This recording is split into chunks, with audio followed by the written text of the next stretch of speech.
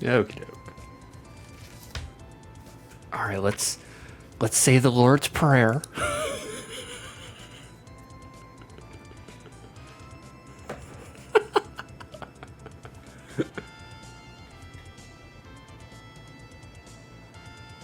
How do, ladies and jerks? It is I, your boy, 6 2/3.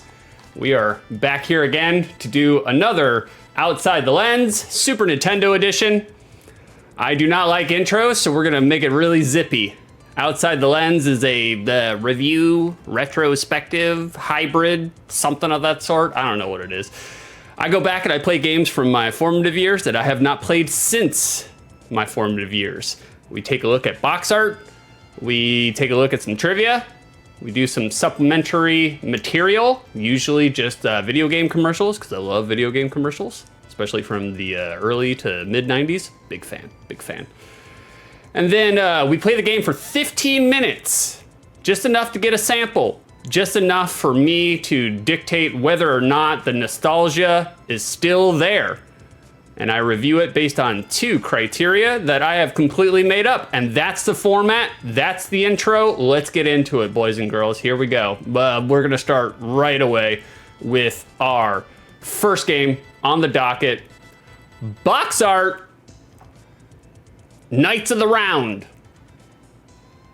Does this box art execute? Does it slap? Does it do the things it is supposed to do? Now here on OTL, we take a look at box art based on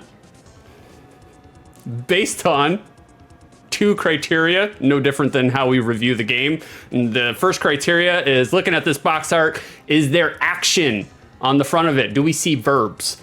And then the second criteria is looking at this box art, does it encapsulate what the gameplay experience will be like? Looking at this, do you have a good idea of what the genre to this game will be? That's how we review box art. Hey, what's going on, Johnny Naz? How do, brother? Glad you could make it. Yeah, the right game. I don't know. I think the other game was better. So, Johnny Naz, we love you.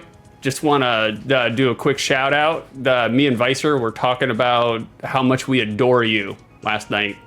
Just a little private behind the scenes. Yeah, exactly. Thank you, John. Thanks, John. Me and Vicer were talking about how much we really enjoy John. Like, John is our... Yeah, there it is. There's a shout out. Thank you, Vicer. Does this box art slap? My vote, yes. I think this box art does slap. I think there's enough on the front of this box art to make you pick it up.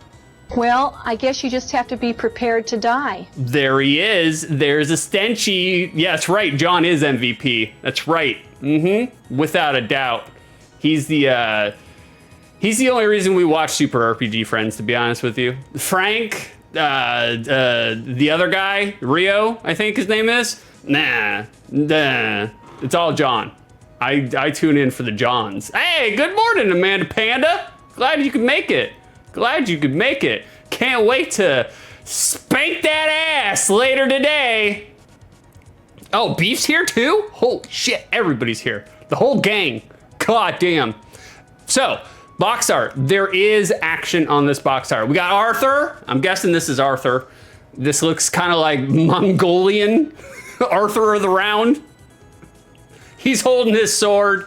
He is laying the law of the land with this sword. His sword is glimmering. There's a glint as the sunlight reflects off of the blade, the metal blade. You get a little bit of a shimmer there. That's action. I would count. It's not reflection, right? I think that's refraction. I'm not too sure. You got 3 other knights in the foreground here. They are also holding their sword up in fealty for our king, Arthur, Knight of the Round, King of the Britons. Like, you got some, I'm guessing he's standing in a babbling brook. He's either standing in a babbling brook or a weird ethereal witch fog. One or the other. You got some fog all around his legs. So there is action there too. It's not, like I said, it's not the most grilling. It's not the most gripping of action. It's not the most thrilling of action, but there is action here. There is, I feel like this does kind of like, you know, give you, that bleeds into my next criteria. It does kind of give you an idea of what, you know, gameplay is going to be like. Looking at this, you can either expect, you know, an RPG, like kind of looks like an RPG from the box art, or maybe like a side-scrolling beat 'em up or a platform. You know, it's not the best in terms of encapsulating what the gameplay experience is going to be like, but it kind of gives you a little bit of an idea. Enough of an idea to pick it up, turn it over, and be like, oh, this is a side-scrolling beat 'em up. Gotcha. So, you only get those abs being a virgin. What's up, Ricketts? We got a criminal here in chat. Holy shit. Last week, I played Amanda and Rick in Magic after I was done with OTL, and god damn, Rick was brutal. Like, he had no mercy for my ass. He was literally like, Six, bend over. I've got the glove. I'm gonna stick my entire hand up your ass and use you as a puppet for the next 5 hours. And that's what he did. Holy shit. This man got down on me like I was fucking Elmo. I was like, god damn. Today is the vengeance, though. Today is the revenge. So I vote yes on this box art. I think this is actually pretty good box art. This is not bad box art. Guys, let's get to the notes. Knights of the Round welcomed us into the Order, originally in the arcades in November of '91. Didn't receive the port over to the SNES until April of 1994. Holy shit! That's a long time, man. What is it, 2.5 years? 2.75 years? 3 years? That's a long time to port it over from the arcade to the console. Hey, what's up, Drewby? What's going on, brother? Let's do a quick shout out for Drewby. Can we shout out Drewby? Like, Drewby just released on his YouTube channel the Final Fantasy VII retrospective, the one that I have been waiting to see, because Final Fantasy VII is my favorite, and Drewby is like one of my favorite YouTube celebrities. He's so good at what he does. Drewby, by all means, drop a link in the chat to your fucking YouTube page, and or if you want to shill your video in 8 words or less. If you can, you know. Definitely go check out Drewby shit on YouTube. Holy shit. This man buying a Chevy Tahoe off of his YouTube proceeds every time he drops a video. He is so fucking good. Rick, you would love this man. Lord Drewby? Drewby, really, really good. You love long 5-hour video essays? This man got you covered. And his is really good. There it is. Go to it, guys. Check it out. It's worth your time. Drewby is fucking stellar. He's excellent. One day, maybe we can get enough views to buy a Chevy Tahoe with every YouTube release. Okay, so came out 4 years, 3 years, 2.5 years. Came out a couple of years after the arcade release of Knights of the Round. So April of 1994, that's when Knights of the Round came out for the Super NES. Guys, what is going on in April of 1994? What does the gaming landscape look like in April of 1994 for the SNES? Well, right off the bat, we have Bebe's Kids. Bebe's Kids came out in 1994, April, for the SNES. We'll back away from that. We got Fatal Fury 2. Fatal Fury 2 came out 1994, April, for the SNES. I think this is actually Fatal Fury 1. I think I fucked up and got the wrong gift, but that's fine. You get an idea. It's Fatal Fury, okay? It's not wildly different, you know, between Fatal Fury 1 and Fatal Fury 2. So you get it. You get it. Fatal Fury 2 came out. What else came out in April of 1994 for the SNES? Mega Man Soccer. Mega Man Soccer came out April 94 for the SNES. Super interesting concept, novel concept, kind of a mediocre butt-ass game though. Not really that great. If you want to check it out, I have reviewed Mega Man Soccer. It's in the archives over at my YouTube at 6 2/3. It was terrible. It really wasn't that great. Granted, I was playing it like ass, so, you know, you know, there's that. But really, guys, I mean, most notably, 1994, April, SNES. What else could honestly fall into here other than Super Mets? It's Super Mets. We knew it. We knew it. Most notably, we see Samus become a mom. She becomes a mama in Super Metroid. You know, change the game as it pertains to Metroid. And some would argue the creative apex for Metroid, the series, never really got to the same height ever again. It's just been kind of aping it since then. You could argue Prime, but we'll just say in terms of 2D iterations, Super Met is the cream of the crop. It doesn't get any better than Super Mets. Does not get any better than Super Mets. I love Super Metroid. Also, the Dragon fight here, where he's using the speed boost. Dragon is the only boss in the entire game where speed boost, Shine Spark, actually does damage to him, and it does a shitload of fucking damage. Shitload. God, Lord in heaven. Knights of the Round, published by Capcom, developed by Capcom. Knights came out in the arcades in the year of our Capcom, 1991. What else was Capcom dropping in the dark recesses of malls across America in 1991? Well, I'll tell you guys, we'll do it twice. We're doing two landscapes here. Captain Commando. Captain Commando, they released and dropped Captain Commando in 1991 in the arcades. Not bad. It's not bad. The SNES version sucks. It's not a very good game on the SNES. It's good on the arcade. It is good on the arcade. Wow, chat is popping. I'm sorry, guys. I'm deep into the notes. I'll get to you in just 1 second. 1991, Capcom also dropped The King of Dragons.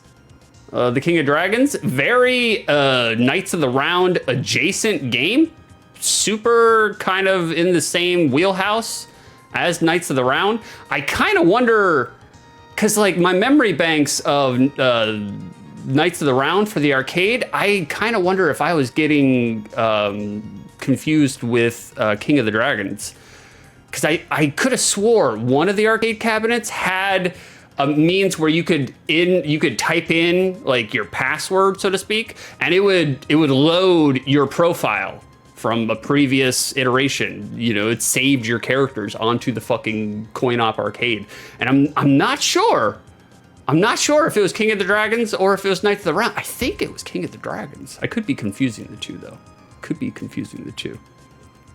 And then, of course, in 1991, how could we get any further into Capcom arcade releases without mentioning the big boy? Street Fighter II came out in April. Was it April? No, just 1991. I didn't write the date or the month. Street Fighter II came out in 1991.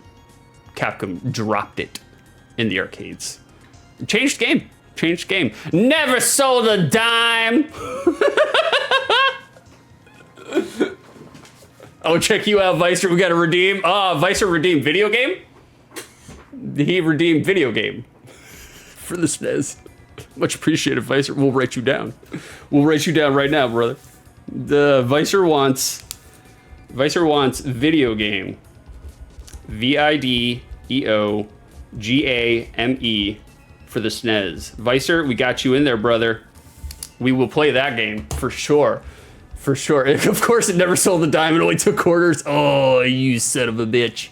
You son of a bitch. Oh, we got another redeem. Oh, Frankie with a redeem. Where the fuck did my sheet go? Where did it go? Who took it? All right, we'll just do it on the back. Shit on it. We got a redeem for another SNES game. By the way, guys, you are accruing Dino Nugs channel points as you are watching over on twitch.com. And as you accrue Dino Nugs, you can cash them in and make me do a treatment on a video game of your choosing. I don't have to have played the game. Doesn't matter. It's not necessary for me to have played the game. Half the time, it's even more fun when I am doing a treatment on a game that I have never played before. So that's 1991 for Capcom in the arcades. Now, getting back to Knights of the Round, the plot behind Knights of the Round follows Arthur right around the time he yanked Excalibur out of the stone, realizing and accepting that his destiny to be first king of the Britons. Now, the fable of the first British king was first recorded in the 11th century, but historians speculate that similar tales were cherry-picked from when they were being bandied about through oral transmission long before pen actually struck paper about the legend of Arthur and the Knights of the Round Table. The etymology behind the Arthur name varies depending on the historian you talk to. Some say it's a Roman family name, quote unquote Artorius. Some say it's a Celtic name, quote unquote Art-Rig, R-I-G, Art-Rig, meaning Bear King. Bear King. Or it could also be, if we're going the Celtic route, could be Arturus, located near Ursa Major, the Great Bear. You know, no different. Some say it's an old Irish, what is it? Artur, A-R-T, the triangle over the U, R, Artur, an ancient Welsh derivation. So a lot of people are kind of on the fence about where the legend comes from. So, you know, it's kind of no different than the Jesus allegory, no different than the Jesus parable. We as human beings, we just kind of like cherry pick the things that we like and we just mash it all together and make a new religion. That's what we do. That's what we do. That's what we've been doing for literally thousands of years, guys. Gameplay for Knights of the Round follows in the same vein as other beat-em-ups Capcom was churning out at that time, namely their previous fantasy-centric game, The King of Dragons. Now right here you see The King of Dragons. Whoop, I forgot to bring that down. Hold on one second, guys. We gotta do a little triage here. Apparently, in the entirety of my 167 image sources, I forgot to bring this one down. So we're gonna bring it down real quick. There you go. So it follows more in line with everything else that they've been doing for 1991. Their beat 'em ups. The SNES version, nice GIF, this rate. The SNES version, while obviously losing a little bit of visual pizzazz due to porting down from a coin-op, it adds a block button, which is super important. It's a dedicated button for it. You do have block in the arcade version of Knights of the Round. However, it's not tied to a button. Tying it to a button is a notable improvement over the arcade's weird, like, hold back and press the magic button before the enemy attacks. That's not a good. Sorry, Drewby's cracking me up here. That's not a good way to, implement your block, having it tied to a separate button. All that means is that basically when you try to go to block, instead of blocking, you're gonna use your fucking magic attack. And since magic is, a kind of finite resource, you don't want to be accidentally using your magics. So, So there you go. All right, we got more gifts. Oh, you guys are loving the gifts, huh? We got more. We got so many more gifts. Here we go. How about a tiger grab? You guys want a tiger grab?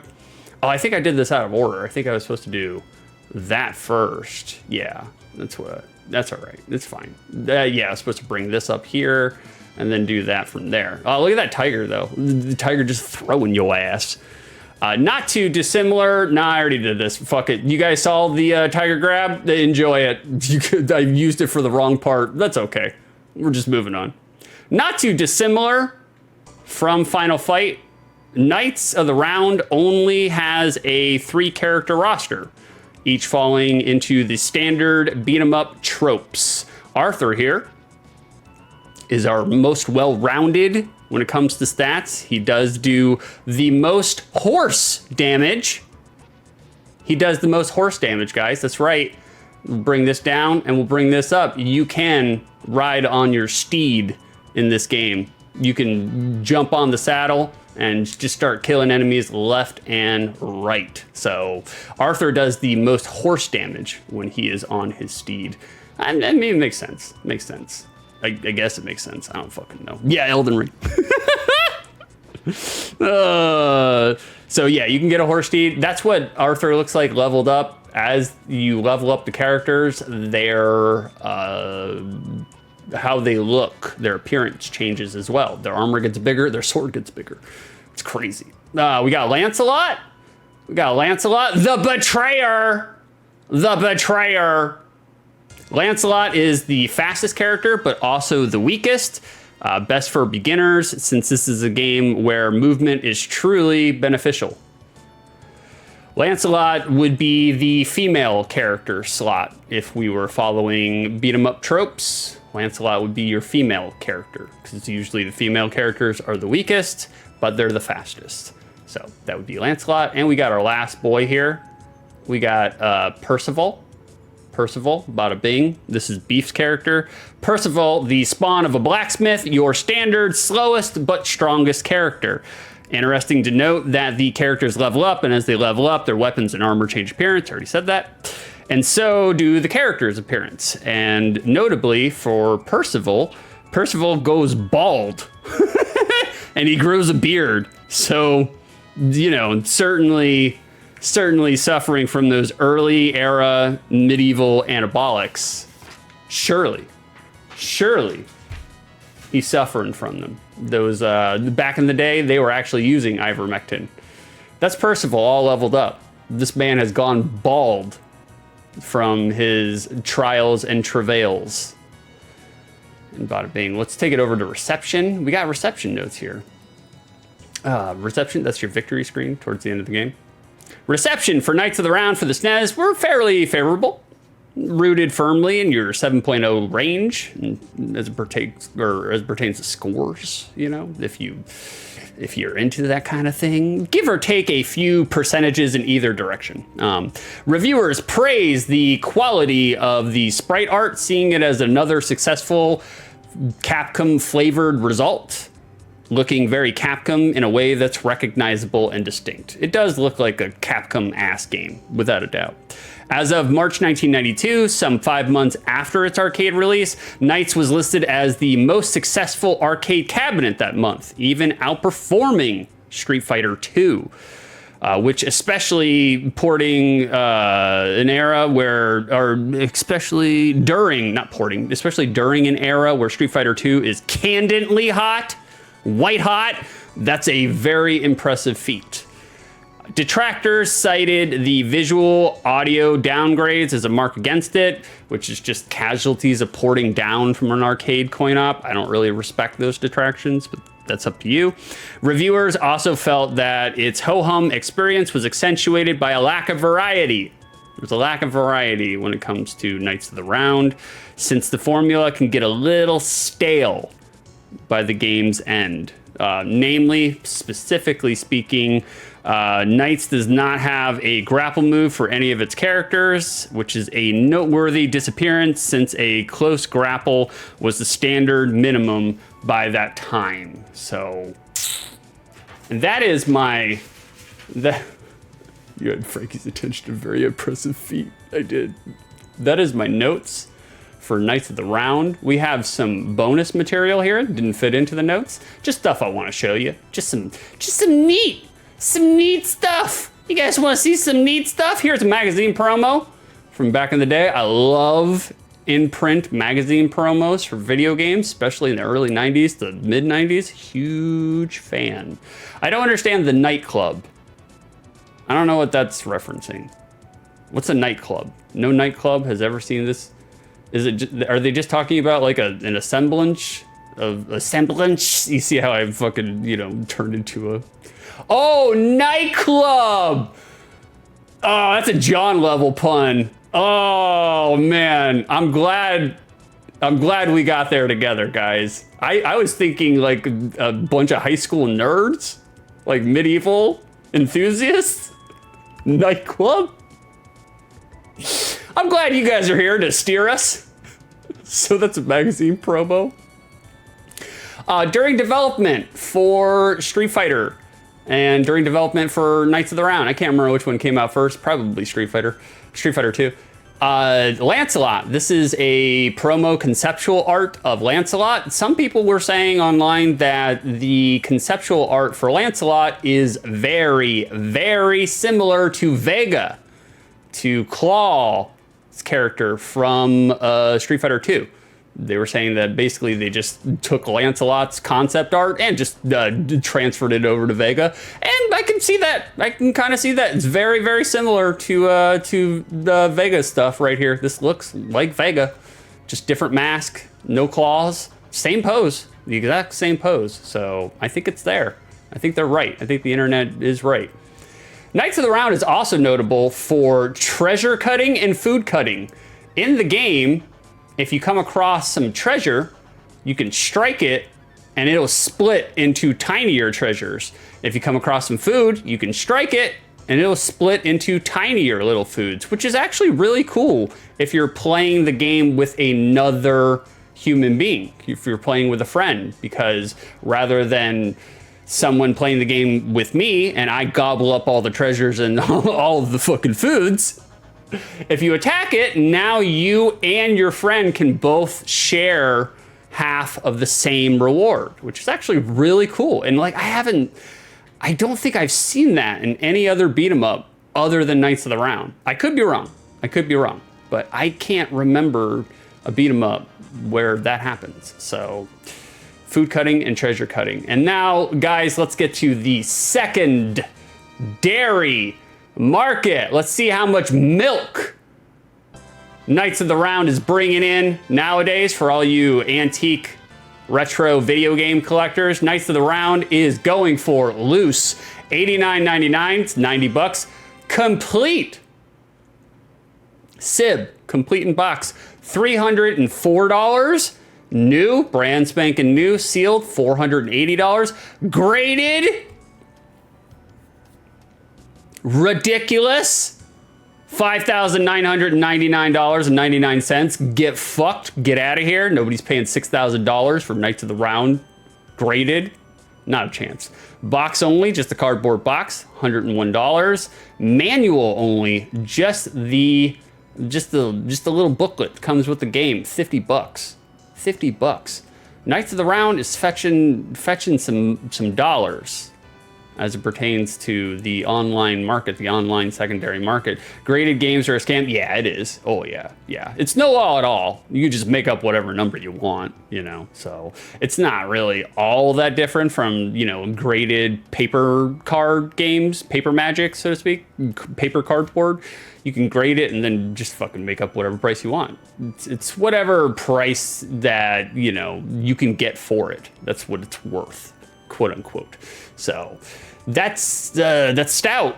That's pretty stout. I don't think that is the highest game that we have on today's roster. I think there's another game that's more expensive. I could be wrong. We'll find out. We'll get there together, guys. And that is my notes and bonus content for KOTOR here, Knights of the Round. Let me delete these sources, and then I'm going to catch up in chat. You guys were popping off. I didn't mean to ignore you, but oh, there's so much to talk about with Knights of the Round. We had to get right through it. We had to get notes of the round. Wow, he did it. I'm proud of him. Did what? Did what? Oh, Lord. Okay, we got some redeems. We did that. Frank Boy Me Bob. You're gonna gobble what up, Rick? Oh, the Final Fantasy VII Drewby video? You should do. You should do it. Drewby's fantastic. Drewby's videos on Final Fantasy. No, hold on. Let me reiterate. Drewby's videos on YouTube. My second favorite thing that Drewby does outside of nonstop bickering with Tatsuo. That's my favorite thing that Drewby does. I love seeing those two argue and bicker with each other because they are literally half a step away from gay lovers. You guys should just open mouth kiss and get it over with. All right, we can all tell. We can all tell. Tatsuo is a power bottom. You know it. You know it. That's why he goes to the gym so he can handle it. Like, I'm glad Tatsuo doesn't come to my stream. You would immediately want to beat me up. That's fine. That's fine. Oh, he too ate bear meat? Jonathan. My God could beat up your God? I guarantee it. I guarantee it, Vicer. The moon God? Oh yeah. Without a doubt. Nice gif. You guys are giving me a lot of shit about gifs today. You guys love making fun of me for my gifs, huh? Is that what it is?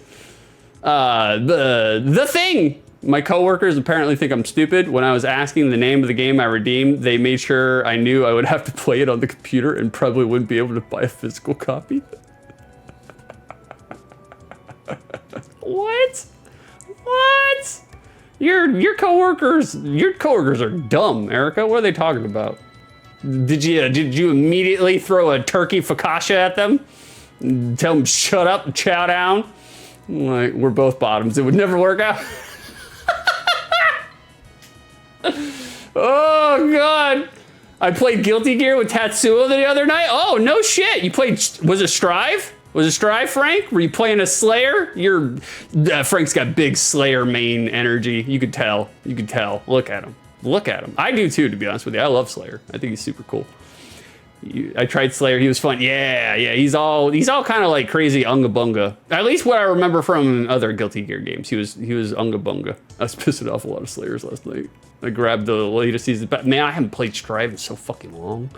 I was like, God. I was telling Vicer last night. I was like, man, I need to get back into it, man. I kind of missed Strive. Fuck you, John. Fuck you. You son of a bitch. How dare you? How dare you? I will rob you of your one nugget. We ain't playing no Pentiment here. That's only for Brodown. I refuse. I refuse. You provide us with the gift of gifts. I'm glad. I'm glad, guys. I'm glad. Now Modular's gonna make a Pentiment video. Yeah, man, he's stealing my energy, man. That's, how dare he? Like a big fish like that to come into my little pond and fucking yank something out? Like, that's terrible. Yeah, exactly. First Velvedek and then Harvester. No, first Harvester, then Velvedek, even though he did Harvester way before I did. Like, how dare him? And now Pentiment?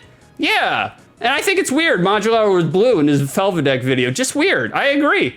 I agree. Oh, Erica, you redeemed something? Thank you for reminding me. Thank you. Let me scroll all the way back up. Holy shit. There it is.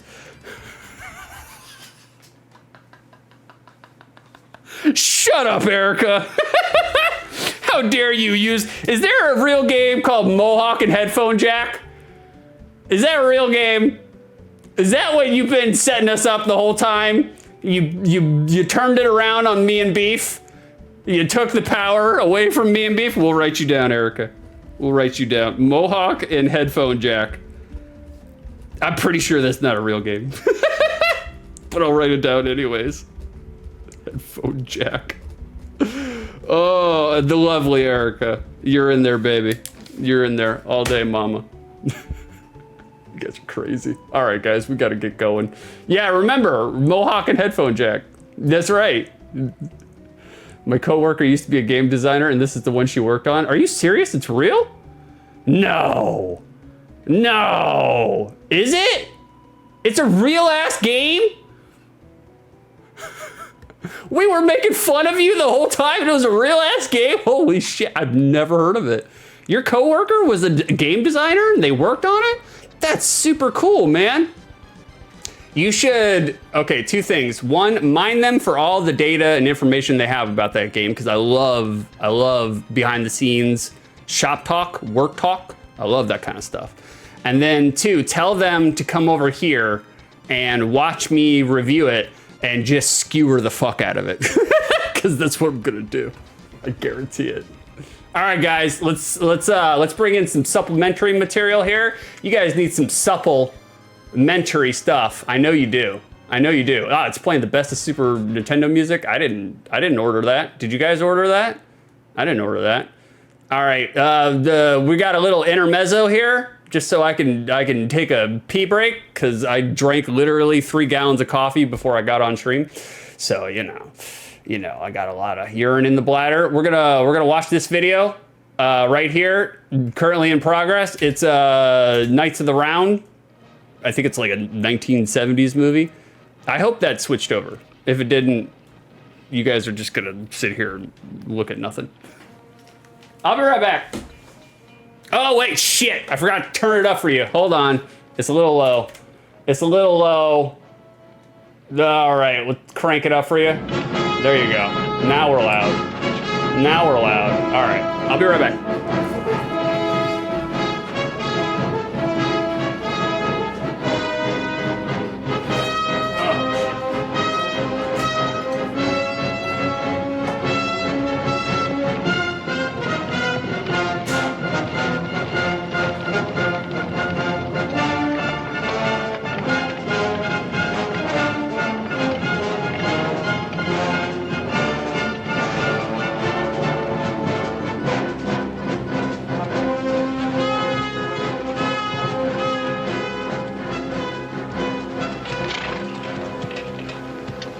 Does each man know the plan?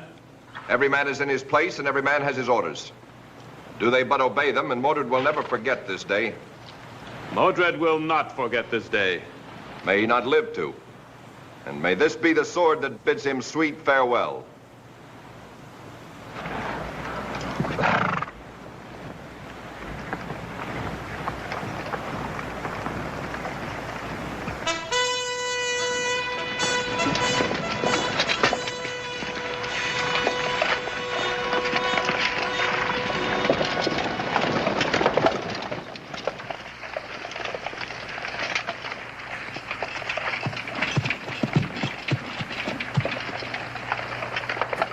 Is that all the strength they can muster? Old men and lame boys? The day is ours already. England is ours already. I would have done Monty Python, but that definitely would have got a copyright strike.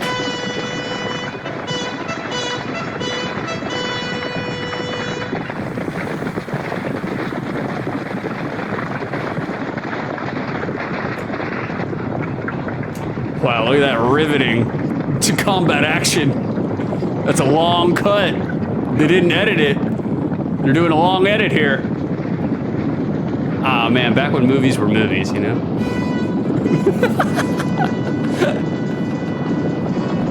I actually kind of do appreciate that it's all one long cut. Like they haven't cut away yet. All right, now they did. Okay, we got it. We got it. All right. You guys enjoyed that. I know you did. I know you did. Bada bing. Drone footage. Very nice. All right, guys. Let's get into it. Enough filibustering. It's time to play the game. Hold on. Let me scare my cursor back into compliance. It does this every time. Okay, there we go. We're in it. Are we in it? Yeah, we're in it. Okay, there we go. Before I forget, let me crank down the Mozilla Firefox volume so when I come back to it, I don't immediately deafen everybody who's watching. All right, just like always, it is, if there's an intro, we're going to watch it. There's no sound in this little part. Shut up, Beef!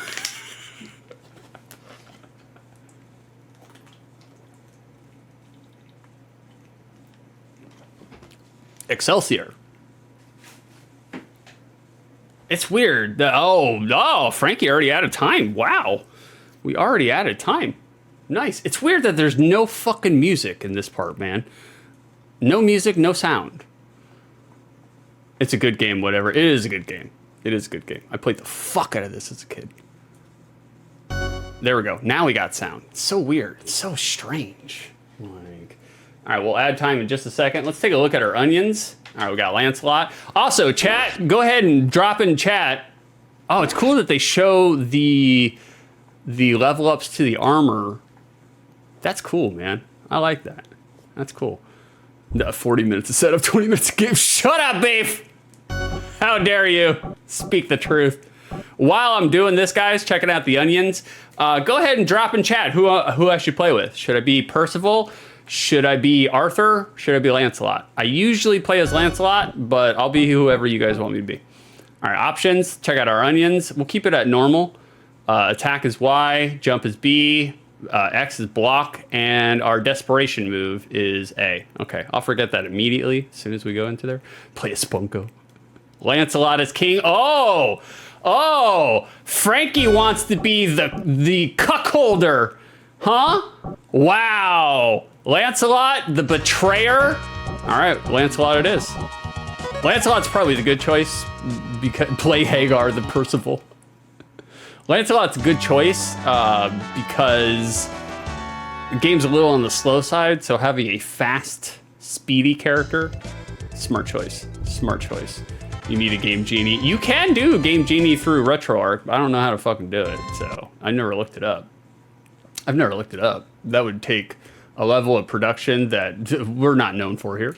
We're not known for here. All right, Frank redeemed 5 extra minutes, so we got 20 minutes on the shot clock. We're in it, boys. Let's get this game started. All right, we paused? Okay, let's see here. Okay, that's our jump. Oh, wow, look, Lancelot's got hair whipping animation. Look at that, look at that. Never seen before in any video game ever. That's our attack. That's our block. Okay, if you hold block for too long though, you get fatigued and then you cannot move afterwards. That's interesting to know. That's our jumping attack. And then that's our desperation attack. And that's it, boys. Oh, there is a time. Oh, fuck me.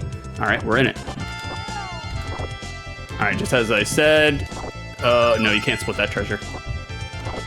Oh man, right off the bat, I mean, you guys have heard me bitch and moan about this in the past. There is no dash attack. None. No dash attack. Ooh, it's gonna be a hard 20 minutes. Well, I don't know how to play. Uh-oh. Ooh, town's on fire. I don't know how to play beat 'em ups without dashes. I use Game Shark and Sekiro, so I get it. You kind of needed to. What was that little move that Lancelot did there? All right, we'll split up that Cobb salad. That's right. Look at that. We split it all up. I used to always do that even when I'd play by myself, just split it up just because. Do you get more point value or is it the same point value? But I would do it just because, you know, it was cool to attack your items. All right, we got Scorn. Oh man, he killed our guy. And once you block, see, we'll just do a block. It makes your character flash, and oh shit, he caught us in the air. Fuck me, that's not good. I think the flashing means that you're doing a little bit more damage, but maybe not, I don't know. I was, oh shit on me. Yeah, get the ass penny started, Frank, that's right. We got the Copper King in the chat, sitting there with the crown at 1 ass penny. He just lifted up one cheek, one little Abe Lincoln fell out. And that's what we got. He is the... that is a notable loud increase of sound there with the victory fanfare. Oh, Johnny came and stole it, Frank. It's his now. John's the Copper King. He took the crown from you. He just, wow, level 2. That's right, look at us. We're level 2. We got some triceps now. Man. Nerds in chat, you nerds. Do you guys have any resonating memories of Knights of the Round? Did you guys play it in the arcade? Did you guys play it at home? I'm sure you did, because, you know, y'all are nerds. This is right up your alley. You guys like nerd medieval shit. Like pulling swords out of stones. Oh God, Lord. I wonder, I can't remember if you get like different moves. Oh shit, man, we're getting fucked up here. The jesters they're taking us over. If you get different moves when you level up, okay, it's 400, so let's see if the point value would be different. What do you got? Oh, I blocked too late. Can we switch characters? No, all right. We're back. We're back. Haven't played it before. You've never played it before? You're full of shit, Stench. You've never played Knights of the Round? Really? Wow. Damn, that's weird, man. I would have thought you would definitely have played it. All right, that's Birdman, that's me. Birdman, representing. There we go. The sounds are a little butt. It's a little, oh, this guy just dropped that shit. All right, it was 400 before. Ouch. 140, 140, it's 280. 140 plus 280 is 420. So it's a little bit more if you break it up. All right, we can continue. Can we change characters? Can we change characters? Oh, we can, thank God. All right, they're merciful in that regard. All right, let's play as medieval Hagar. Oh, already Hagar sucking. Not so great, not so great. There is a pseudo dash with Percival right there because that's his attack. But if you cancel out the attack part, you can dash. Because that's a little move right there. It's a home run swing. It's a nest with the bat. But if you don't actually end it with anything, if you cancel it out, he just dashes. That's the most dash you get in this game. That's it. It is. Oh, that is a weird jump attack, man. I don't know if I like that shit. Oh, we got eagles with knives. No. You're not beating up on my armored friend here. How dare you? I have Resident Evil memories. Shut up, Beef. Shut up. Ban yourself in the chat.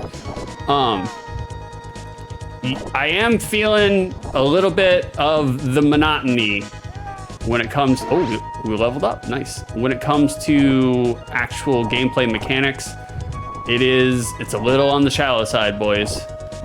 It plays well. The controls are good. The controls are very sharp, responsive. Percival plays like ass because he's slow. I don't like slow characters, but you know, it's fine.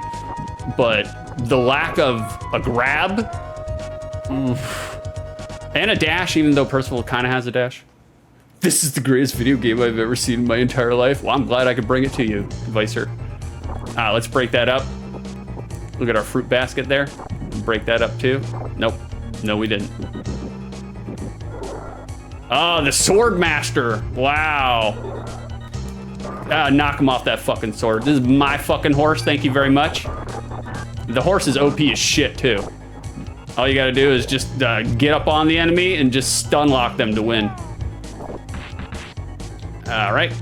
The horse, oh, he can turn around. You gotta press jump. Brafford? All right, we died. Oh shit, I didn't see that. Toolmaster of Brafford doesn't seem to have the same ring to it. It's a beat 'em up, of course it's monotonous. Yeah, I mean, yeah. Yeah, I can't defend it against it. 1994 fucking beat 'em up. Yeah, you're gonna, I mean, they were doing a little bit in the sense that your character levels up and they change appearance. I don't know if they get different moves though. Oh shit, he took us off the horse. Arthur, this is your horse, man. This is your territory. Don't take that shit from Bradford. Anyone named Brawford, that ain't gonna do it. Okay, oh man. The enemies do a lot of damage though. Like in terms of actual damage output from the enemies, they, or at least the bosses, man, they're bringing my ass down. There we go. Excelsior.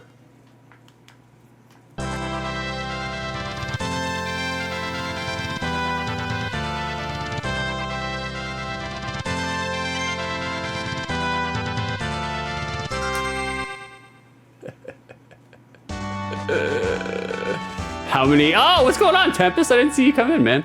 How many ass pennies is equal to one craft single?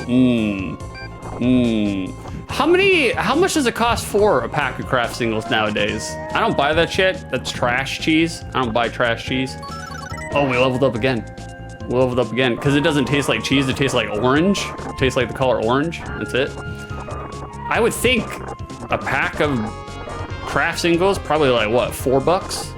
You're talking $4 nowadays, you know? So how many singles comes in a pack of crafts singles. What is it? 16, I would think, maybe? Frank, you know all about this. The exchange rate of ass pennies to craft singles is approximately 17-1. I don't know what that was. Oh, it's a horse. Oh, brought our steed in. Okie doke. Nice. Chop this birdman down. Shit. There we go. Like I was saying before, controls are tight. Visuals look good. Visuals are on point. Music is okay. It's not, you know, it's better than like a standard fare. It's not super memorable, but it's not bad by any means, you know. It's not bad whatsoever. All right, these swordmen giving a shit. Skywalker. All right. Yeah, the horse is busted. You can walk through this game, breeze through it on a horse, without a doubt. No, that's my horse. You ain't getting it. Fuck off.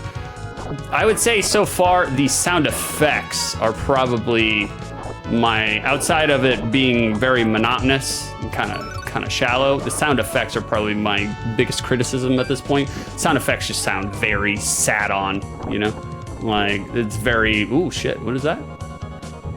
Oh, it's like a earthquake attack. Hits everybody on the screen. There's only one enemy there, so you know that worked out in our favor. Like I said, sound effects, they sound a little muted. They sound a little sat on. Got a big old manatee just laying all over the SFX chip. Right. We cornered his ass. Can we do stun lock in this game? Here, we'll wait till we got some clearing here. Approximately 26 cents per single. Oh, thank you, Erica. I appreciate you doing the math there.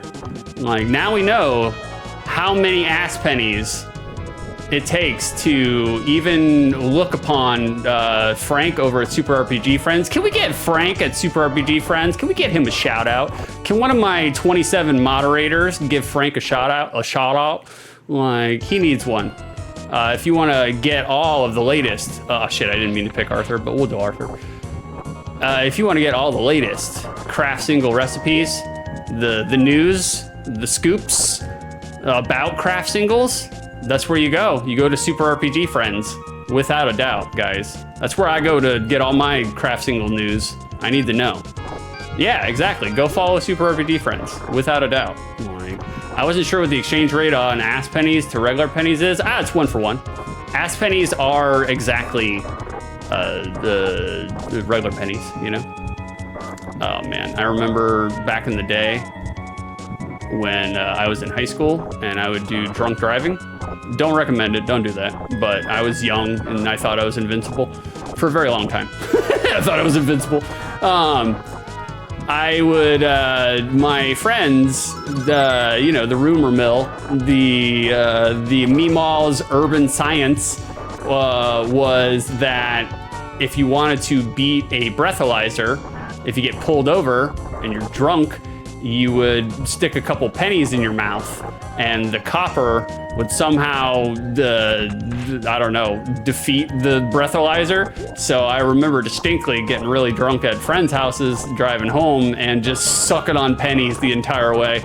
Just grab some pennies out of my console, which was gross. Like they were all melted and they had some sticky detritus all over them.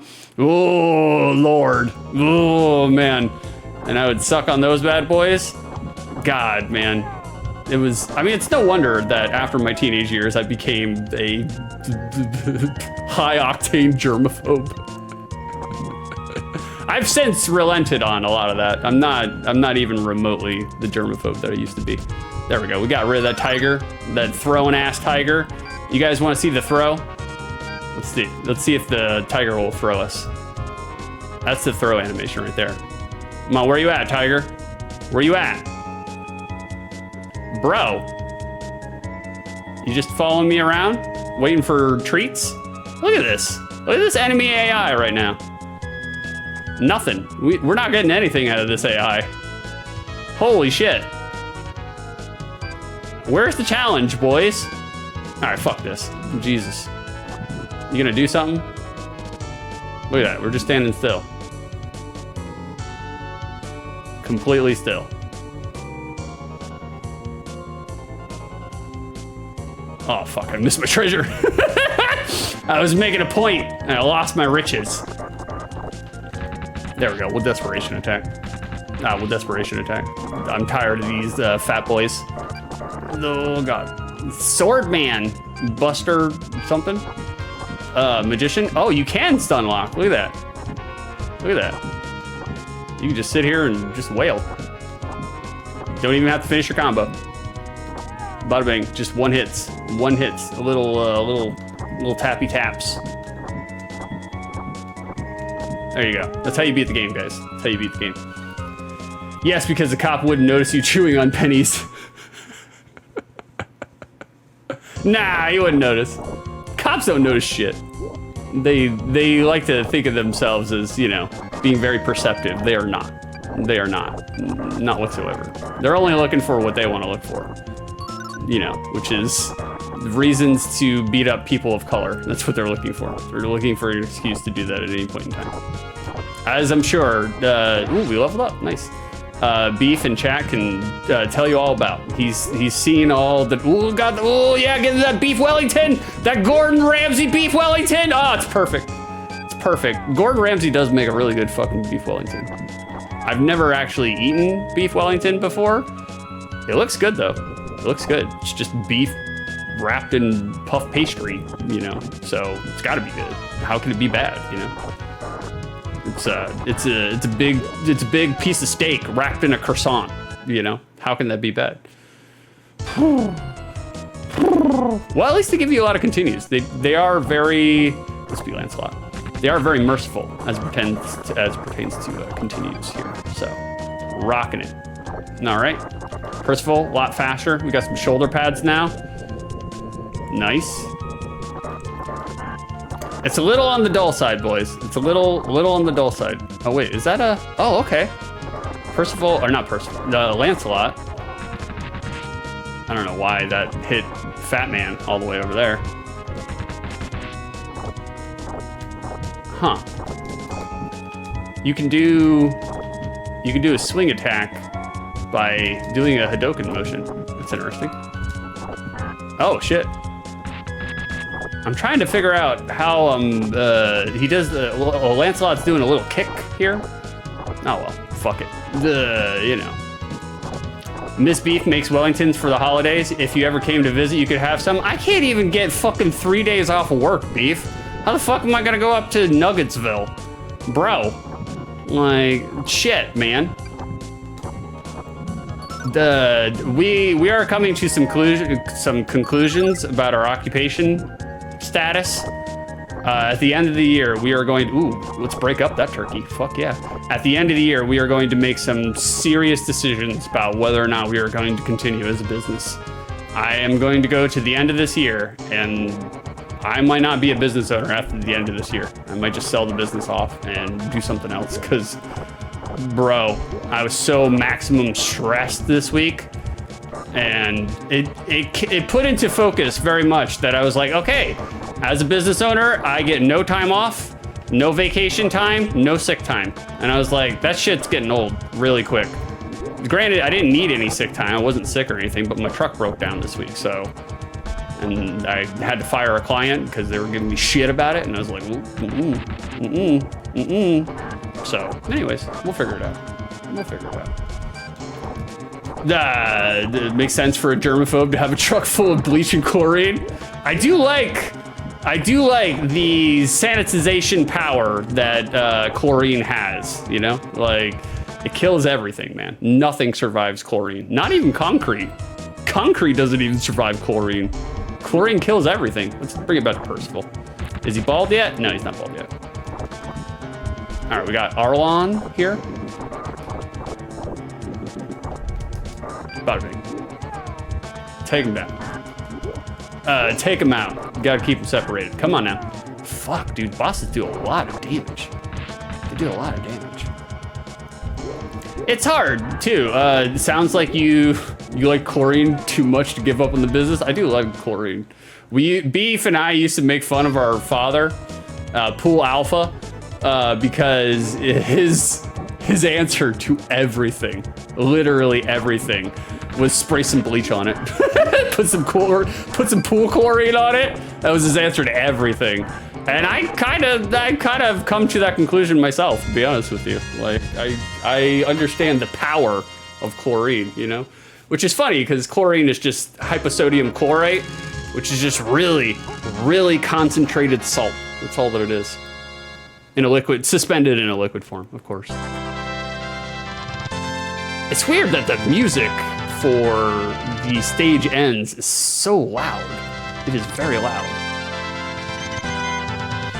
I mean, you could have easily taken the time, you just went back to work early instead of I couldn't, brother. I couldn't. If I did not, and I'm glad I did go to work yesterday and the day before, because if I hadn't, there was a couple of pools on my route that were sucking air. The evaporation rate is so bad right now in Florida because we're in a drought and it's fucking 90. Oh shit, we leveled up instantly? Hell yeah. The evaporation rate in Florida right now is super, super bad. And we have no rain. So a lot of the pools were sucking air. And if a pool sucks air for too long, it damages the equipment. And if it damages the equipment, you're looking at $1,400 to $1,800 to replace it. Oh, timer's going off. And if you have to replace pool equipment, $1,400 to $1,800, the first thing the client's gonna do is they're gonna look at me and they're gonna be like, why did this break? 6. And or they'll say, okay, well, you need to replace it. And then I'll tell them to go fuck themselves. I'm not responsible for their water level. I will fill it up as kind of a courtesy to them, but water level, that's on homeowner or tenant. That's not on me. I will do it just to, you know, because I don't want their shit to break, but it's not actually my job requirement.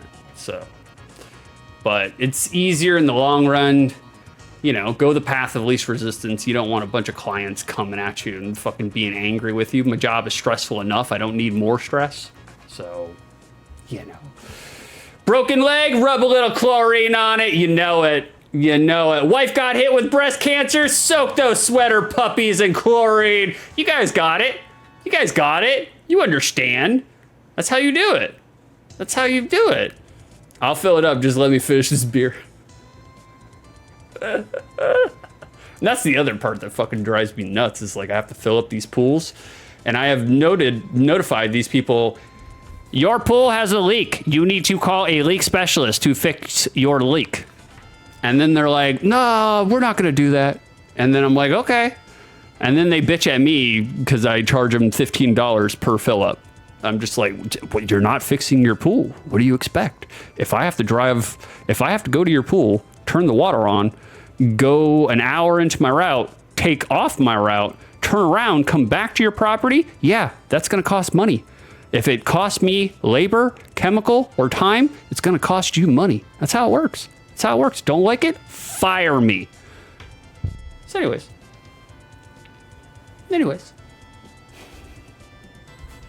So that was Knights of the Round, guys. Criteria number 1 for the 15 minutes in which I played this game. Was I entertained? Yeah, only marginally though, man. It has aged.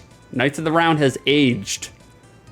I mean, it's not surprising that a beat 'em up originally from 1991, ported in 1994, would have aged. I think the genre itself for early 90s, mid 90s beat 'em ups, I think the genre itself has decayed for early 90s. So I was entertained. I wasn't looking at the clock. I did want to kind of keep on playing just to see my character level up, but it is the gameplay itself.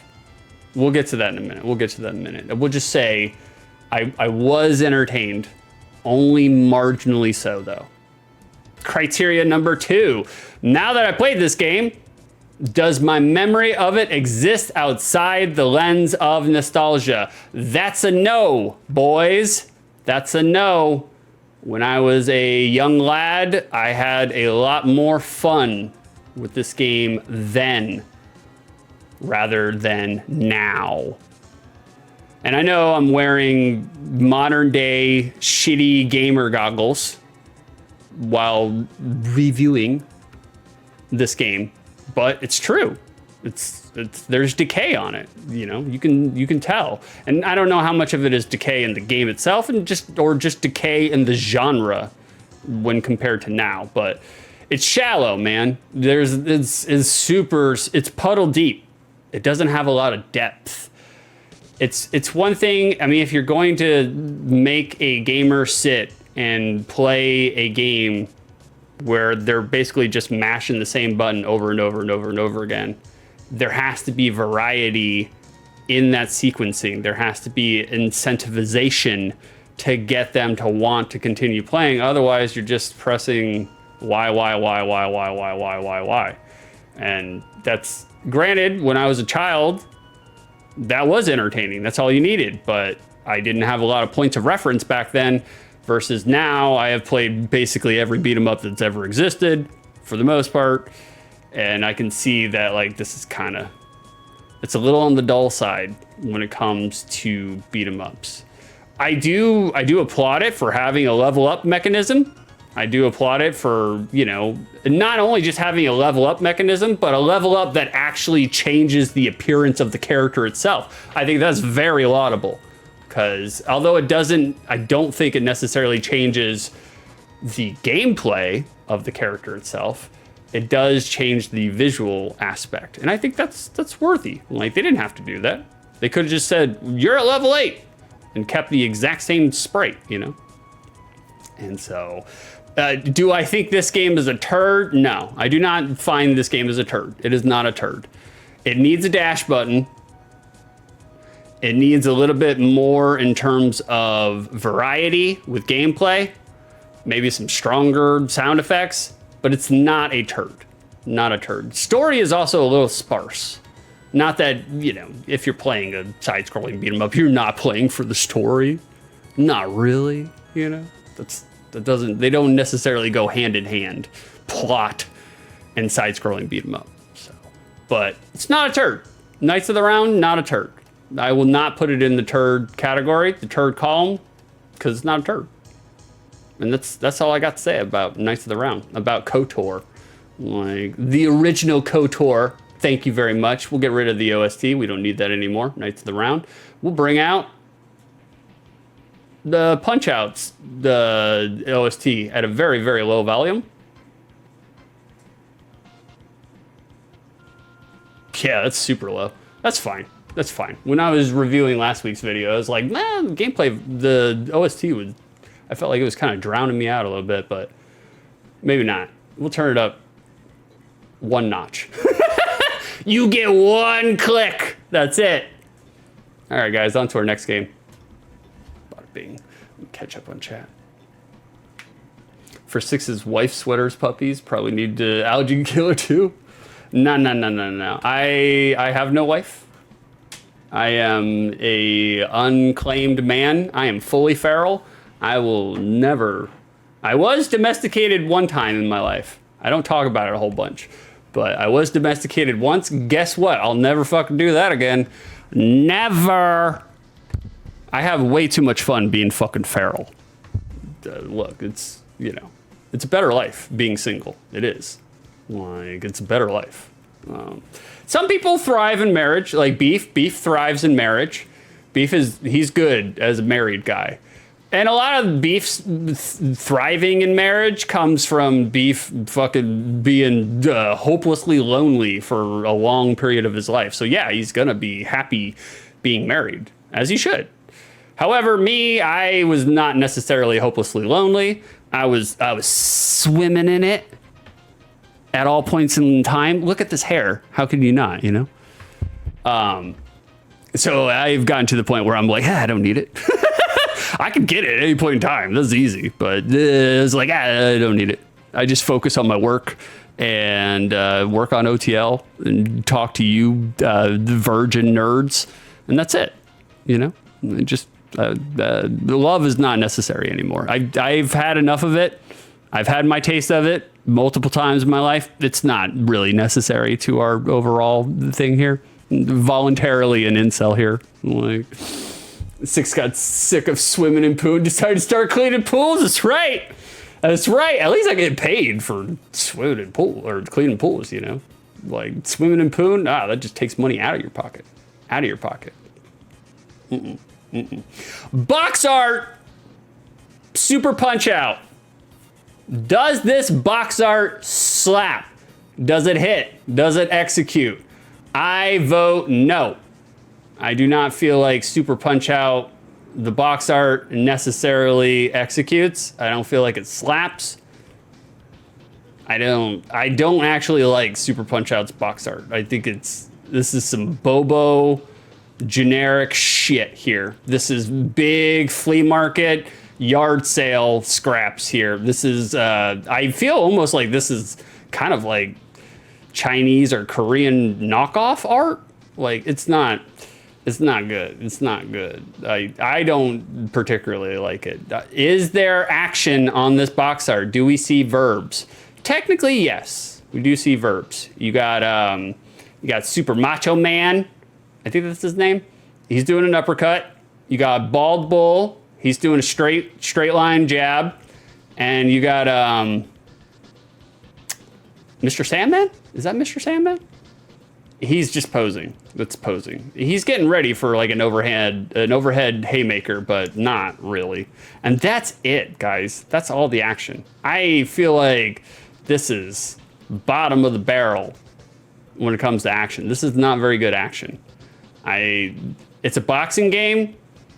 We could have delivered more in terms of the action for a boxing game. Show any of these fighters right here. Put little Max ass up there. Put little Max little ass up there and have him get his face caved in by Bald Bull. There you go. That would be better action than just having, you know, a very small snippet of the roster that you're going to face. Also, the actual art itself is kind of poopy. Like the art in the game, the sprite work in the game is cartoonish, is on the cartoony side, and this is on the cartoony side, but it looks drawn shittily. It doesn't look very good. Also, they whitewashed Bald Bull. Why did they turn him into a Caucasian man? Bald Bull is definitely a person of color. I'm pretty sure he's like Middle Eastern, like, right? You know, he's a desert guy. Like he's not a he could be black. I'm not sure. Chat, look up Bald Bull. What nationality is Bald Bull? They turned him white for the box art, and he's not a white guy. Even in game, he's not white. Like, hold on, let's look. I'm pretty sure I have a Bald Bull in here somewhere. We'll get to the bottom of this right now. Unserious approach. I think it was challenging gameplay. I think that's what I had. Yeah, that's not white. That's not white. Why did they make him white? Turkish? There you go. Yeah, Turkish. So, what is it? Asian? Middle Eastern? Same thing? Like, Istanbul. Exactly. Yeah, for real. Turkey. That's not white. That's definitely not white. I mean, it's a little, the closest you could get. Oh, that's a deep cut. That's a deep cut. Both of you. Both of you. I saw what you did there. I saw what you did. Both of you. The closest you could get. God, it was such a deep cut. It completely discombobulated what I was going to say. I can't even remember what I was going to say. I'm laughing inside though. I don't think this is good box art, guys. The second criteria, I'm corpsing. Oh yeah, big time. The second criteria is whether or not, send for the man, is whether or not this encapsulates what the gameplay experience will be like. I guess that kind of does. I feel like you're a boxer and you're going to be boxing other boxers, and they're going to be coming at you with their fists. I think that works. I think that works. He is also supposedly 36. Holy shit, Bald Bull is younger than me. That's fucking crazy. That's fucking crazy. Wow. So I don't think this necessarily, the artwork is, I feel like they could have done a better job. I feel like they need to polish it up a little bit. It does encapsulate a little bit what the gameplay experience is going to be like. I think it passes on that criteria, but the actual art itself. Also, the fucking font looks terrible. I don't like the font to Super Punch Out. It's not good. It looks, everything about this box art looks like the Nintendo licensed game At Home. So, a 6 is 43. What the fuck? That's right. I'm older than John. I am. 6 is 47. Actually, that's right. Like, they didn't just make his skin lighter. They made his eyes blue. They did, Erica. You're right. You are correct. I don't. I refuse to believe this. He is mildly older than me. That's right. I'm older than Stench by 5 days? 3 days? I'm literally older than Stench by like a handful of days. That's it. All right, guys. So box art didn't knock it out of the park. Did not knock it out of the park. 6 is too deranged to be an old fogey. I'm rapidly approaching old fogey though. We're on our way. I find myself doing some clearly boomer things nowadays, but you know, no nipples. Somebody called Joel Schumacher.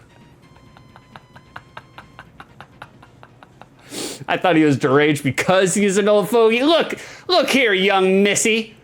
How dare you? Just because you're 21 years old, everybody's old to you. Let's check out while we're checking out Super Punch Out. Did I have this? Oh, no. Yeah, sorry. We'll get right to it. I'm all discombobulated. Oh, Lord. Super Punch Out gave us those hands in September of 1994.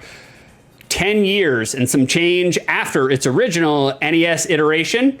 Also a worthy classic. The original, worthwhile, worth your time. Good game. Good ass game. The good ass game. Nintendo were our developer and publisher here. The development was handled specifically by Nintendo Research and Development number 3. That's their full name, number 3 department specifically. So IRD, IRD, Integrated Research and Development, which is the full name of this branch of Nintendo. They were responsible for a few of Nintendo's heavy hitters when it comes to software. And some of those heavy hitters, they are, as listed, Star Tropics. We all know Star Tropics, right? I loved Star Tropics as a kid. Absolutely loved it. It's been a long time since I played it. It is on the list of OTL games that I have to play at some point in time. But IRD, or Nintendo Research and Development number 3, that department was responsible for Star Tropics. Not only were they responsible for Star Tropics, they were responsible for Star Tropics 2, Zoda's Revenge. Bada bing, you know? So good they had to do it twice, you know? Zoda's Revenge. I can't remember what... I don't think I ever played Star Tropics 2, to be honest with you. Which one was better, guys? Was Star Tropics 1 better, or was Star Tropics 2 better? Let me know in the chat. Let me know what you think. So they did Star Tropics, IRD, Integrated Research and Development for Nintendo. They were responsible for Pilot Wings 64, which was a surprisingly fun game at the time. It probably aged like a dead dog's ass at this point in time, but at the time, it was a lot more fun than I anticipated it to be, you know? So IRD, Research and Development number 3 over at Nintendo, they did Pilot Wings 64. However, IRD, Integrated Research and Development, they did a little bit of software. They dabbled a little bit with software. Research and Development number 3 are most known for basically from the N64 onward, all of the hardware in Nintendo, including, after a small foray in games, I'm just following my notes now. After a small foray in games, IRD had hard pivoted into hardware, more specifically the N64, more specifically the Rumble Pack. Loved the Rumble Pack. Loved it. Put it on your genitals all day long. Play Star Fox 64. Most specifically, the expansion pack. I feel like that was kind of a money grab, but it's all right. I had one. Most specifically, oh no, we're going on to the next one. That was the N64. I had 3 N64s. Holy shit, Stench, that is 3 too many. More specifically, ERD were known for the GameCube development, the GameCube hardware. They were known for the GameCube motes. They came up with the GameCube motes. They were known for the GameCube memory card, which is... It's something they did. It definitely is something they did, you know? ERD was most specifically known for the Wavebird! Possibly, what, Nintendo's best controller ever? How do you feel about that, chat? Where do you rank the Wavebird? Man, when I had my GameCube before I sold it to someone in China for $300, all the games, like fucking 12 games, I got robbed. I needed weed. Before I sold it, the Wavebird was my absolute favorite controller for the GameCube. For any of the Nintendo systems, to be honest with you. I even prefer it over the SNES, the normal SNES Dogbone. I think a lot of people have a love affair with the SNES Dogbone. I don't think the SNES Dogbone is actually all that good. I really don't.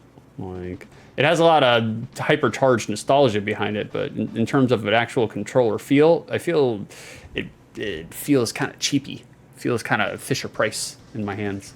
I like a little thickness to my controller. Give me a Sega mote. The Batarang, that one's got some thickness to it. So basically anything that touched Nintendo hardware past 1996, Nintendo Research and Development number 3, ERD, they had their hands on it. Bet. So for those uninitiated, Super Punch-Out follows virtually the same recipe and formula and ingredients as its arcade and NES predecessor. You control a boxer from a third-person perspective. Did I do that out of order? No, I didn't do it out of order. We're good. I don't know why I put this over here, but that's fine. You control a boxer from a third-person perspective. Your player character, as seen here, is translucent, so as to not obstruct too much of the view for the player. So you attack the opponent's head or body with either hand. Sorry, left or right, with either hand. And you got 4 buttons mapped on your controller. So you need to strike your opponent wherever their gloves are not. Wherever you find open spots on your enemy, that's where you hit them. There are special moves and literal paranormal wacko shit that's in this game, but that's the steak and the spuds of the gameplay itself. That's how Super Punch-Out plays. It's very, and I'll probably talk about it again in the notes, but it's very simplistic to learn, difficult to master. And I feel like that's kind of like the litmus for a really good video game. Is the accessibility is wide open. The door of accessibility is wide open to get in it and start throwing some punches. But if you really want to learn the nuances and the fine details of the game mechanics, it takes a little while to learn. It's challenging. I feel like that's good indication of a really good game.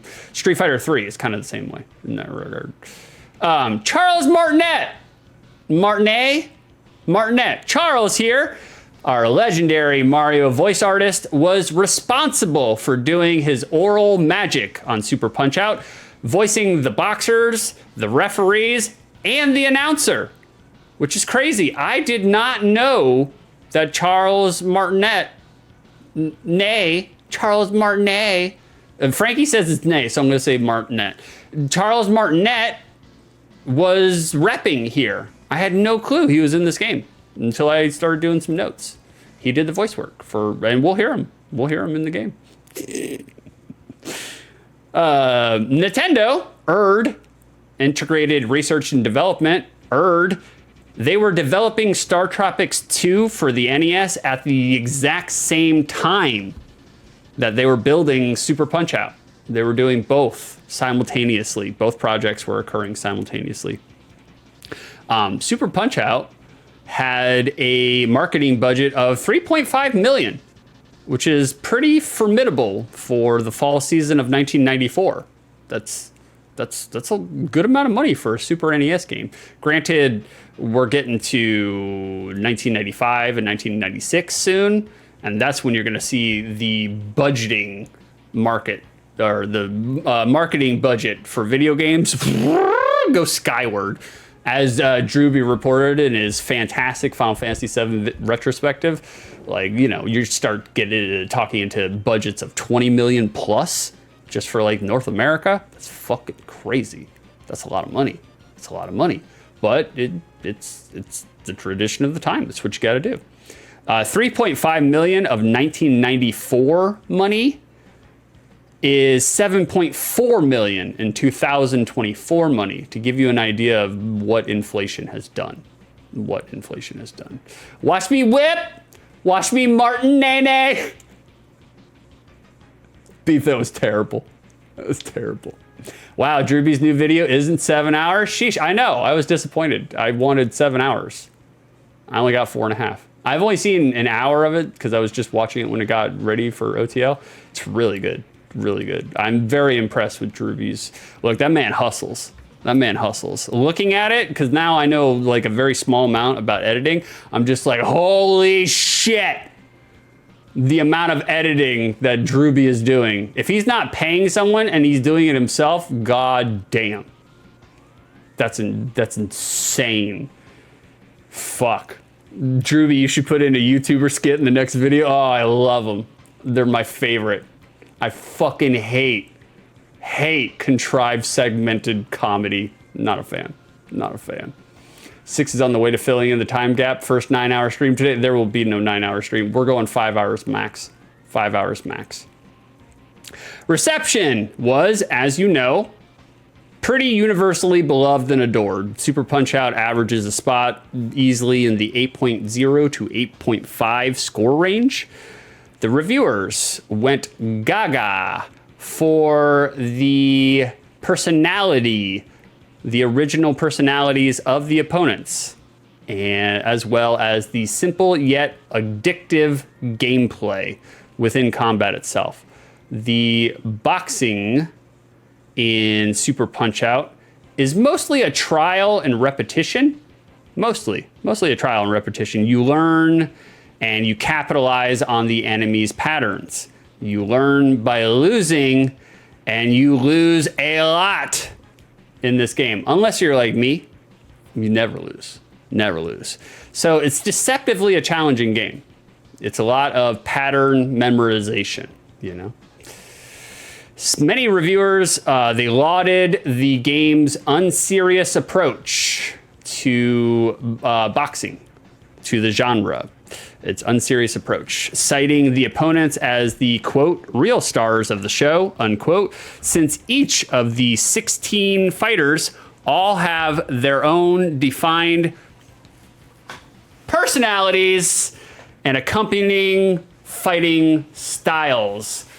6 is about to get whooped by Gabby J. No. Gabby J! Yay! No.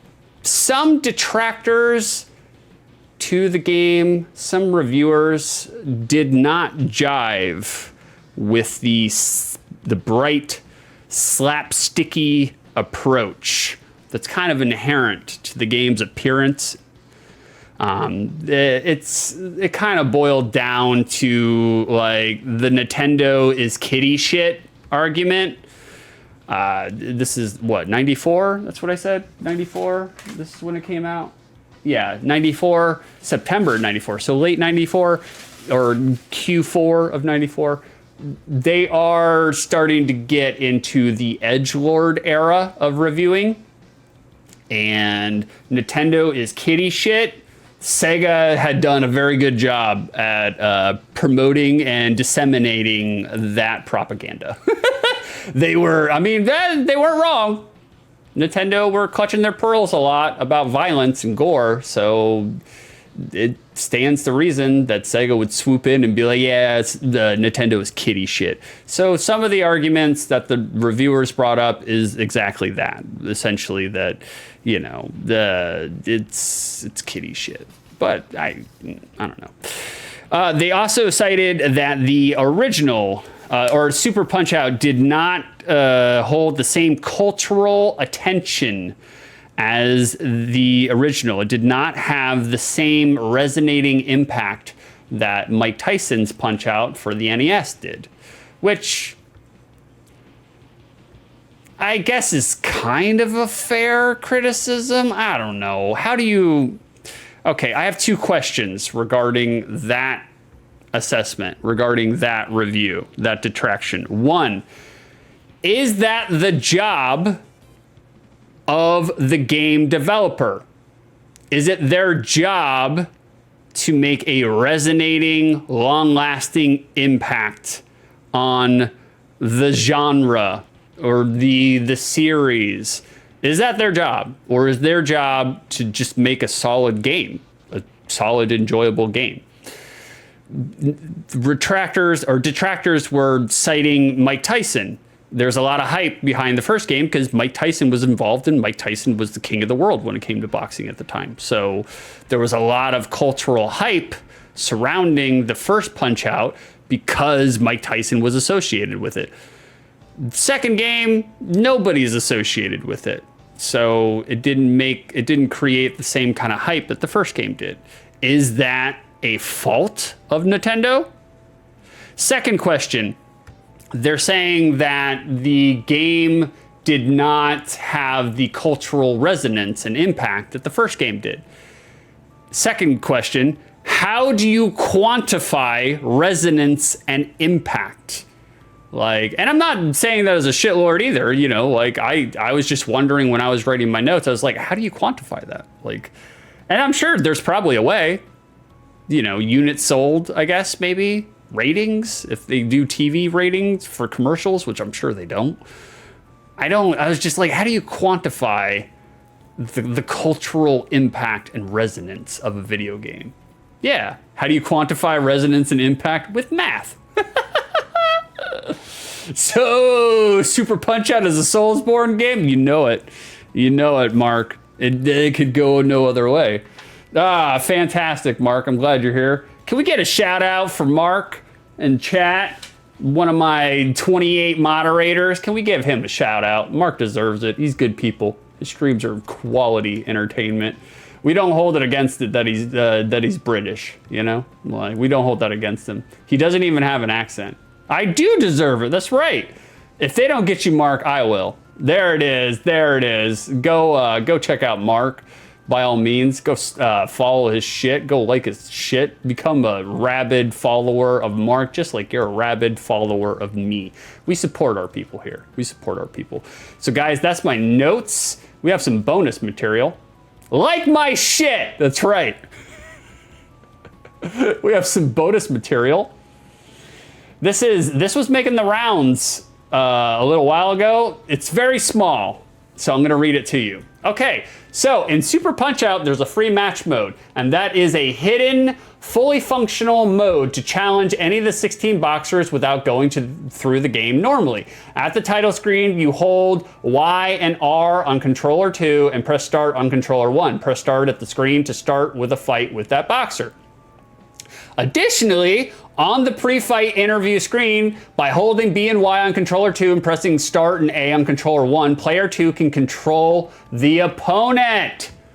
This is a 2-player mode in fucking Super Punch-Out. Some boxers will automatically do special movements at regular intervals because it's just programmed into the game AI. Blah, blah, blah. In addition, there's a hidden cheat on the screen to view the ending. Highlight Super Macho Man, then hold L and press right on controller 1. The cursor will move off screen. Press start to jump to the best ending with no fights lost. The personal records will show as 3 minutes. Notably, all of these cheats went undiscovered for 28 years. only being found in August of 2022. That's right, Mark. There's a 2-player mode in Super Punch-Out. You could play as your friends, or you could play against your friends using the opponents that you play against in the single-player campaign mode. That's crazy. That's so crazy. Not only is that crazy, it's crazy that that went undiscovered for so fucking long, considering that the internet loves to reverse develop and just break shit down, you know? Like, they love to get into the guts, the code of a video game, and they still didn't find it, you know? That's insane. The only detraction that I have towards the 2-player mode is that it went too long. Like, it would have been good if Nintendo, I don't know, a couple months after release, Nintendo came out and they were like, hey guys, we put in this 2-player mode. I feel like that, having a 2-player mode would have revitalized people playing the game, because they would have played it with their friends. Because, I mean, everybody, if you had a friend, if you had any friends as a child, someone had a copy of Super Punch-Out. Every friend circle I had, someone had a fucking copy. So, like, I didn't have the copy. I borrowed it and rented it. I did not own a copy of Super Punch-Out, but I played the shit out of it, beat the fuck out of that game. So, the Aaron twins, I think it's the Aaron twins, or the Bruiser twins, the Bruiser twins. The Bruiser twins were fucking ridiculously cheap. It was garbage. Did I send that info to you? You did. You didn't send this part that I'm sending up on the notes here, but you were the first person to bring my attention to it. And that's why I went and sought it out and put it here, because I was like, that's right. Stench taught me about it. He told me that there was a fucking, you know, a 2-player mode. And I was like, well, we definitely got to fucking put that in there. Bonus content. What the fuck is playing? What is this music? Why is this Star Fox OST? We talked out the Super Punch-Out OST, guys. We played it out by me talking over it. The stench permeates! Like, fucking the 2-player mode. Also, bonus content, when they were doing the prototype, Little Mac, is it Little Mac or is it somebody else? The protagonist was different. You can't really see it very well, but his hairstyle right here is different, and his photo in the player box, that is also different. So it's not like huge differences. They touched up the protagonist to Super Punch-Out when they were in the prototype stage. Why am I boxing in the bottom pick? Yeah, you're Bear Hugger. You are Bear Hugger, for sure, without a doubt. You are Bear Hugger. This is just a neat thing I found. It turns out when you're looking for GIFs for Super Punch-Out, there's a whole bunch of memes out there. Whole bunch of memes. And I don't necessarily think that this is a meme, but it is an interesting GIF that somebody miscegenated Super Punch-Out into the human rights activism movement. I just thought it was strange. Just strange, that's all.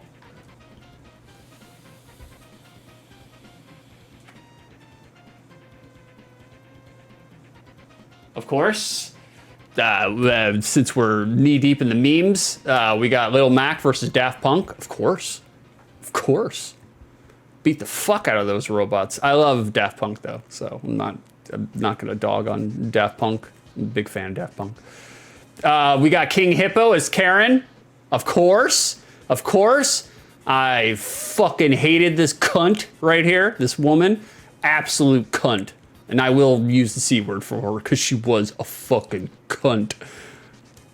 Believe whatever you want as it pertains to religious stuff.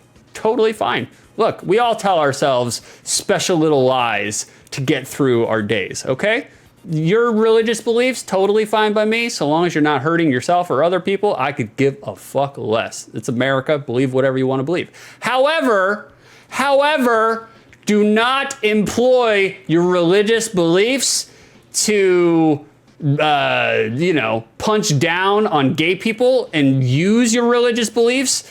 Don't integrate them with your government responsibility, your occupation. Keep that shit separate. Cunt.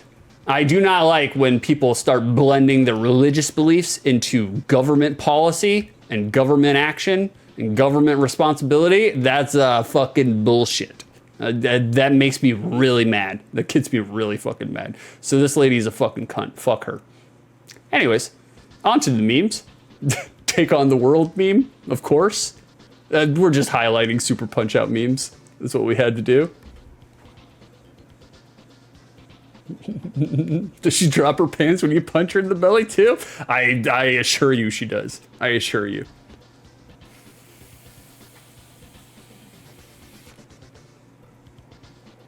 Mark, somebody give Mark a highlight, pin his words. Religion is like a penis. It's great to have one. Be proud of it, but don't wave it around in public or try to shove it down my throat, brother. Truer words never typed.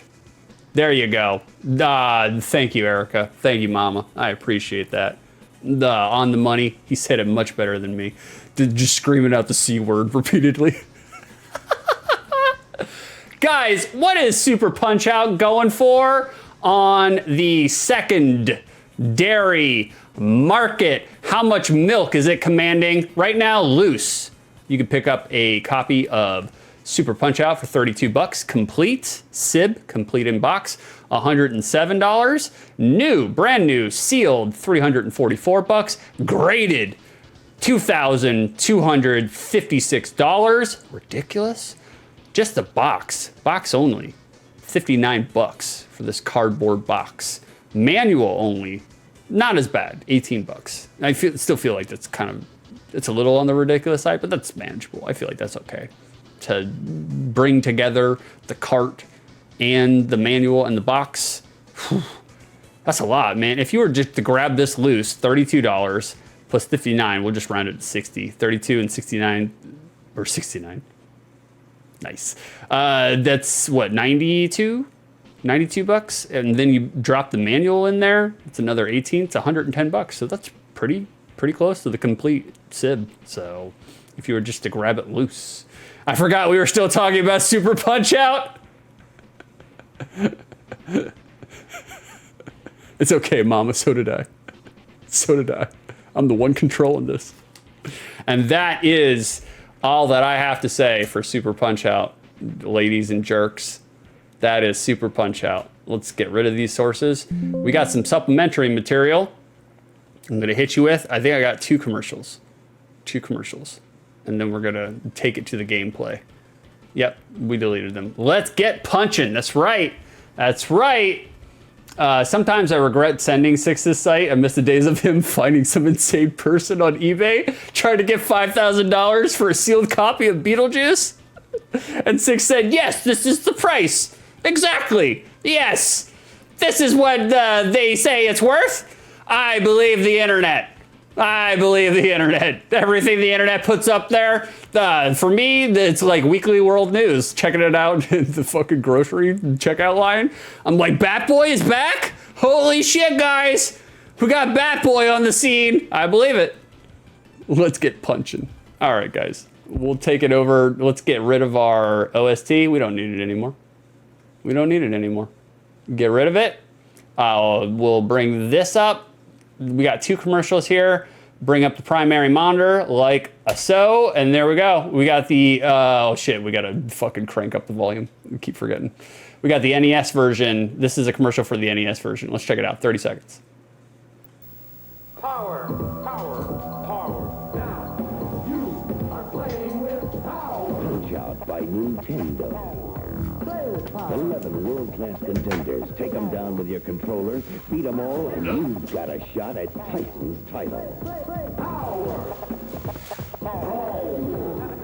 But for that, you've got to beat Mike Tyson. Mike Tyson's Punch-Out from Nintendo. Now you're playing with power. There it is. Now you're playing with power, boys. We got another one. This one is strictly for Super Nintendo. The actual Super Punch-Out, the game we're going to play. This one's hilarious. It's very good. Okay, kid, get out there and remember, you're a tiger, kid. A tiger! That's the champ. Now he's running. How you feeling, kid? Good. That's using your head. Strategy. You're a genius, kid, a real professor. You're a bum. You're an animal, kid. You're a bum! Don't worry, kid. It'll heal. No Super Punch-Out, only for Super NES. Get smart, or get knocked stupid. Only 12 guys to go. You're the king, I tell you. The king! All right, there it is. There it is. Super Punch Out, the commercials. Bada bing, bring it over here. The only game that will eat your children. Man, like, look, Mike Tyson, he went through some bad times. He did some stuff in his life that was not good. Not good. The man has a rape conviction charge against him. That's not good. Can't be raping ladies, guys. Even if they're your wife, can't do that. Can't do that. But he was a fucking beast in the ring. A goddamn beast. All right, let's see if we got an intro screen. See if there's an intro. There is no intro. It's just a demo. Just a tutorial. It just teaches you how to play. All right, guys, let's get in it. I don't think there's any options. Nope, no options. There it is. All right, boys, let's do it. Put 15 minutes on the shot clock. We're in it. Let's see how far I can get. I fucking, yeah, bull, now in color. I played. All right, I'll restart the timer because this is just, you know, this is filler. Something happened to my character select. That's fine. Sucks. That's me. We don't need button settings. I'm gonna smoke this game. I'm gonna smoke the shit out of this game. All right, here we go. We'll restart timer. We lost 30 seconds. There we go. Gabby J, let me win. I've lost so many times, I forget how winning feels. Gabby J, his only recorded win was against Glass Joe from Nintendo's regular Punch-Out. All right, boys. That was Charles Martinet. All right, here we go. Let's see. What's our buttons? Oh, shit. Uh-oh. Uh-oh. Are my... No. Okay. All right, I was wondering. I was just like, you can map to 4 buttons, but I was like, it's only on 2. There it is. Okay. We're waiting for it. Nope. It's all coming back to me, boys. There is a one hit. Oh yeah, that's right. Come on. Got him. Pro! Ah, shit. He's back up. He's back down. No. All right, we lost it. We lost our streak here. Guys, just like always, do you guys have any resident memories with Super Punch-Out? Did you guys play this game as a kid? Did you really like it? Oh, that's right. If you press the buttons while they're down, you restore your health. All right, control is tight as fuck. Like, you have full... All right, we're gonna do it. Oh, fuck, I missed it. Oh, I suck. You have full control, full range. Everything's tight and precise. Music's good. Oh, we missed. We whiffed. Get fucked. Music's good. Everything's bright, colorful. I know the argument is that, like, oh, Nintendo is kiddie shit, but this is really good looking animation, good looking color palettes. It's bright, gets your attention. A lot of fucking points. Holy shit, a lot of fucking points. Ah, beef out of time. Beef out of time. We got a time redeem. We're gonna redeem some time. Hold on here. Let's bring this up. We're at 12 minutes and 37 seconds. And now we're at 17 minutes and 37 seconds. 17, 30, oh, nope, 17, and then 37. Bada bing. Beef is the one who redeemed this game. We were playing this game because of Judgmental Beef. Bada bing. Can you just teach me how to service my own pool? Oh, yeah. Man, that guy. Oh, we got Bear Hugger. We got John. We got John. We got John in the chat showing up. John, if he let himself go, if he ate all of the bear meat that's in his freezer all in one sitting, he would turn into Bear Hugger. Okay. No. Okay, that's right. Yeah, that's right. We gotta go down. Okay, we figured it out. We got there. There it is. This is what you do. You just memorize the pattern. You can't punch the stomach. He's too strong.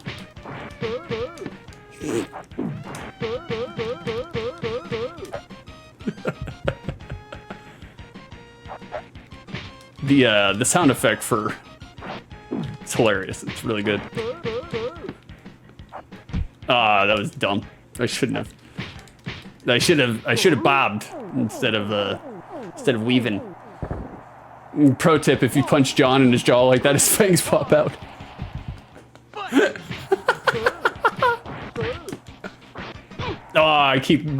Oh fuck.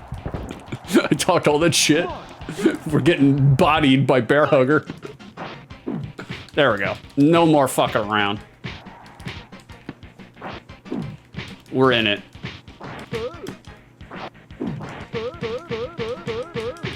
Got him. No. Oh, we'll regain some life. Alright. No, he's donezo.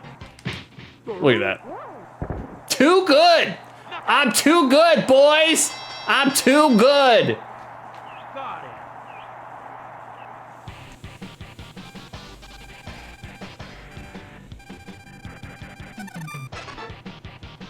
Nice, new record. You know it, buddy. You know it. No memories here, Sega kid. Yeah, I was a Sega kid too. I mean, Sega was my console of choice. Oh, Piston Hurricane. I fucking hated Piston Hurricane because this Hurricane Rush is bullshit. But I did play the fuck out of Super Punch-Out though. I have some Resident Evil 2 memories. You do, Beef? Who did you play as? Did you play as Claire or Chris? Or Leon? What am I talking about? Chris. Oh, we got a fake gamer here. Fake gamer alert.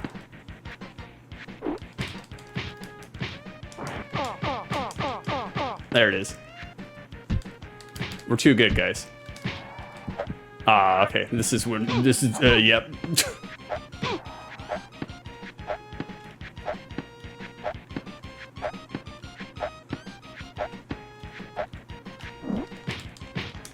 No, I want my special. Where's my special? Oh, I don't have it. That's why.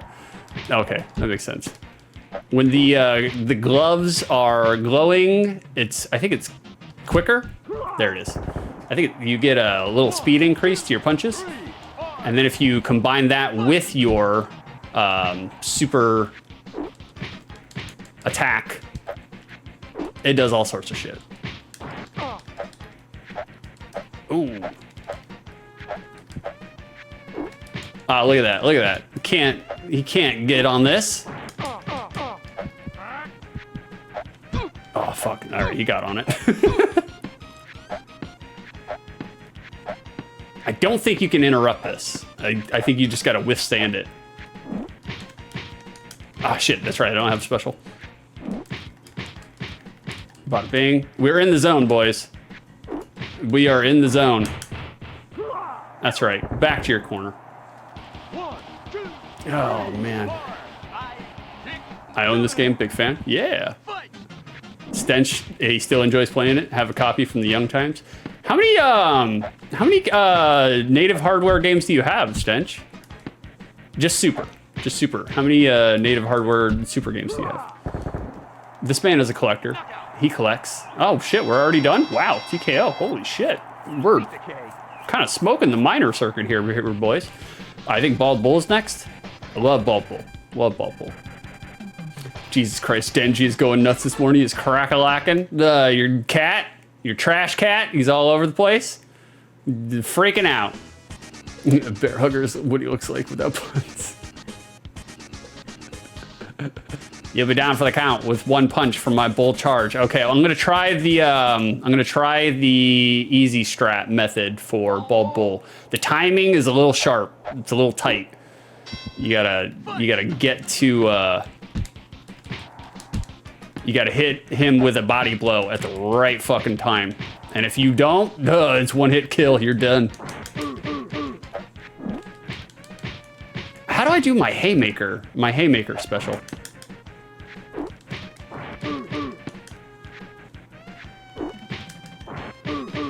Do I just hold the button? I don't know. Okay, here we go. Yeah! Go get fucked! Damn, bro, look at that. First try. I'm too good, guys. I'm too good. Game's easy mode.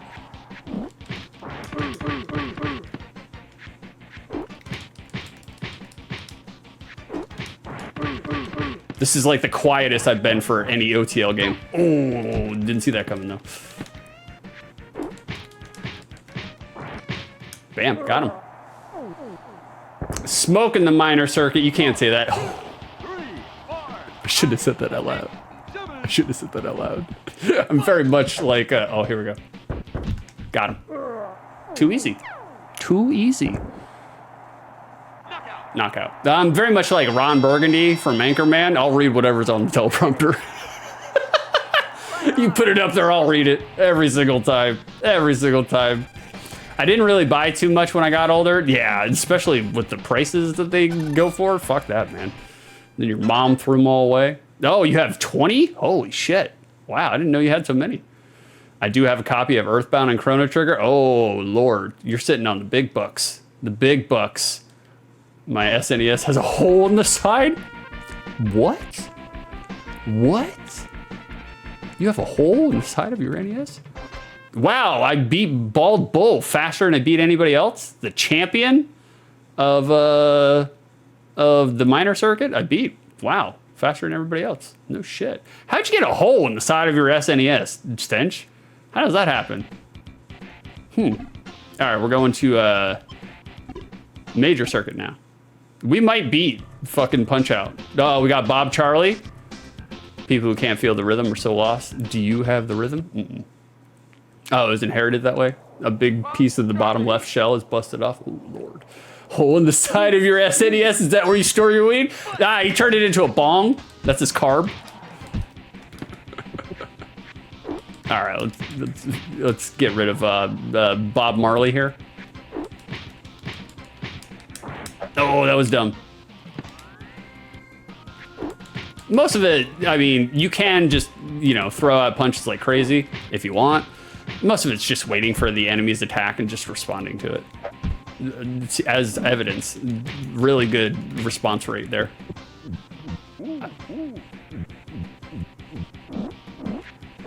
Get fucked. Bada bing. There he is. I stored weed in my PS2. With the roaches. With the roaches. Oh, shuck and jive? Okay. Nah, none of that. That's what you get for that. That's what you get for that. The shuck and jive is kind of interesting, though. As a kid, it definitely threw me for a loop.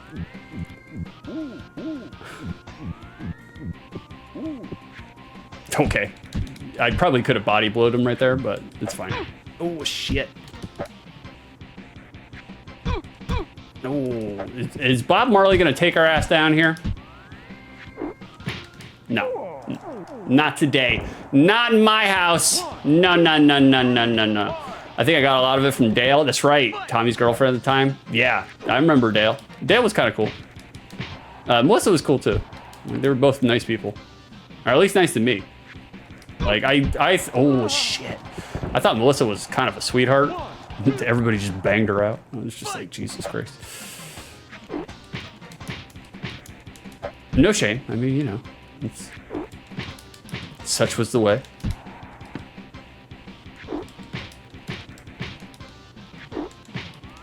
All right, there we go.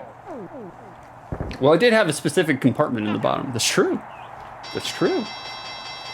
Legally distinct, Bob Marley. You are correct. You are correct, Mark. It is legally distinct, Bob Marley, without a doubt. They narrowly edged by the censors on that one. They knew what they were doing. Ah, Dragon Chan. I fucking hated Dragon Chan as a kid. Legally distinct, Bruce Lee.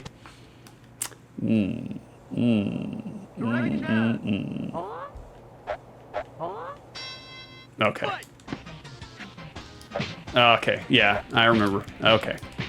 His flying kick was a son of a bitch. I haven't played this game in literally... I think the last time I played this game was at Stench's house on his computer emulator using the keyboard. Because we did not have the wireless controller, or not wireless, we did not have the USB controllers back then. You played everything on the keyboard, and it was horrible. Okay. Oh, fuck! I thought he would do another one. I thought he would do 2, go across the ropes. He did not. All right, we'll get him. We'll get him. He's easy mode. We know what we're doing here. You just bob and weave, bob and weave. I be playing on my SNES Classique. I'm guessing that is one that you have modified. Oh, no. Okay, we just gotta stay to this side. Of course. I mean, who wants to play stuff on native hardware? All right, we're gonna, yeah, get fucked, thank you. None of that. Just the tiny one. Oh, you bitch! I think you can body blow him and instantly kill him right there, but I forgot how to play, guys. I'm not gonna lose on Dragon Chain. I refuse. Yep, there it is. Well, maybe it's not an instant kill. It might be an instant kill if you have your special attack up, though. There we go. There we go. That's what I was looking for. Okay, so you do hold the button down for the haymaker. There we go. The haymaker was my jam. Bada bing. Love the modded SNES Classic without a doubt. Stench gifted me a modded. Ooh, shit. Ooh, we're down to the wire here, boys. I've been knocked down twice. He's been knocked down twice. There we go. Oh shit, I don't have my special up. Damn. I keep doing that. Nope, none of that. You ain't healing.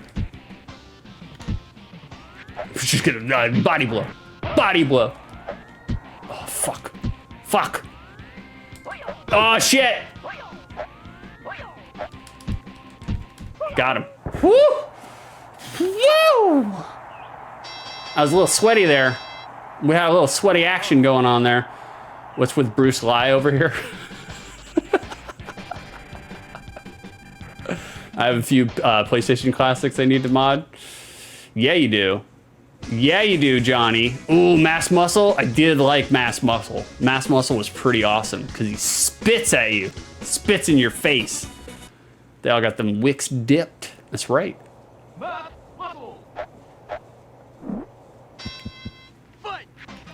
All right. Ooh. Little delay there for the uppercut. It's fine. Okay, that's right. He telegraphs which spit in his eye. Oh, gross. Oh, fuck. Yep, that feels like childhood. Getting spit in the eye. And then, oh, we're gonna retire. He has shamed our manhood so much that we're just gonna retire.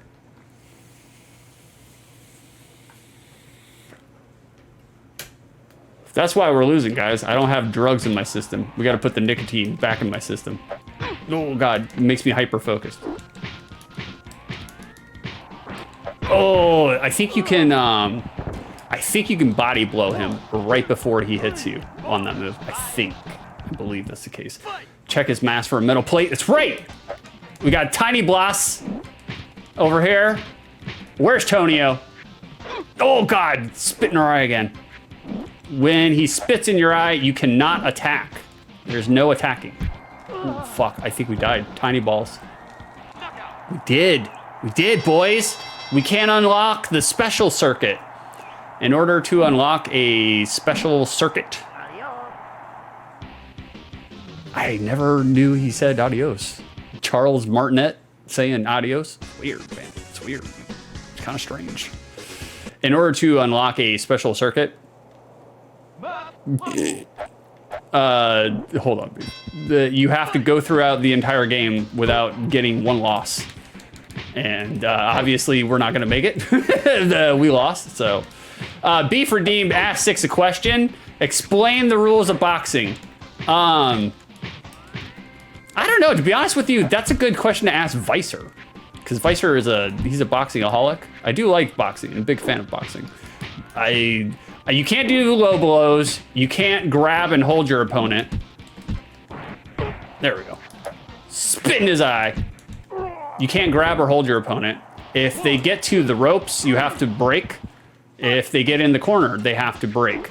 A lot of boxers will strategically use the holding rule because they have to break if you hold your opponent. They will strategically use the holding rule as a means to put some separation between them and their opponent. Because if you're getting the shit beat out of you, you just grab your opponent and bring them into the ropes and, you know, like give yourself a rest, a break. If you're getting the shit beat out of you, kind of like I am right now. Oh, fuck me. Gotcha. There we go. Bada bing. Explain what you think they are. Still not a question. That's right. You put a question mark on the end of it. Beef is such a troll. God, it's terrible.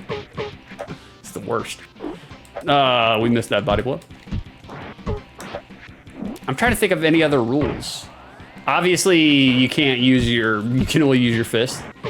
You can't do like Mike Tyson and bite somebody's ear off. Can't do that. Can't do that. That's frowned upon. It's not the no tickling, no French kissing.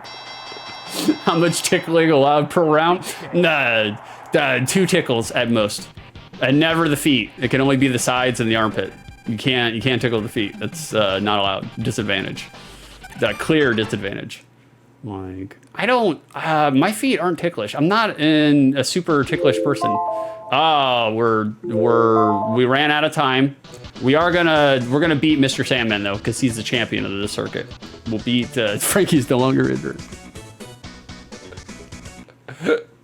I'm not an overly ticklish person. I've pissed off a lot of girlfriends in the past because they try to tickle me and I'm just like, I'm dead inside, baby. I don't know what you want me to do. Like, I'm not sure what you're expecting, but we have burnt out all the receptors in our body, so. Oh God, Mr. Sandman taking me down. I think Mr. Sandman was the final boss of Punch Out? No, that was Super Macho Man, right? Outside of Mike Tyson, Nintendo released Mike Tyson's Punch Out, and then when the licensing rights to license Mike Tyson's, appearance, in-game, whatever, when that ran out, Nintendo did not re-up them. Also, Nintendo didn't re-up them, or maybe it wasn't the licensing rights. I think it was the whole rape thing during that time. Nintendo wanted to put some distance between them. So they changed when they did another distribution run of Mike Tyson's Punch Out. They took the Mike Tyson out and just called it Punch Out, and they changed the final boss to the game. He became Super Macho Man, which is somehow not a copyright infringement on Macho Man, but he didn't look like Macho Man though, so that's fine. Oh, never heard that one either. It's funny, I've never heard these boxers like do their little win quotes because I've never lost to any of them, So I only lost today to throw for content. I'm just trying to show you guys more of the game, that's all, I'm a gracious and benevolent king. So bring it back to Super Punch Out, bada bing. Oh. Fresh meat. Whoa. Got ourselves a little raid from Rio over there at Cerulean Skies Live, the face of Cerulean Skies. We got a raid from Rio. Very nice. I appreciate the raid. Very good. Very good. Hold on. We got to turn that way down. Otherwise, we're going to scare everybody away. Let's put some backing track here. There it is. Very low. Nobody can hear it. Nobody. Absolutely nobody. He's a regular Mock Tyson, if you will. That's right. odd that Nintendo didn't want to associate with a rapist. Yeah, it's kind of weird. It's kind of strange how that works, you know? They're just like, whoa. None for us, please. None for us, please. I've been streaming for like 16 hours, so I'm gonna go shit my pants and fall asleep. Whoa. Oh, well, I mean, it is Saturday morning, you know? that is right on par for a Saturday morning stream from Cerulean Skies, you know? Like, yeah, right. Criteria number 1 for the 15 minutes in which I played this game. Was I entertained? Yes, I was entertained, for sure. I was enjoying playing. I felt everything kick back in, you know? My instincts. Good night. Good night, Rio. Good to see you here, brother. Good to see you. I felt my instincts kick right back in. Like, I knew exactly what I was doing. I had all the patterns memorized. It was beautiful. It was wondrous. Couldn't keep this man down. Like, I was gonna make a Mike Tyson joke, but I backed away, backpedaled. I'm backpedaled. It's fine. We don't need to make that joke. I'll let chat make it. That way I can claim plausible deniability, you know? That's how you do. That's how you do as a streamer. No, Lord. It's Rio. It's Rio. Some people are all ears for Tyson jokes. It's hard. It's hard on Twitch.com to make rape jokes, you know? Rape jokes are a little hard to make. Like, it's a little... I also can't do Mike Tyson's voice, and I kind of wouldn't want to. I find it just devoutly hilarious that Mike Tyson's voice is very like low and kind of like kiddie-ish. Like, he's got a very juvenile voice, and he's just this fucking meat of a man. Like, could literally tool you up, take you apart, like just take you out back to the tool shed and just strip down that car of all axles, chassis, bolts, everything. Just fucking... Excuse me, Six, why is this stream not themed for Pride Month, you bigot? Is this Pride Month? Is this Pride Month? I don't keep up with Pride Month. Like, I don't... I mean, it's good you guys got a month, but, you know, I would think if you were gay and fabulous, you would have the entire year, you know? You don't need a month. You get the entire year. Wonderful. Don't worry, Frank, I'm here as the token queer. Derek, are you queer? Does queer... Yeah, buddy, it's June 1st. Oh, okay. The queerker? I find it funny that nobody says queer anymore. Like, I find it more enjoyable when people use queer instead of gay. I think it's funny. Like, oh Lord. So the 15 minutes in which I played, I was entertained. I was in the throes of Super Punch Out, for sure. Like, without a doubt. So it passed that criteria. Criteria number 2. Now that I played this game, does my memory of it exist outside the lens of nostalgia? Yes. Yes. It's taken a little bit of a hit. It's a very simplistic game. It's very simplistic. It's not as simplistic as like a side-scrolling beat 'em up. There is a little bit of variety and challenge, but it's everything as you imagine it. It plays exactly as you imagine it. It plays exactly as it did when you were a kid. So I feel like my memory core of this game is exactly the same as I played it today. No different. Outside of, you know, being kind of like, oh, Charles Martinet did the voice work. I was like, oh, I've never heard of Charles's voice outside of him doing Mario and Ouija and Wario. Never heard it. So I think it rocks, man. I think it's good. I think it's worth your time. The little sample in which I showed you when I smoked the minor and major circuit, smoked it, could not handle it. I threw for content at the end. Mr. Sandman, I threw for Mr. Sandman, but, you know. After that, terrific. Fantastic. How do you feel about the Jeep culture of plastic ducks? Brother, what the fuck is going on with people in Jeeps and putting plastic ducks in their fucking dashboard? I see it all the time, everywhere. Fucking everywhere, man. Without a doubt. Like, it's blah, blah, blah. Do they like give? Yeah, they do. Cause driving around town, I'm just like, I'm like, okay, I see a Jeep with a bunch of rubber ducks, plastic ducks on their dashboard. I'm like, oh, I've seen that Jeep around town. And then like I'll go down the street or whatever and I'll see another Jeep and I'm like, is that the same Jeep?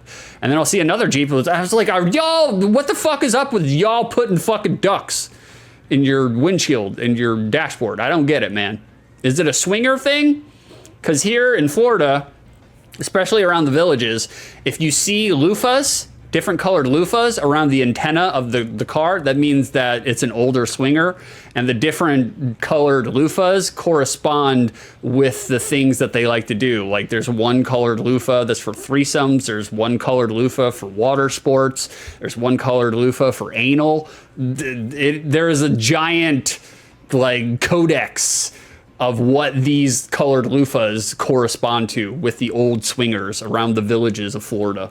It's fucking crazy, man. I was just like, so now whenever I drive around Florida, which is all the time because I drive around Florida as my job, I see a lot of loofahs on cars. And I'm like, anyways. So, Super Punch Out, not a turd. Not a turd. And that's my recap and review. Super Punch Out, it's worth your time, boys. It is worth your time.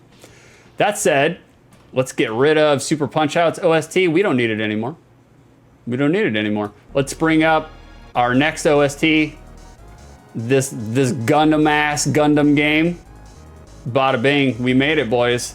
We made it for all the nerds in chat.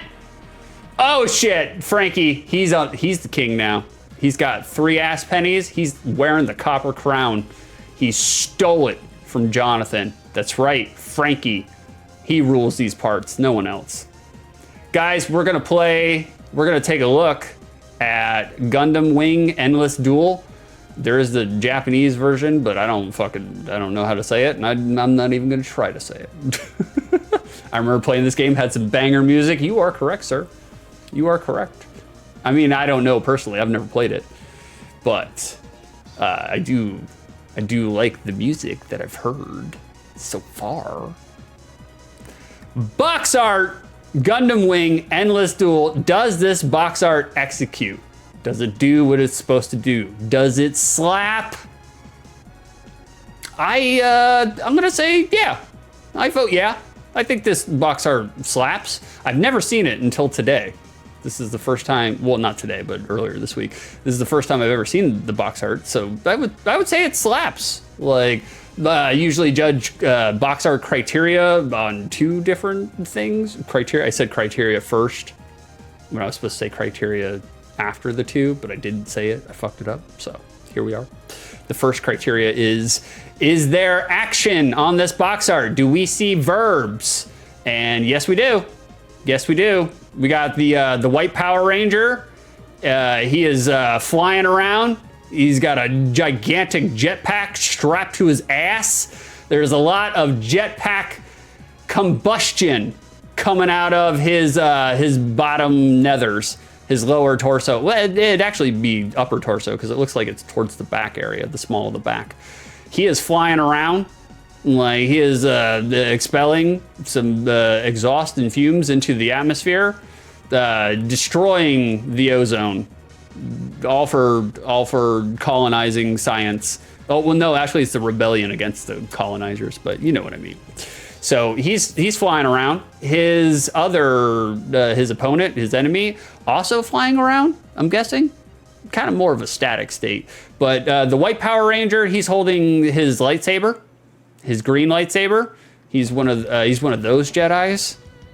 One of those. And they're fighting. They're having a endless duel in the skies. So there is action. Not a whole bunch of action, They could have given us a little bit of some hit confirms, see some swings, see some armor blowing off somewhere, you know, give us a little bit more than just, but it is action. I feel like if you were an 8-year-old boy, you would be ensnared by the small amount of verbs going on the box art here. So one of those, I'm Ron Burgundy. The channel wars will never be over. That's right, baby. That's right. So action, yes, there is action on the box art. I think it passes that criteria. Criteria 2, looking at this box art, does it give enough of an idea of what the game will play like? Looking at this box art, do you get an idea of what genre this game will be, how it plays? And I'm gonna vote yes. I'm also gonna vote yes. Looking at this, you can tell it's not a puzzler. It's not an RTS, not an RPG. You are a Gundam-ass Gundam, and you're doing Gundam things by flying around and beating the shit out of other Gundams, other mechs. So it's either a side-scrolling beat-em-up, or it's a 1v1 fighter. You can tell looking at the box art. So I feel like this box art is a pass. Like, I feel like there's enough on this box art to ensnare you to pick it up off the shelf, turn it over, get a better idea of what the game is, and be like, you know what, I'm gonna rent this, or you know what, I'm gonna buy this game. I feel like there's enough on the box art to make you do that. So I feel like in that regard, the box art is a pass. It is successful in that regard. Let's get to the notes, guys. We have a lot of notes here. That's me after stopping by the local taco food truck. No, Mecha Monday made him play this as an act of war during the Streamer Wars. You are correct, Frank. I got rooked into playing this shit. The Mecha Mondays, the mechs over there, the Mecha Boys, they were like, oh, 6. We redeemed this game in all Japanese words. And I was like, okay, Japanesey words, I like it. I'll play some import shit. Did not realize at the time it was a Gundam game, even though Gundam was in the title. But, you know, it was the long con. Suit Up Saturdays taking off.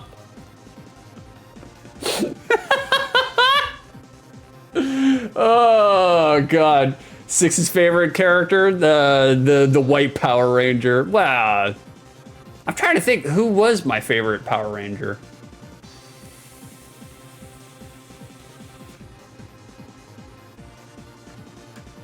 I did like the Green Ranger, but I liked him when he was an edgelord villain, when he was the heel. I didn't really like him so much when he became a good guy and became the white Power Ranger. But when he did bring out the green Power Ranger suit every now and then, because he was like, this white one ain't kicking it. We got to get back to style and attitude. I did like when he brought out the green suit. That was probably the Black Ranger. Don't cancel me. I mean, actual literal color. It is unfortunate that the Black Ranger is played by a person of color. That feels intentional. The yellow one, also played by a person of color. That feels intentional too. The strawberry, the pink one, played by a cheerleader. That feels on target, feels on brand. The rest, whatever. So, she's dead, that's right. Are we talking about the yellow one? Trini? I think she killed herself? She offed herself? Suicide? That's a shame. Ah, man. People who are suicidal, just wait a couple days. It goes away. Oh, car accident. Ooh, that's way worse. That's way worse. I feel like every time I go to work, because I have a pool route, I drive a pool truck. I feel like every time I drive in Florida, I'm taking my life into my hands. So thankfully I got a big ass fucking truck. So if anything crashes into me, oh, my truck's gonna eat them alive. But you know, yeah, no, like drove a pool truck, past tense. Yeah. I have astrally projected into the future. Guys, I feel like this is a good time, just as any. If you like what you see, if you see what you like, give your boy a follow. Give your boy a sub. Throw me some donos. Just support the channel. Go to my YouTube, at 6 2/3. I have all my shit archived there. Consume. Buy. Obey, obey, obey. That's my shill. Yeah, come to our Discord. Someone link my Discord. Check out my Discord. Mostly just talk about garbage. Work garbage. That's what we normally do. Complain about my clients. 6, we got to collab on something. Whenever you're ready, baby. Whenever you're ready. I will take your YouTube to the next level, Drewby. With the 17 views. We'll make you a professional, Drewby, okay? This is how professionals do it over here. I know you haven't seen this level of professionalism before, but I have something in mind with one of those sponsors from the pick. Brother, lay it on me. Lay it on me, daddy. All right, guys, let's get to our notes here. Gundam Wing, Endless Duel. Endless Duel here started its official endlessness in Japan and only Japan in March of 1996. All right, now Q1 96, that is fairly late in the SNES life cycle. The SNES was officially discontinued in Q4 of 1999, but truthfully, honestly, Nintendo checked out in Q4 of 1997, as that was the last first-party software game that Nintendo themselves worked on for the Super Nintendo. All first-party projects were being saved for the Ultra 64, the N64. They were doing Nintendo by 1997. They were in a full forward stride towards the next gen.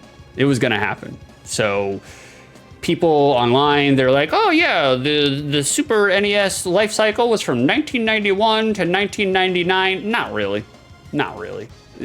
There were some third-party games being released 1997 and beyond, but once your first-party developer, once Nintendo themselves kind of ejects from it, it doesn't necessarily have the oomph that it once did. So people say the life cycle is 1991 to 1999. I would argue it's 1991 to 1997, which is only 6 years, compared to the NES, where the life cycle was 1989 to 1995, which is fucking ridiculous. I can't believe the regular ass Nintendo hung around for 10 fucking years, you know? But there it is. Guys, Japan, this is a Japan-ass game. What was going on in Japan in March of 1996 for the Super Nintendo? I'll tell you, Super Mario RPG. Super Mario RPG released in March for 1996 in Japan. So Japan, they were getting their taste of Super Mario RPG. Doing a little Teddy Roosevelt reference there. Love it, love to see it. Big fan of Teddy Roosevelt. However, you know, the Teddy Roosevelt, little racist against the Indians and Middle Eastern people. So if you're a fan of Teddy Roosevelt, you kind of have to look in the other direction when it comes to that. But it's like Hulk Hogan, you know? You love Hulk Hogan, screaming racist. So you just take, he's like your uncle that you love, you know? You just kind of accept the bad with the good. Also, what came out in Japan in March of 1996, Kirby Superstar. We got some Kerbins. Kerbins came out for Japan, March 1996. Also, what came out March 1996 in Japan, Resident Evil. We have a resonant memory of Resident Evil 1. Nothing special, just a corpse hanging out. Nothing special. March 1996, Japan, Panzer Dragoon 2, Zwei, whatever the fuck it means. Panzer Dragoon 2 coming out in March 1996 in Japan. So roster kind of stacked in Japan, March 1996. Developed, Gundam Wing Endless Duel was developed by Natsume, and it was published by Bandai. Natsume, most famously known for, definitively known for, Power Blade for the NES. Hello? You guys know this game. Everybody knows this game. Look at this fucking box art. Bro, you cannot get any more powerful with your late 80s, early 90s box art than fucking Power Blade for the the NES. Like, god damn. Not only is there the word blade right there, it's right there, blade. He's holding a boomerang blade, and look at those fucking windshields on this man's face. Can you see the blades that this man is repping just on this box art? Holy shit, guys. Can't contain it. Also, the Natsume, most famously known for Shatterhand, another NES game. Look at this intro. Just punching motherfuckers out. It's funny because when I was looking for Shatterhand box art, there was people online saying that the Shatterhand box art sucks, and I was like, what fucking planet are you from? And do they feed you guys? Do you get enough lutein in your diet? Are your eyes failing you? Because this box art fucks hard. Super good. I remember it. And look at the blades. Look at the blades. Look at this man wearing his Oakleys, his windshields. Tremendous.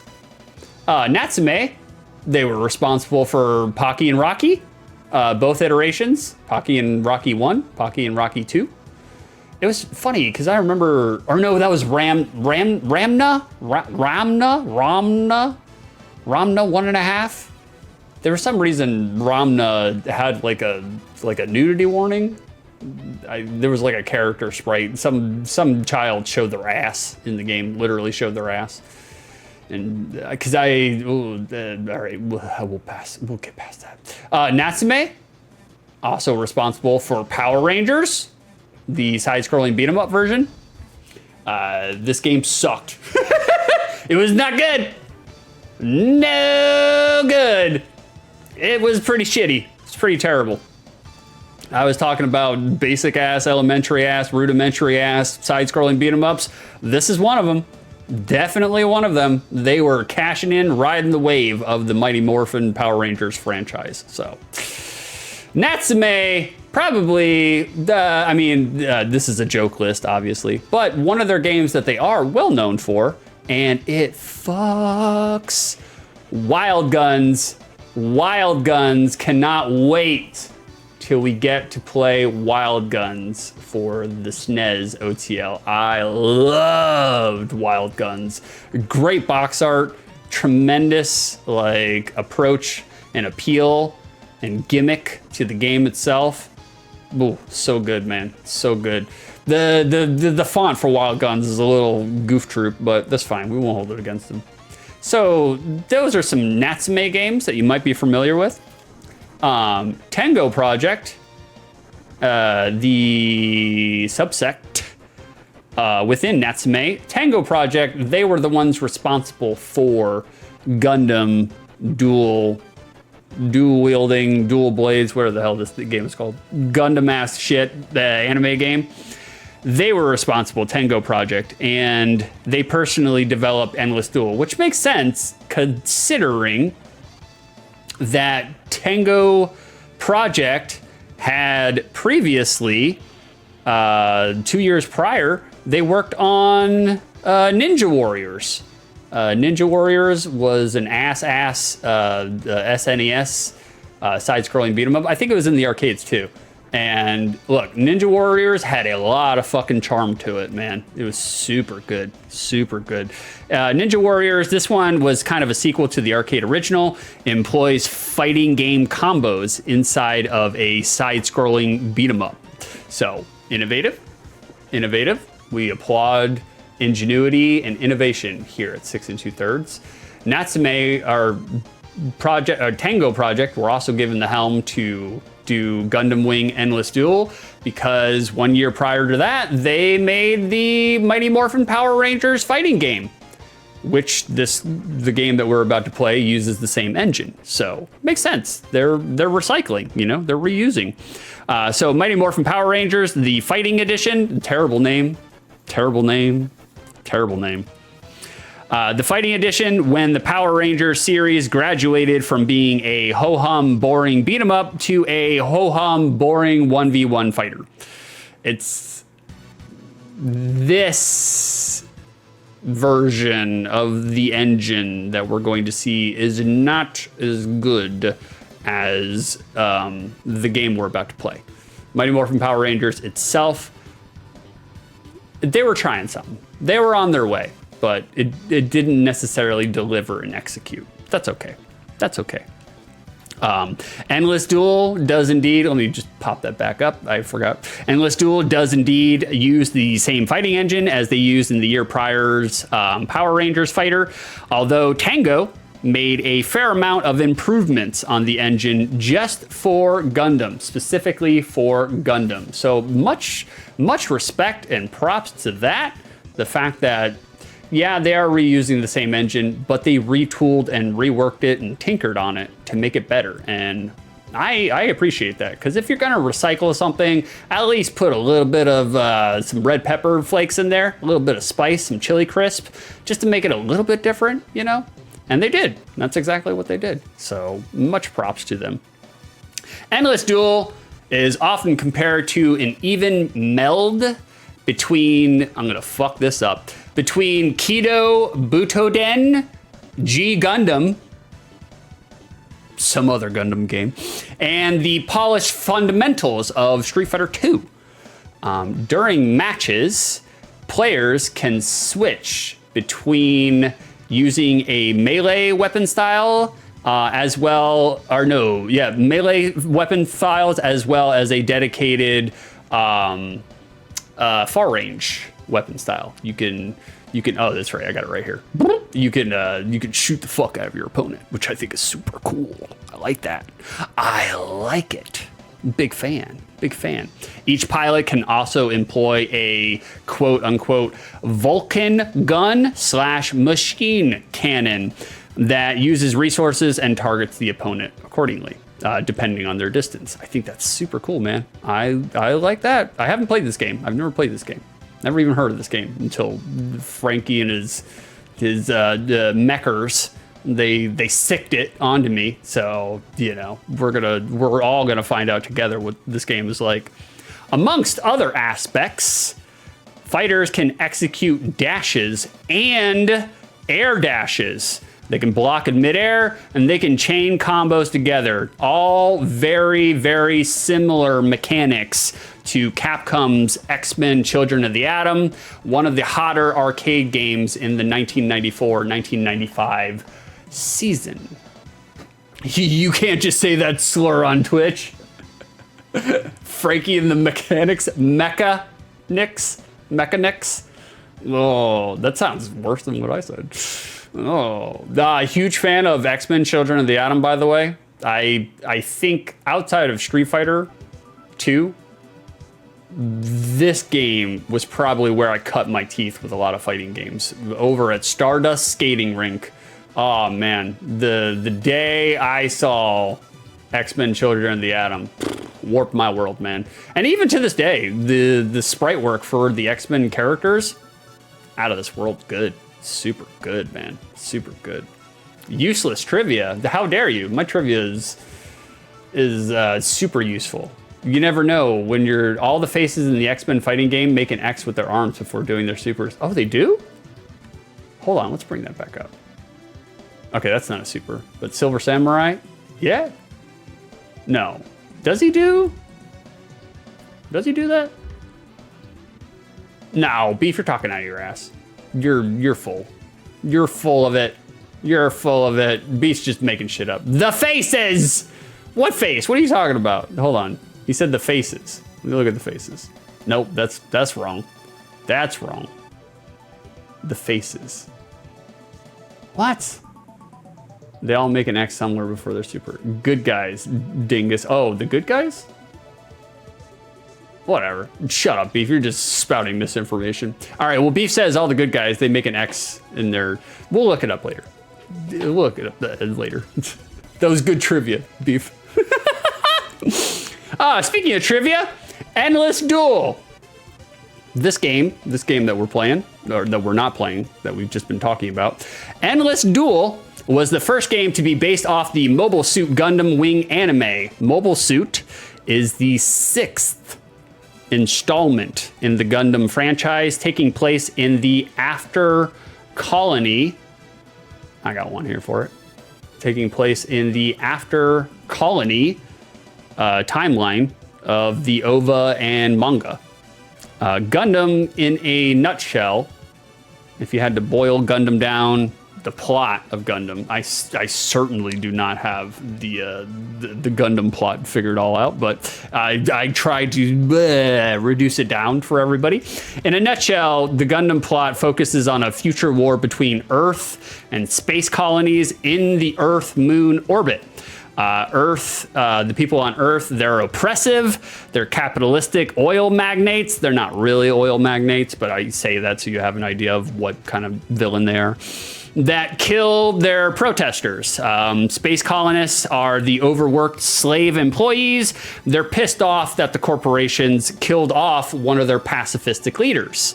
That did not go over very well with the people living in orbit. They did not like it. They were not a fan.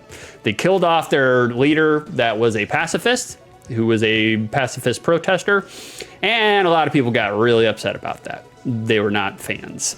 Mobile Suit only ran for 49 episodes, and the subsequent mangas and OVAs that came out from April 1995 to April 1998 was only 3 years.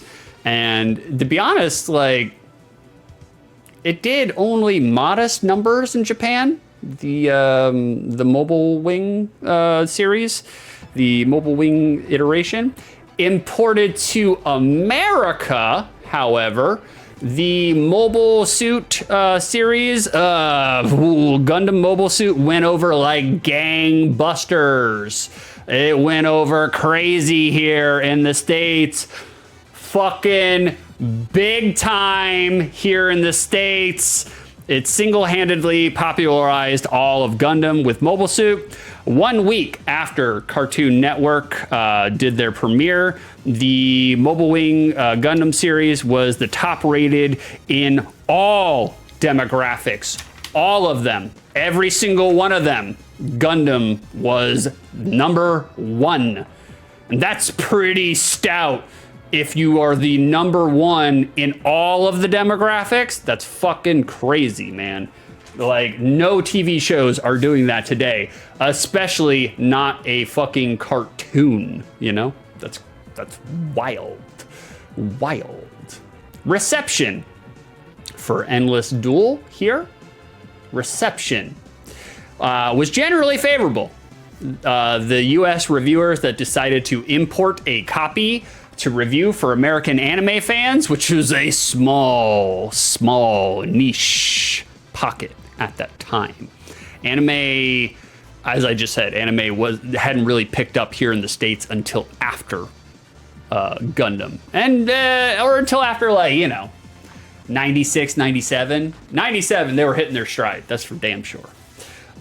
Most couched Endless Duels here, squarely in the 7.0 to 7.5 range.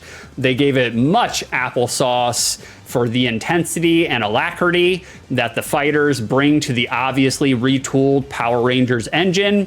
There was much applesauce towards the reworked fighting engine under the hood. Reviewers loved how it was similar and reminiscent to other Capcom fighters.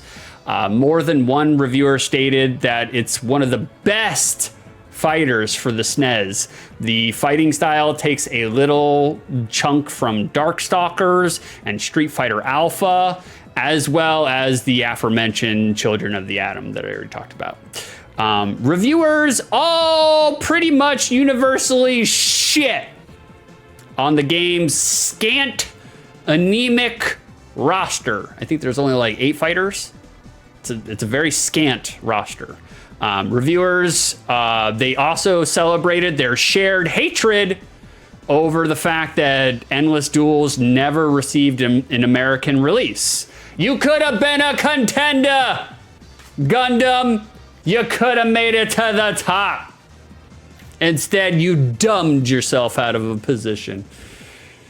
So they never got an American release. And especially after the cartoon blew up like gangbusters, it should have gotten an American release. It would have made funny money. And that is my notes. I only have one little neat thing to highlight, and it's very small. This is just a walking animation. I just think it's cool looking. I just think it's a good walking animation. That's it. That's all I got. You like how I robbed you nerds of all your Gundam, the bonus material stuff? Just give you one walking animation. That's it. Oh God. Guys, what is this Gundam ass game going for on the secondary market? Lord. Prices loose. 75, we'll round up, $76. It's going $76 in price for loose. Complete, $94. New, it's about $243. Graded, it's only $267. Not that much of a difference. Just a box, 37 bucks. Not as expensive as I would have thought, to be honest with you. Super Punch-Out was more expensive. What was the first game we played here? Knights of the Round was more expensive. I really would have thought the Gundam here, Mobile Suit, would have been worth more. But chances are, you know, it's like an import, never released in America. So there's probably not a bunch of American, you know, collectors looking to collect Super Famicom games. So, you know, they didn't call it Super Famicom, did they? They called it Super Nintendo, right? Nintendo, the regular ass Nintendo, was the only Famicom. Or was it Super Famicom? No, it was Super Famicom, wasn't it? I don't fucking know. I don't remember any of this shit. And that's all I got to say about this Gundam ass game, guys. That is my Gundam notes section. We're gonna delete all these 17,000 sources. 37 sources, get rid of them. Beat it. Get out of here. It was Super Famicom. Okay, that's what I thought. That's what I thought originally. I had it under control. Gundam Wing was the big one for sure. Shaped my life to some degree. What is funny is that Gundam Wing fucking sucks. Like, it's not a good show. Horrid plot filled with melodrama, reusing animation constantly, insufferable characters, but the mech designs are so good. Which is a common case with Gundam. Frank here in the chat, he is our Gundam resident expert. I trust everything he says about Gundam. He knows a lot more than I fucking do, that's for sure. I am a very casual Gundam fan. I've seen a couple of episodes on Cartoon Network. That's as far as I go. Well, I really dig the sprite work in the game. The sprite work, what I've seen when I was playtesting it for 30 seconds, I was impressed too, Frankie. I was impressed. You did your best, as ineffective as it was, so I will praise. How dare you? How dare you? It was super effective. It could not be any more effective. Literally impregnated so many nerds watching this with the potency of the notes for Gundam. Like, guys, let's turn off the OST. We don't need it anymore. We're done with it. We're done with it, at least for right now. I do have a video to show you. I believe I do. I sure do. We got a 2-minute clip of the Gundam Wing remastered trailer for the Toonami 25th anniversary. This I actually saw when it was coming out. Like, that's how I actually found out about Gundam. I saw it on Toonami and kind of followed it from there. Stoned as fuck, so I never had any idea when it was on, because, you know, I'm a stoner. That's what we do. All right, guys, watch this. I gotta piss. Oh, wait, hold on. We gotta crank this up for you. There you go. I'll be right back. Pee break, intermezzo. Sure.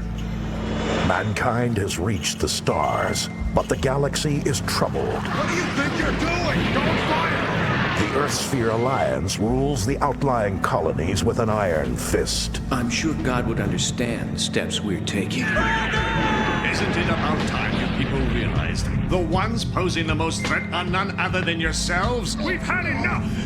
Those who oppose them We won't be needing you any further. What? die. Battles are waged with mobile suits, the key to military dominance. The only hope for the colonies. 5 elite soldiers and their legendary mobile suits called Gundams. There will be a day when the Gundams will save us all. What this is war. All of you are very mistaken, and the Gundams will soon come to rectify your mistakes. Silence! Now, these pilots will shake the foundations of the Alliance and change the course of history. You saw I was a kid and you underestimated me. Shouldn't be fighting at all! If they can stay alive. Those Gundam pilots are desperate. They'll battle even if it means forfeiting their lives. Mission accepted. It's a Gundam!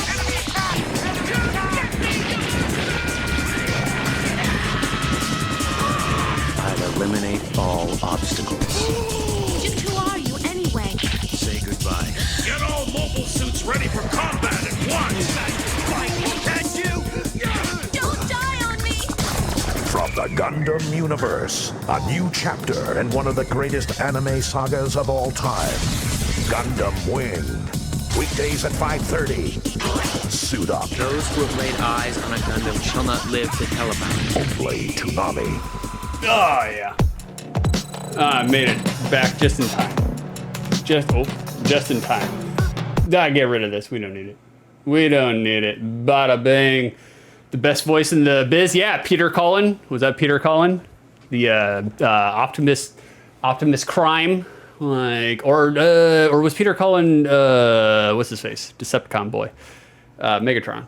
I can't remember. I think he was Optimus, right? I can't remember any of this shit. It's like, all right, we gotta pack up the hair here. I can't fucking do this anymore. Tired of fucking having hair in my goddamn face. We gotta get rid of this shit. We gotta pull it back because we're getting ready for fighting game mode. We need the hair out of the face to get the fighting games going. That's gonna happen. All right, there we go. Three pulls there, and we got the bushy tail. All right, we're good to go. We got the Necalli look. All right, cool. Or no, we're done with the Necalli look. All right, let's bring it over, boys. Oh, I forgot. We're playing more Punch Out. Never mind. We don't need this Gundam ass game. There it is. Bada bing. Oh, I didn't do the English translation. That's fine. We'll figure it out.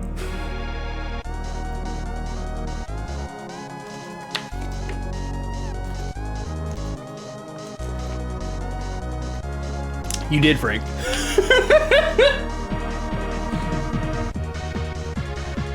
That's all right. We don't need English.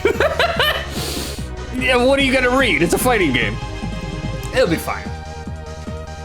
It'll be fine until it's not.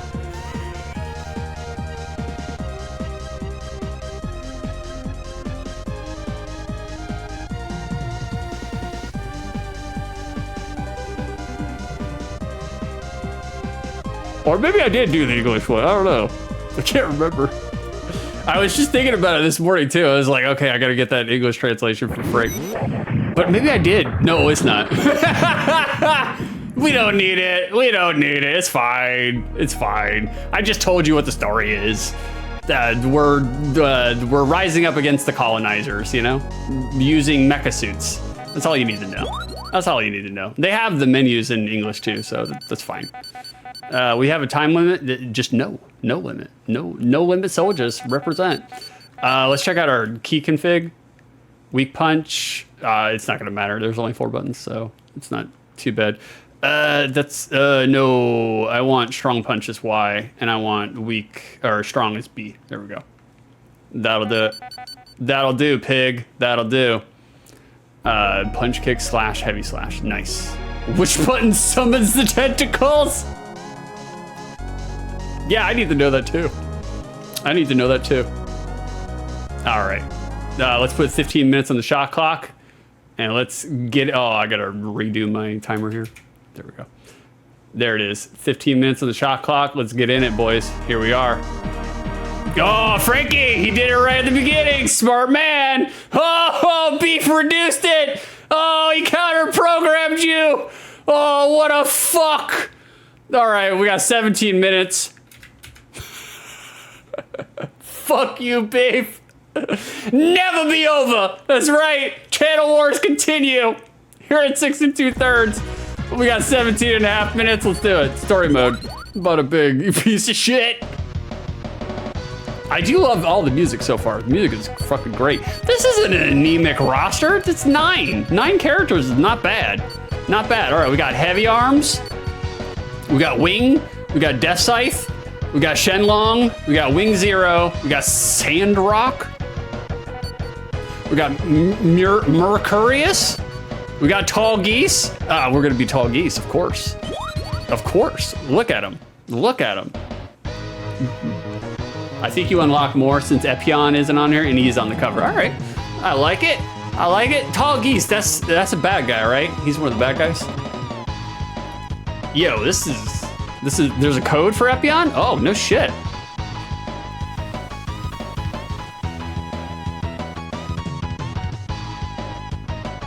Damn.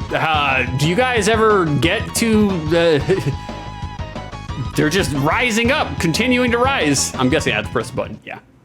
All right, so far, I'm really impressed by everything I've seen and heard so far. Looks good as fuck. All right, what we got here? All right, Tall Geese, he's kind of slow. He's on the slow side. All right, we're gonna slash. Oh shit, we can bring out the Glock. Oh, nice, I love it. All right, laser sword. We're going up against Sandrock. Damn. Holy shit, guys. Bro. Am I playing Strive? What the fuck? Tall Geese goes, that's right. All right. All right.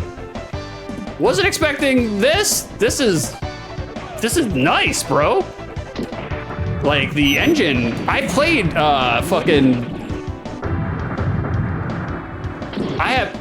oh shit. That's just a regular command grab? I love it. I mean, I played Mighty Morphin Power Rangers, the fighting game, and it was not that great. This is way better. Way better. All right, let's see here. Half circle? Okay, half circle is that. Yeah, it's that. Okay, we got that figured out.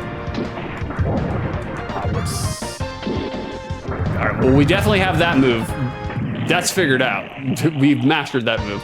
Oh, he's a grappler. That makes sense. That makes sense. So it's like, man, he's got a lot of command grabs here.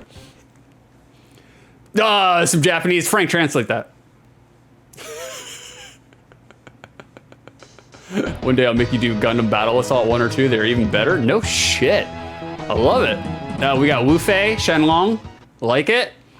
You must defeat Shenlong to stand a chance. The very good.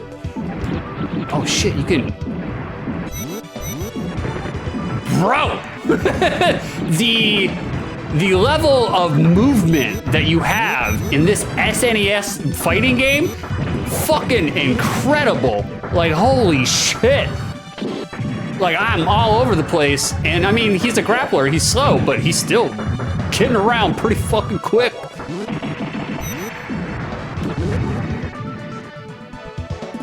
Wow.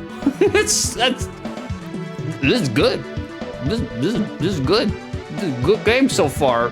No idea what I'm looking at in Google. What are you looking for, Beef? Are you looking for moves? You gonna teach me some moves here? Tall Geese me! Yeah, we're just gonna shoot him with the cable gun. Bring out our Stratocaster rifle. Get back in the corner. Dash, retreat, back, high power jump, 2 attack buttons together. Oh shit. Blocking rush, forward and 2 attacks. What? What? Double jump direction, 2 attacks in the air. Triple jump. Triple?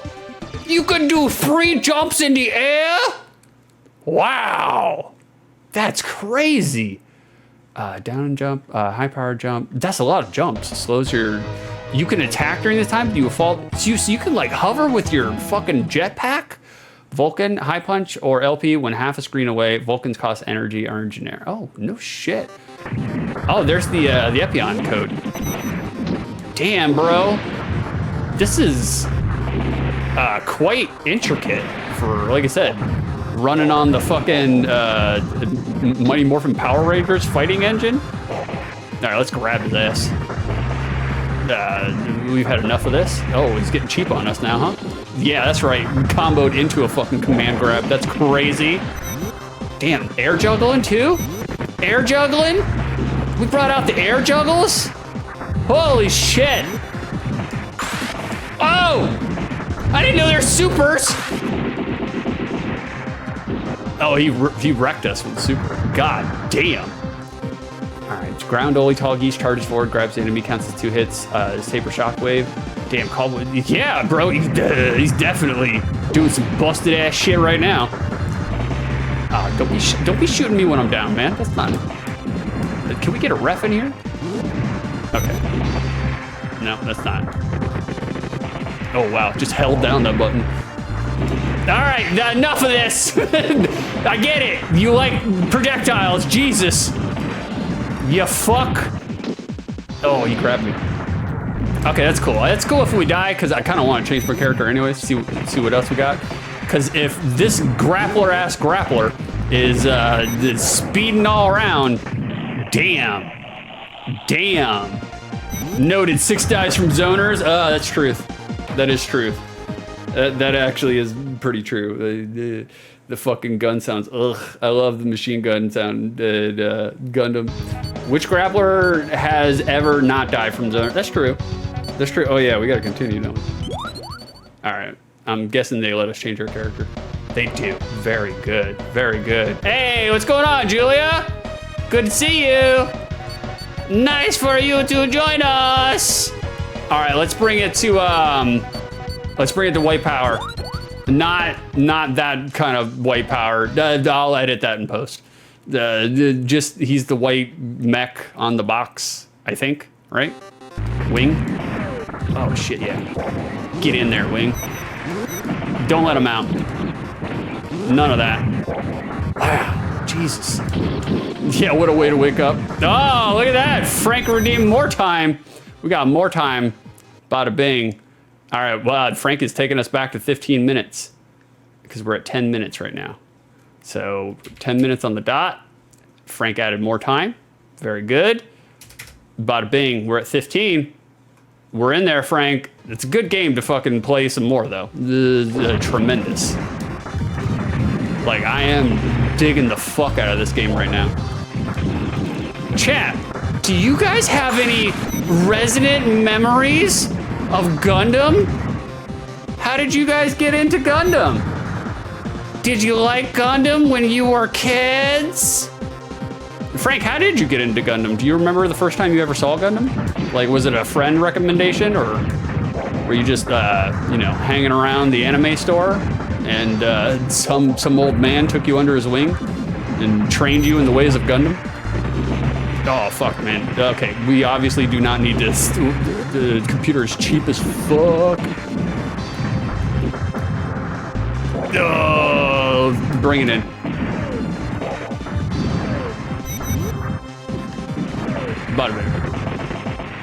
Okay, okay.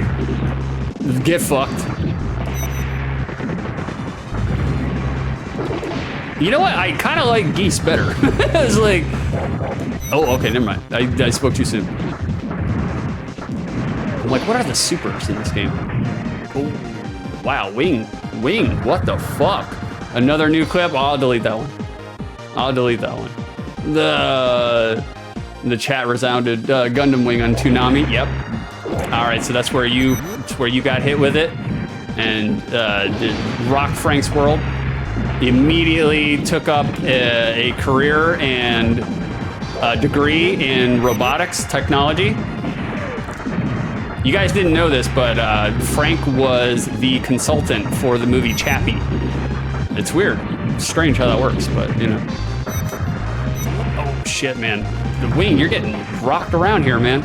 You gonna continue to take this shit? That's right. Hit him with the cable blaster.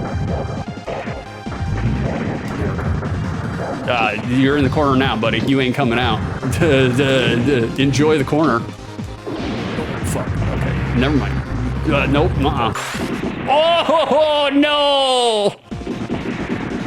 Shit! Shit! What, Beef, what are you redeeming? What are you redeeming, Beef? You're gonna make me play another Gundam ass game? Jesus. All right, we're gonna change characters. Hold on, let me change characters and then I'll write down whatever game Beef is making me redeem. Who should I be next? The Death Scythe. Look how innocent this guy looks. His character, big, innocent, open-eyed anime boy, named Death Scythe. We'll be him. We'll be him. Oh, we got another redeem. Got another redeem here from Beef in the chat for the NES. Beef has redeemed Mobile Suit Z Gundam. What the fuck? I didn't even know there was a Gundam game on the NES. We'll find out. Continue forcing us to play more Gundam games. What? If they're anything like this game, I mean, this fucking jams so far. This rocking all my socks. Like, they're on the floor. All right. Oh, that's right. This guy. He's got the Grim Reaper weapon. He's got the scythe. There we go. Oh, that's right. I'll do a super. I don't need it to hit. Oh, we're playing as Testament over here? That's right. All my training and Guilty Gear paying off right now. Yeah, get fucked. Damn, dude. This game's good. This is a good game. Yo, that was sick. That's right. I'm a pro. You know, I sure.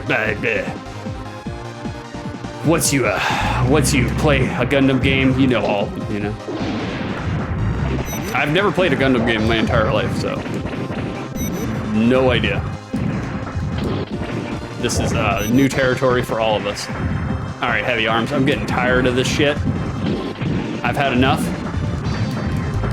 I've had enough! Oh, that's right. Yeah, we'll stab your ass when you're down on the ground. That's fine. Oh, shit. Oh, no. He's bringing out the Mega Man Super. The beat comes out, shoots us with an AK. Beat, definitely not for gun control. Oh, we're not gonna die. No. Yo, the shield thing you were doing is sick. That's right. I'm too good, Frank. I'm too good. Put some blocks on. It's just instinct at this point. It's just instinct. G Gundam was also another pretty decent fighter, even though the Gundams and their nationalities are super blatant in design, especially in the anime. The Dutch Gundam is literally a windmill.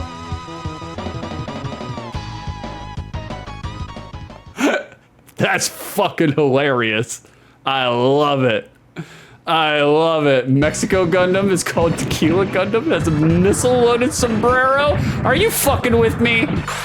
Is that true? Holy shit. That's like they hired me to program the game, you know? Jesus. God damn.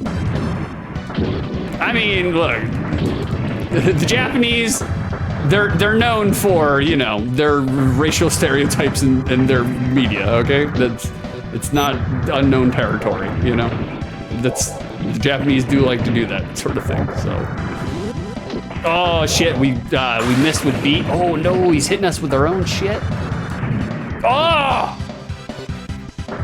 Canada Gundam is a lumberjack? It's just modular? All right, we'll get in there. Enough of this. I've had enough of this.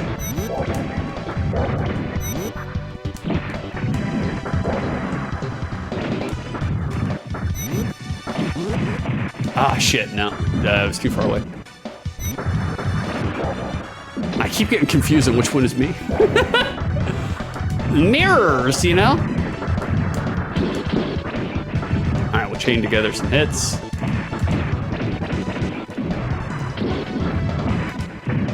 There we go. Get him off me. Yeah, get fucked. No, no anti-airs here. No. Oh, what? I missed your redeem? What? What redeem? What did you do? Are you fucking with me? Russian Gundam is a prisoner called Bear Gundam? What? Gundam Battle Assault 2 for the PlayStation 1? What? What is going on? You guys are talking your Gundam nonsense? Oh, shit on me. Fuck. What? What did Frankie redeem? What? What? I'm getting pummeled here by Death Sight. Hold on, I'll catch up in just a second. Oh, shit. Oh, that was Frankie's redeem? Okay, I'll write it down. Just give me 1 second. Let me lose against Death Sight. I did. Everyone say it, thanks. All right, Frankie redeemed the game. He redeemed, holy shit, these are amazing. Yeah, bro. I think the Thailand Gundam was a monastery bell. That can't be true. It can't. Oh my god. All right, so we did Wing. We saw Heavy Arms. We saw Shenlong. We do Wing Zero. We saw Sandrock. Let's do, we're Mercurius, you know? All right, let's write down Frank's redeem. Frank redeemed a PlayStation 1 game. He's just making us do all the fucking Gundams. Gundam Battle Assault 2. Gundam Battle Assault. Well, I guess you just have to be prepared to die. Oh, thank you, Mark. Thanks for the sub, brother. I knew. Take my Bezos money. I knew the Gundam would bring all the boys to the yard. It has to.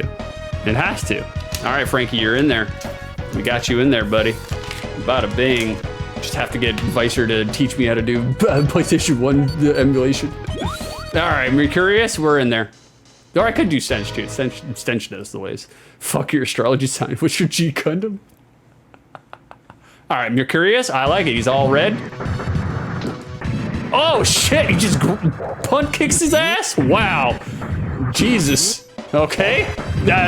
Mercurius, he don't need fucking lasers and swords. He'll just punt kick you. Come on, get off me, Death Sight. Are you gonna do anything here, Curious? You just gonna? You got a leaf shield? You got a leaf shield? What? Oh shit.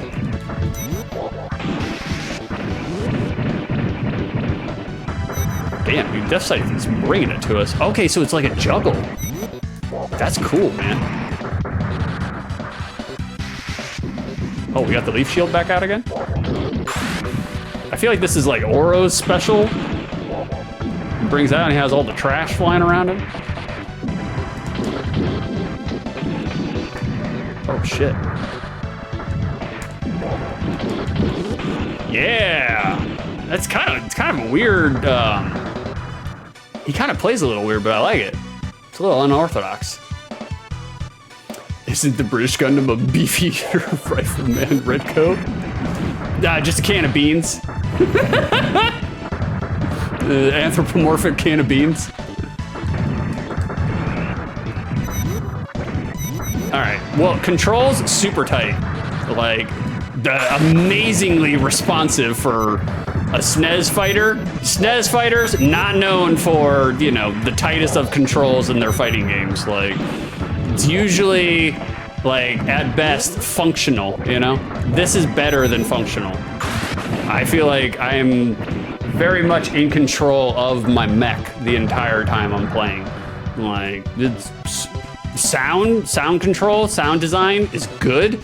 The music is good. The actual sound effects themselves they don't sound sat upon. They don't sound muted or muffled. Like, the game feel itself feels good. It doesn't feel like, okay, that's gotta be an anti-air move, yep. It doesn't feel as, you know, poopy as Mighty Morphin Power Rangers fighter does. Oh shit, that uses all my resources, my leaf shield. Damn, bro. Where's my gun? There it is. I was wondering where the fuck that thing was. Oh, I was just standing there, letting him hit me. Oh, that's right. Give him the pew-pews. Judging by how much you're losing can confirm you are in complete control. Yeah, of course. Of course. Ah, look at me. Very, very femme. Love it. Love to see it. I do like Mercurius, like the mech. Like I said, he's kind of weird, but I like it. It's interesting. I'm not too sure if I like the leaf shield. I don't know about the leaf shield. Never mind, he's got something else other than the leaf shield. He's got Storm Super from X-Men Children of the Atom. Interesting. Love to see it.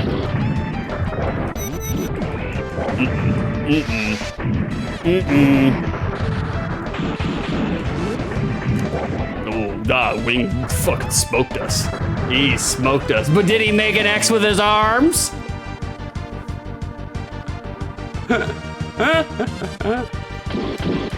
Yeah, Six, you got him. That's right. Oh man, he's brutalizing my ass. I do like the fact that the fighting system is pretty fast and frenetic. Like, you are not safe if you're on the ground. Usually in fighting games, you know, you're fairly safe upon wake up, you know? You are not in this game. If you're laying on the ground, your ass is gonna get brutalized. They're gonna come and stomp their mech foot all over your fucking corpse. Oh God, it'll hit us with the cable cannon.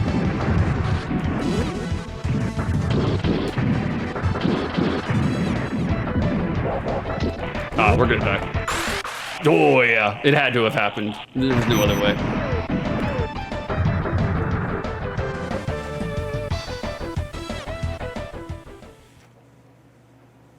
Y'all are brutalizing me. Ah, they getting you, Stench? They're getting you with their commentaries, their witticisms. You guys are blowing up for this game. Like, it's a good ass game. Frank, he's got the taste. All right, this is a girl, right? I think. The only girl character? Is that a girl? Is that a girl? A Goyle? On this channel? Ah! Oh, Mercurius is also a girl? Whoops. Well, called him a femme for a reason then. Makes sense. Oh, shit. All right. Oh, okay. Didn't mean to pull that out right at the beginning of the game. That's fine. Okay. All right, that does that. That would just throw Wing around. Look at that, not safe. Threw his ass, could still fucking hit him while he's in the air from the throw. That's crazy.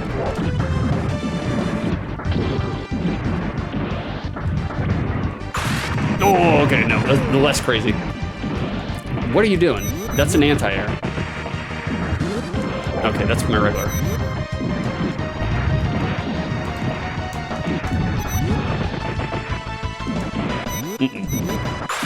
Oh, I walked right into it. Walked right into it. Girl, so not a real gamer.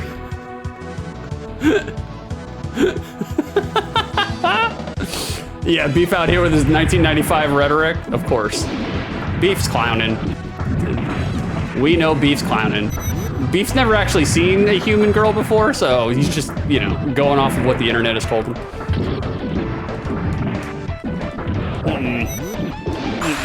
Oh, that was a waste. Total waste. I don't like the Viate. I have no idea how to say her name. Not a fan of her. I think she's kind of slow. Her buttons are weird too. Still beat it. Beef calls women females. I don't call women anything. I make them call me.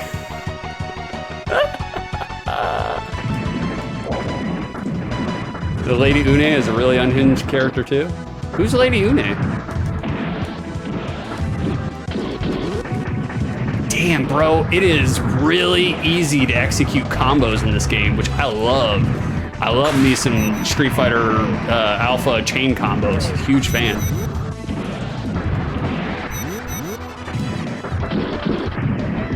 Sorry, chat. I'm in the throes here. I'm really dialed in at this point. I'm tired of getting my ass handed to me by Wing.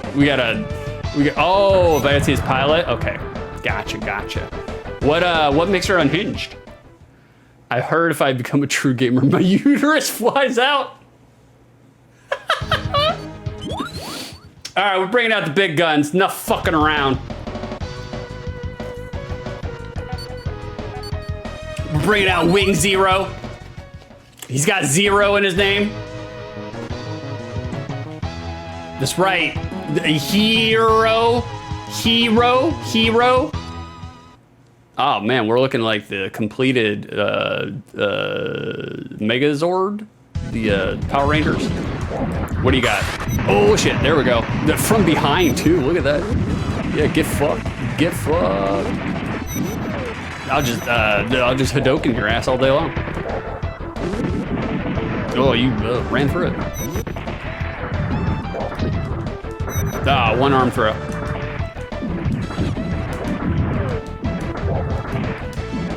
Yeah, we need to make Vicer play this. Make him learn how to play this game.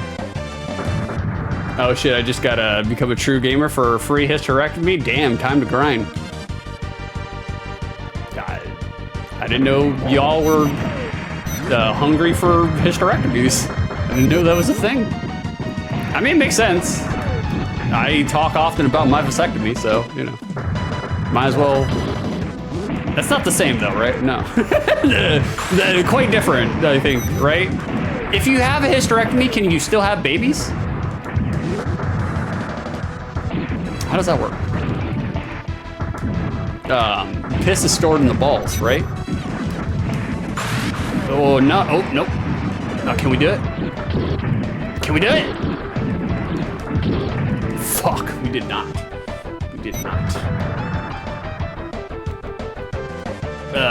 Do this thing, it's useless. I'm gonna get 3 shots every month to 1, not get pregnant and get fucked up by my period. What? What are you talking about, Erica? Well, it's because you're the horniest member in chat.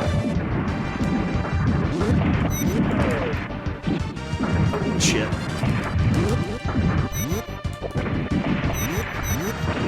Hold on, guys. I gotta beat Wing. I'm tired of losing this fucker. Oh, look at that. It is really satisfying chaining a bunch of juggles together. That's really nice. I do enjoy that. Like, I barely know what I'm doing, and I feel like I know what I'm doing. So if a game can make you feel like you know what you're doing when you have zero idea what you're doing, it's a fun game. It's a fun game. It's not necessarily button mashing. I am doing a lot of Street Fighter motion controls, you know? So, like, some of it is button mashing, definitely. Without a doubt. Oh, we got him. Oh, birth control shots. Oh, okay. Why don't you have your significant other just get a vasectomy so you don't have to fucking do birth control?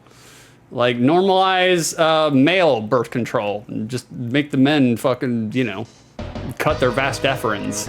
It's so much easier, so much better. Hysterectomy removes the old uterus, so no baby. Oh, okay. No baby. No baby. Oh, that's right. It's got no, the baby's got no home base if you have a hysterectomy. Hey, there it is, Johnny.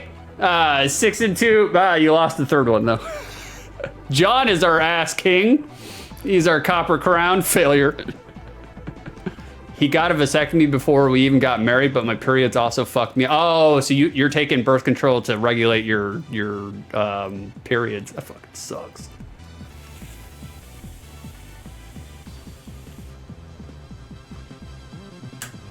I mean, I've never had a period, but it sounds terrible. Like, I would not be able to handle it. Because y'all get stomach cramps, right? Y'all get, like, almost kind of like shit cramps. I could not live every month, a couple of days out of the month, getting shit cramps all fucking day long. No way, man. I'd be the moodiest fucking bitch out there, man.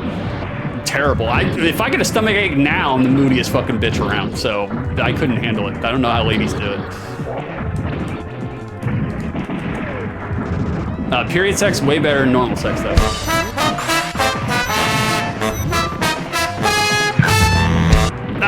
Thank you, Valerie.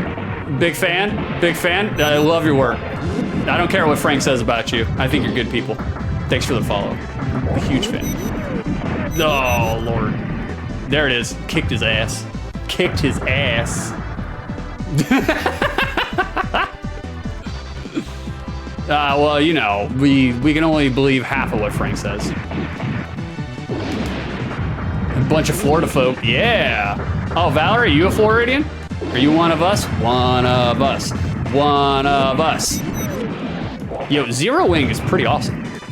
I like him. He's like the Ryu of the game. He feels like a Shoto. And if it plays like a Shoto, I'm all about it. Ooh, tits. Oh, no. We set ourselves up for that one. Valerie apparently followed because of shit cramps and misogyny. No, there's no real misogyny here. It's only pseudo misogyny for irony poison. That's all that it is. Because in order to be a misogynist, you have to think that ladies are inferior to men, and that is clearly not the case. Clearly not the case. Like, maybe in an Iron Man tournament, maybe a little inferior to men, but you know, that's biological. There's nothing they can do about that. We have more muscle mass, that's all. No. Let me tell you, Southern California folk do not get the Chicago sense of humor. Chicago's have a sense of humor? They do? I don't know, man. Oh shit, the timer went off a while ago. I've been playing this whole time! The Chicago people, yeah, they're known for their sense of humor until you call them an Italian, and then they forget about jokes. They become suddenly allergic to comedy. It's weird. It's weird how that works. Yeah, it did, Frank. It did. God, I totally forgot. The timer was done. I was just sitting here, snookered in, man. I was enraptured, bro. I was engrossed. That is a good-ass fucking game.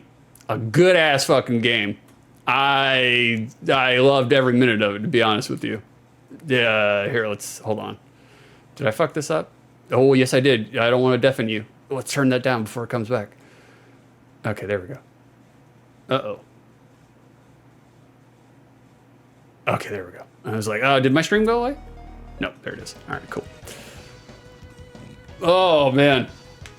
Guys. Tremendous. Tell me how much you love the Mecha Monday game, 6. Please tell me.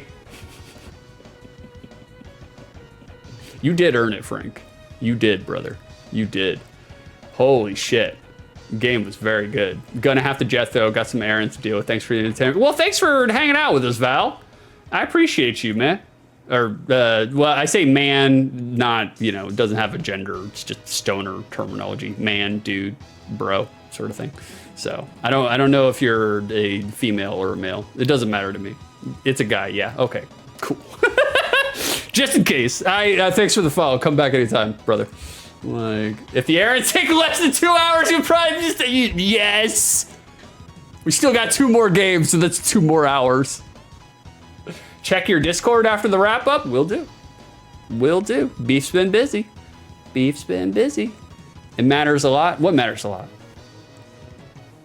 What matters a lot? I determine what matters. Did something happen to my camera? Did it fucking slant? I don't know what happened there. You matter. Barely, marginally. Criteria number 1 for the 15 minutes in which I played this game. Was I entertained? Oh, fuck yes. Every minute I was entertained. There was literally not... Oh, the 25... Yeah. For the undisclosed amount of minutes in which I played this game, was I entertained? Yes, I was. Every single minute of this game, I was entertained. Literally every single minute. I wanted to keep playing. I did. Like, not only did I want to keep playing, I did continue playing. I totally forgot about the timer. I blanked out. I fell into a wormhole, and I was just enraptured by the fighting mechanics of this game. Super entertained. Super good. I mean, I've never played it, but I was going into it You know, I was like, okay, it's based on the Mighty Morphin Power Rangers engine. I was like, okay, we'll see how that goes. All right, you know, and pleasantly surprised. Pleasantly surprised. Like, it's hard to believe that is the same engine. They did an overhaul. They did an overhaul. Like, they put in the hours, because it's way better than Mighty Morphin Power Rangers, the fighting game. Way better. Way better. It's like it's worlds apart, guys. Worlds apart. Super good.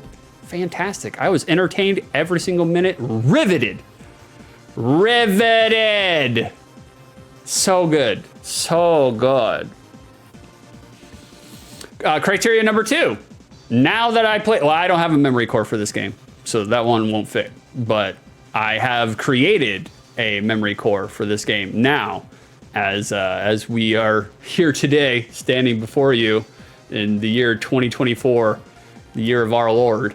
Like, I have created a memory core. My memory core of this game will always be a surprisingly sound and efficient SNES fighter that is way, way better than it has any right being, to be honest with you. Like I said, SNES fighters, not really known for their fighting games. Super Nintendo, there are some fighting games for the Super Nintendo, but the system is not renowned for its fighting games by any means. But this is a standout. It shines. It is notable and noteworthy. I am just astonished and amazed at how good it was. It was really fucking good. Not only is it really fucking good, but there's so much variety in the actual, like, combat itself. You got juggles, you got air juggles, you got dashes, you got air dashes, you got double jumps, you got triple jumps, you got dashing guards. You can move forward and block at the same time. You got different distance-based projectiles that every character gets. So even if you have a grappler, you still can fucking shoot some fireballs. You can still combat with some fireballs. The actual combat itself is like stringing combos together, super easy. It's not hard at all. Like, I mean, I know a thing or two about fighting games. I've played a lot of fighting games, but like, I knew nothing about this game, and I'm stringing together four hit combos, 5-hit combos. Like, fucking, it has super moves. And not only does it have super moves, it seems like it has super moves that, I could be wrong. It seems like it has super moves that are hinged on your resources. And then it seems like there's a super move where if it's a desperation move, if you get too low in life, it seems like you also have that. I could be wrong about that, but it seems like that was the case. That's fucking tremendous, guys. Like, to have all of that in a fighting game, in a Super Nintendo game, and then it's one thing to have all that, but it's another thing. The art is cool, the sprite is cool, the controls are fucking cool, the music is cool, you know. And so if you have all that and it also caters to a popular franchise,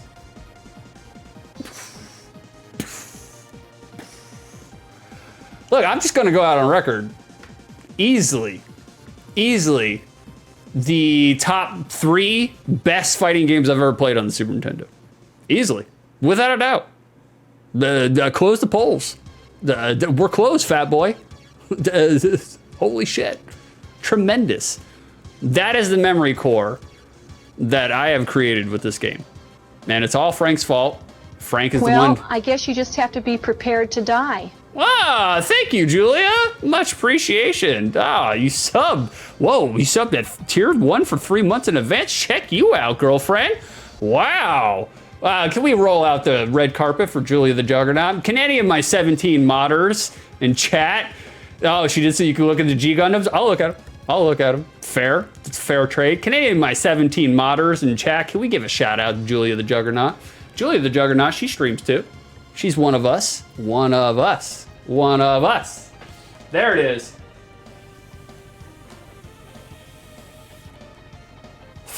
So guys, Gundam Wing Endless Duel, it's endless for a reason, because it's that goddamn good. This game is not a turd. Not even remotely close to a turd. It's fantastic. Fantastic. Frank, you did us right, brother. You did us right. Frank, you got tremendous taste. Tremendous taste. I don't care what Beef says about you. I don't care what he says about you. He's wrong. He is wrong. All right, we got rid of the Gundam music. All right, let's take a look at the pick for Frankie. Okay, all right, hold on. We got two things we got to look at. I'll look at that. Beef told me to look at my Discord. Let me look at my Discord real quick. Oh, we got Drewby. Drewby's hitting us up.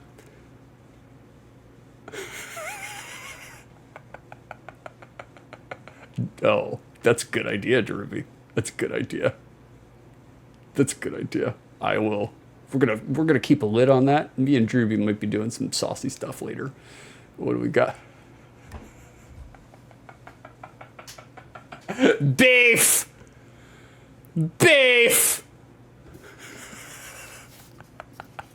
Okay. All right. Beef's been busy. We gotta show off what Beef's been doing. Okay. It's part of my Discord. If you guys are not a part of the Discord, the Beef will link it in the chat while I'm talking. My graphic artist, Tonio, he dropped a picture into my Discord about Gucci Mane. Gucci Mane, the rapper, the rap artist. And Beef, of course, couldn't let that sit. He wasn't about to let that slide. So, all right, the Gundam's still going. All right, so here's the original photo. Here's the original photo that Tonio, my graphic guy, dropped off in my Discord. And it's Gucci Mane, right? Gucci Mane. I don't even remember the context, why he dropped it in there, but it was there, you know? That's Gucci Mane. There it is. That's our reference point. And then this is what Beef has been working on. Beef has been busy. Beef is busy. Beef made his own rendition.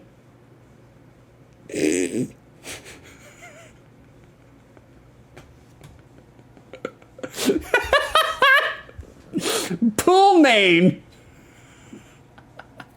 Started that when the show started.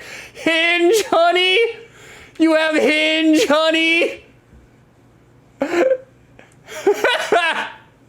This is so terrible. Power gloves on both hands. Wow. Wow. God, I'm just shoveling the columns into my mouth. I fucking hate columns. Fucking hate that game. The OTL restaurant. Is that weed? Did you put some weed, or is that Gucci Mane's weed? Did you put marijuana in there, Beef? Hold on, let me look at the original. No, that's Gucci Mane's. Okay. I was like, wow, Beef, you really went out for it. I was like, that's crazy. Oh, yo, look at that. He snuck in a little pentiment there, too. You can barely see it. You can barely see it. We got some OTL sugar packets. Oh, God. The left hand is clutching some gift subs. Mario is missing, and Rise of the Robots. What a fucking degenerate you are, Beef. Absolute degenerate. Oh, God. Compared to the original? I did. Oh, you want both at the same time? All right, hold on. Let me bring it up. Let me bring it up. That's a smart idea, actually. We should bring both of them in here. All right. We'll cover up my face. We don't need to see it. All right, hold on. I'll do some retrofitting here. Bada bing.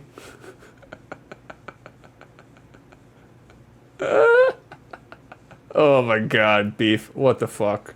Seriously? Nothing about being served up Bugs Bunny and Toy Story? No, I just hadn't got there yet. There's so much to look at. So much to look at. I haven't done Toy Story yet. We're gonna get there though. Toy Story's on the list. Bugs Bunny's birthday blog sucked a dick. It was Gucci Mane's weed in the end. Tremendous work, guys. Tremendous work. If you guys want to see Beef's work that he is constantly doing instead of working at 911, go join our Discord. It's in the chat. Become a member of our Discord. See Beef's creations live. Holy shit. That's fucking hilarious. Good work, Beef. Good work. I especially love the hinge honey. The hinge tuna. That was my favorite part. That was my favorite part. All right, there's something you guys want me to see. Let me look at this real quick. Oh, wow. Okay, cool. Let's see if that did it. That did do it. Okay, cool. Look at the God Gundam. Gundam Maxter. That's the USA version. Gundam Rose. Hold on. Let's just do this instead. Let's just do this instead. We'll just bring this into the overlay. We don't need to sit here and look at that. I can blow it up in the overlay. All right, we'll bring this down over here, like a so. Bada bing. There we go. That's better. Much better. Yeah, we can blow this up. Nerds Gundam? Nerds Gundam. Like the actual candy Gundam? Wow. Dragon Gundam, Chinese, makes sense. John Bull. I don't get the John Bull Gundam. The Pharaoh Gundam?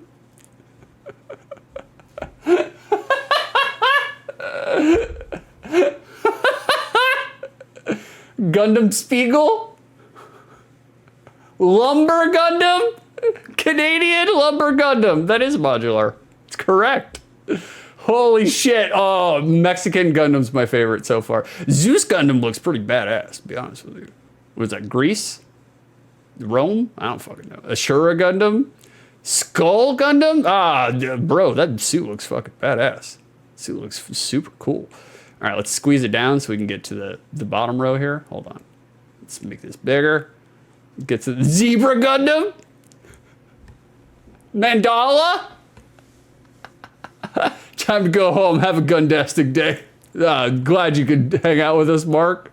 Oh, shit. This is some clown ass shit here, guys. Nether Gundam. Mermaid Gundam. Cobra Gundam, Jester Gundam. I do like Jester Gundam. Jester Gundam looks kind of cool, to be honest with you. Zebra Gundam looks awesome too. This is borderline racist, but that's okay. That's okay. The intention is humor, not, you know, to beat up on people of different nationalities. Borderline? Yeah, you know, borderline. My favorite Gundams from this mix, Tequila Gundam, huge fan. Zebra Gundam, huge fan. Viking Gundam looks really awesome too, to be honest with you. Skull Gundam, big Mega Man energy there. Dr. Wily's final stage, big fan. And I do like Jester Gundam. That fucking tremendous. Tequila's Gundam sombrero, so good, bro. This is obviously, you know, done for hee-hees and ha-has, right? This isn't actually like a Gundam supported thing, is it? Because if it is, wow, that's tremendous. That's tremendous. This is a real show. It is a real show. It's true. It's true. Oh, God, that was good. Oh, man. Oh, I laughed so hard twice. Oh, my chest hurts. All right, guys, let's turn this down so we don't deafen you. All right, it's turned down. There it is. It's playing in the background. We got it. Oh, God. Beef, did you have a stroke? What happened there? Oh, I need to do shit. I need to do shit with my morning brother. Yeah, not a problem. Not a problem. Have fun, Frankie. Enjoy. Go do some shit. Will fix. All right. Yeah, I was going to say, Beef, you had a stroke into the keyboard? Holy shit. What happened to you? What happened to you? Guys, we are to our penultimate game. Bye, you lovely folk. Always a pleasure. Always a pleasure to have you, Frankie. You're the best, brother. You got tremendous taste in video games. Wow. Incredible. Incredible. Except for Minecraft. That's kind of... He's pandering to his audience with Minecraft, but that's fine. Like, guys, we got Bust a Move here. Bust a Move. Box art. Does this box art execute? Does it slap? Does it do the things it is supposed to do? Oh, hold on. Beef's doing some shit here. Hold on. We'll get you box art in just a second.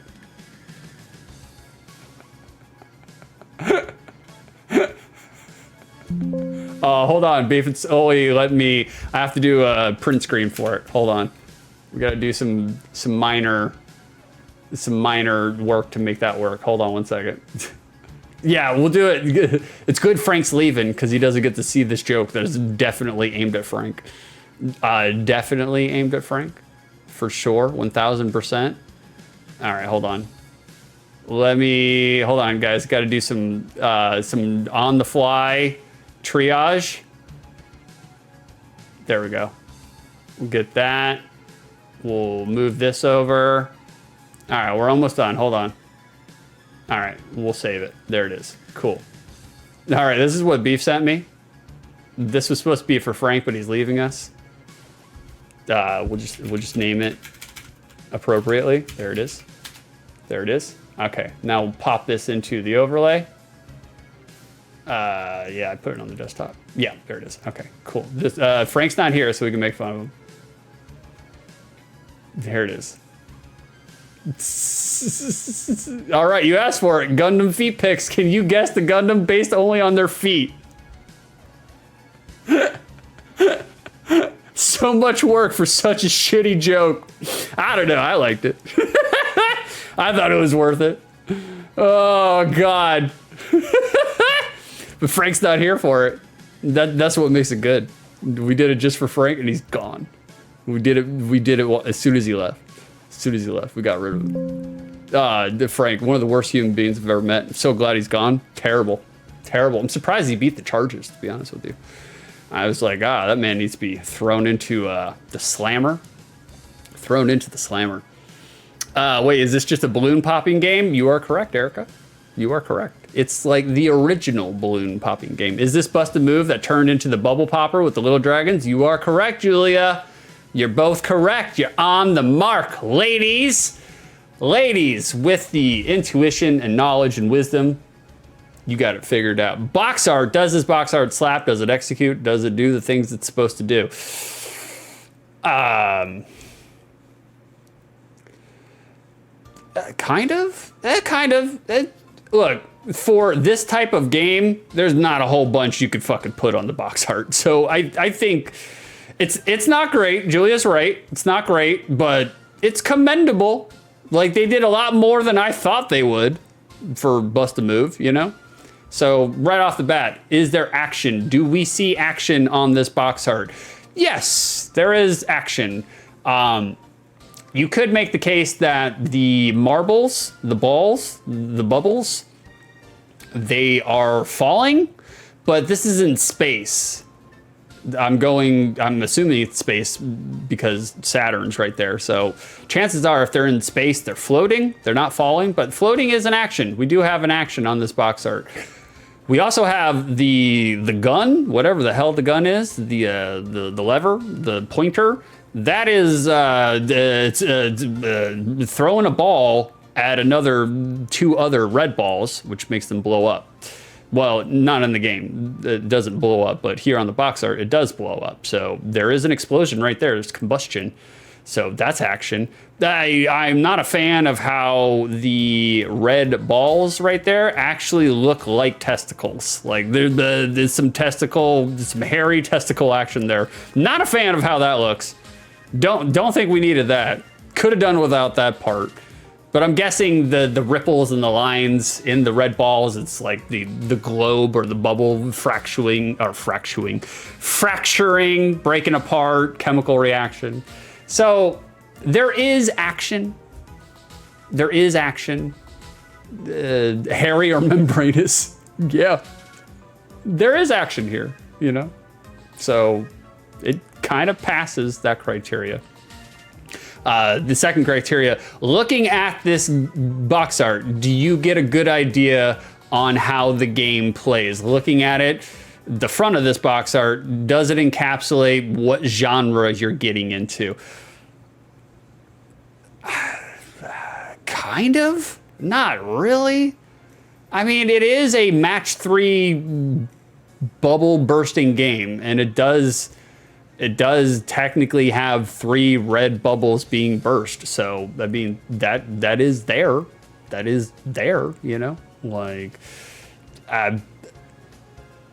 you look at it and you know this is not a fighter, this is not an RPG.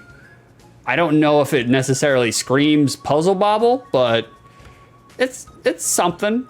It's something. It's in the vein of the genre it's portraying.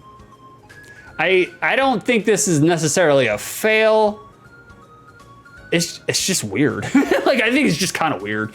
I mean, it's a match 3 puzzler kind of game, so I applaud them for what they did. Okay? They could have just mailed it in. They didn't mail it in. They tried to do a little bit of something. I mean, I do like the vivid colors of all the balls, of all the bubbles. I think that's cool. Like, I think that would have gotten my attention as a kid. And then the combustion, the explosion, that probably would have gotten my attention as a kid. But that's about it. That's about it. It's not a fail, though. It's not a fail. I think box art is a pass, a narrow pass. So bust a move here, guys. We got notes. Bust a move. Bust a move on the American scene in March of 1995. Bust a Move here was developed by Taito. It was developed by Taito on the SNES. Interesting to note. Oh, fuck that up. Interesting to note. The 3DO version was published by Panasonic, which is interesting. That's all. I just think it's interesting. That's all. That's it. Panasonic was the publisher for the 3DO version. It's kind of strange, but that's fine. Bust a Move is the international title. The OG title, as God intended, is Puzzle Bobble. But at this point, Bust a Move, they've already been pointed to as many systems as Doom. So the brand recognition is fully ensconced in Bust a Move being the title, not Puzzle Bobble. But that's all right. That's fine. This game features Bub and Bob.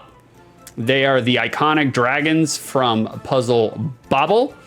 And Taito themselves. Oh, no. Bob and Bob, Nintendo of America, or maybe Taito themselves, they tried very, very hard to separate Bub and Bob from this game. Like, when they were developing the American version, at least in the prototype version, they were trying very hard to remove any hint or semblance of Bub and Bob from this game. I don't know why. They did not want Bub and Bob in this game whatsoever. Like, 4th clip for the show? Holy shit. What the hell did you clip? I don't know what the hell you just clipped right there. So, which is, have a good one, folks. I feel like I put work in today. You did, Beef. You did the Lord's work today. Have a good time, brother. Get the fuck out of here. Hit the bricks. My good Lord. You monster, heathen, mongrel, godless.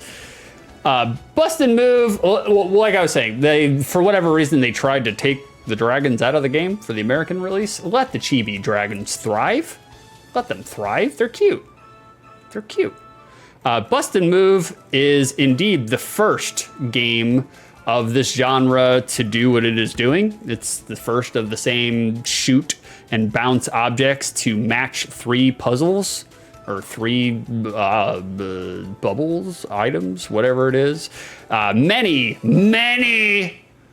copied the Bust a Move formula to varying success, but none stood the test of roller rink time like Bust a Move did. This is Snood. Played a lot of Snood when I was an early preteen. A lot of Snood. But I played much more Bust a Move at the arcades than I did fucking Snood. So, in case you've been living on a compound for the entirety of your life, hold on. Did I do this out of order? I think I did. All right, it doesn't matter. Whatever. We'll do this over here. Let's move this up. There we go. In case you've been living on a compound for the majority of your life, the objective of the game is to control a pointer.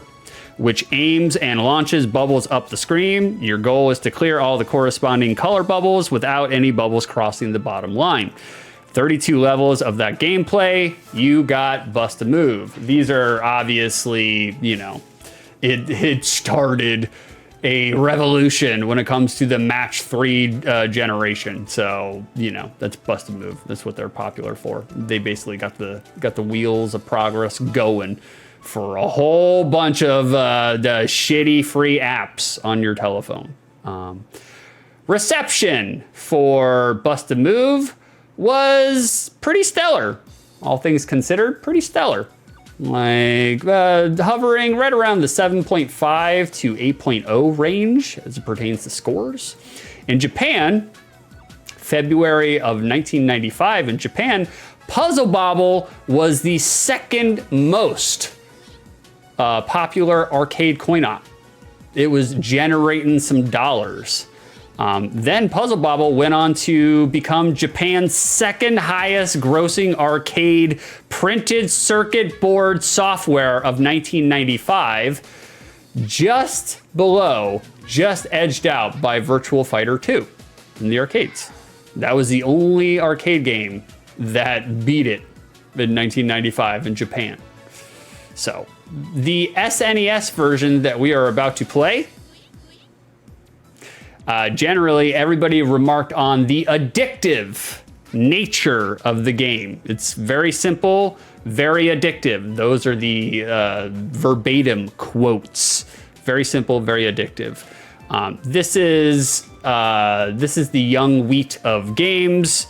Oh, I did it out of order. It doesn't matter. This is the young wheat of gamers who, before cell phone games existed, but they were some bobo ass shit at the time. Nothing close to the mobile game construct that Bust a Move would later establish. So that's my notes. I got some bonus materials for you guys. Some Bust a Move bonus material. Like I was saying before, it seemed like either Nintendo or Taito, they were trying to get rid of the dragons completely from the game. I don't know why, but this is the title screen for Japan. We got the dragons, we got Puzzle Bobble.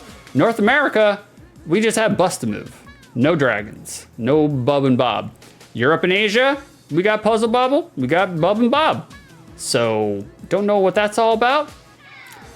The prototypes for the endings for the game, kind of the same regard. Hey, what's going on, Exel? How do, brother? How do? What are you up to, Exel? It's kind of the same. Like the American version, they just give you a really generic end screen. Obviously, you can see here everything on the left, that's the Japanese ending. Everything on the right, that's the US version, that's the US ending, at least in the prototype. And they just give you a really generic congratulations. You have cleared all rounds. They don't show you the dragons. They don't show you anything. They just show you a congratulations screen.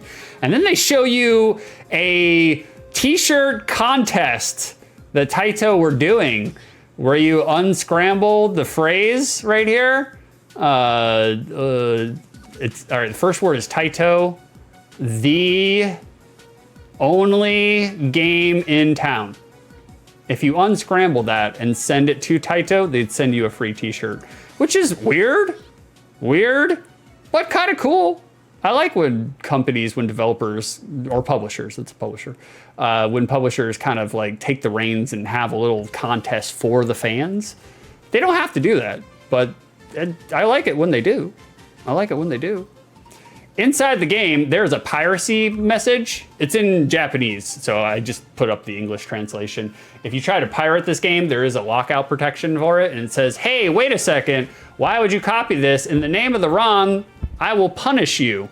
If you're reading this, you're pretty bad, aren't you? Oh, you weren't trying to copy it, if you say? Well, I'm sorry then.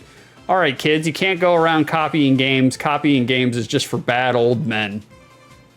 So anyways, thanks to those who bought this game. Best regards. It's a weird fucking piracy copyright screen. It's strange.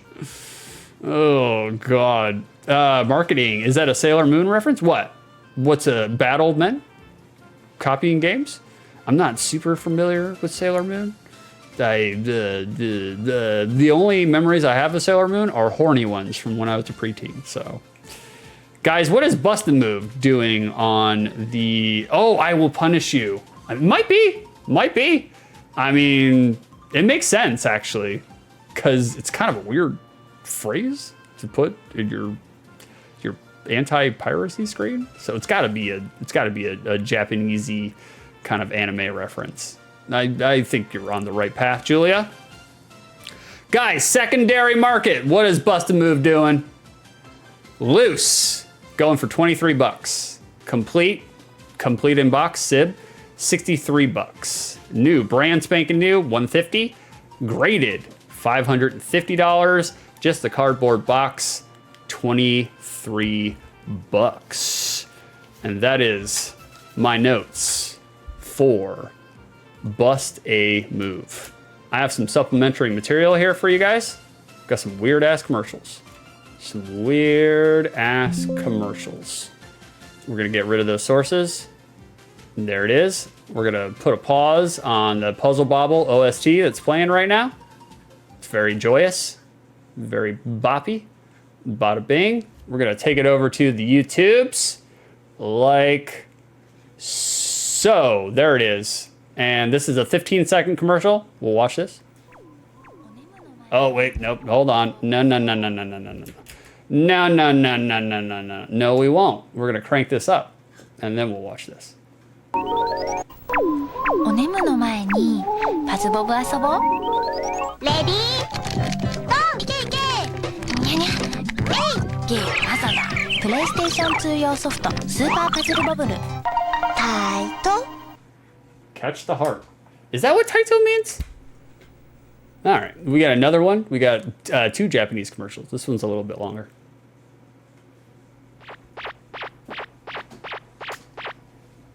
大人気のパズルボブル2がプレイステーションザ・ベストに選ばれて登場。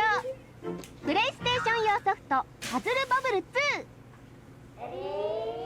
プレイステーションザ・ベストというのは何といっても価格が安く家族揃って楽しめるソフトなのです。ルールは簡単。同じ色のバブルを3つ以上くっつけてフィールドのバブルを全部消すとラウンドクリアです。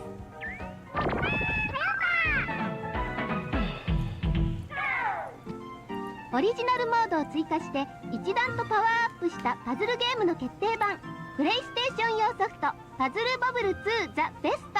価格2800円で好評発売中です。 Very cool. Very cool. Guys, what I'm actually gonna do, we're gonna pivot real quick. We gotta pivot. Yeah, I had that one. So good. Wait, I have my copy. I'm putting it in the Discord. Yeah, put it in the Discord, Julia. That's right. Get it in there, mama. Get it in there. What I'm gonna do real quick, I gotta piss, so I'm just gonna leave you. I do have a screen just for, this is my pissing intermezzo screen. So too bad Vicer's not here, because I put it in here just for him. He needs the fireworks. So guys, check out this long play of Fantavision, the fireworks game for PlayStation 2. I'll be right back. Get the firecrackers, Vicer! Bonus points. 13 chain. Oh god. 3 chain.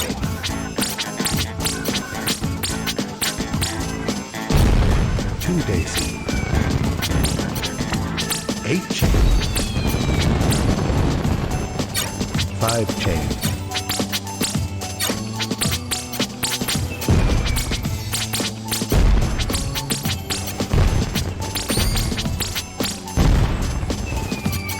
16 chain.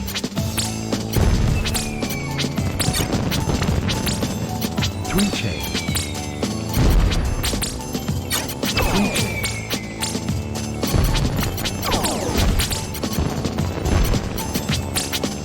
8 chain. 3 chain. Energy up. 4 chain. Star. 4 chain. 2 daisy. 9 chain. Energy up. Star. 3 chain. Bonus points. 3 chain.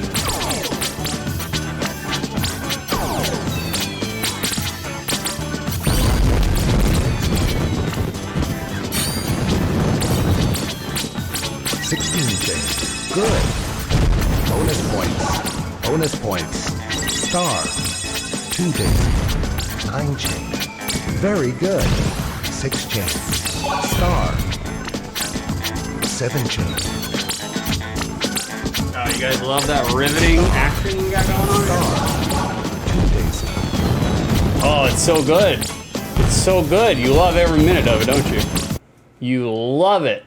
Love it. God, that's loud. Woke you up, Erica. Woke you up. All right, let's switch over to SNES play and bring up the bust the moves, just like always. If there's an intro, I'm gonna lay out, let it play. Taito.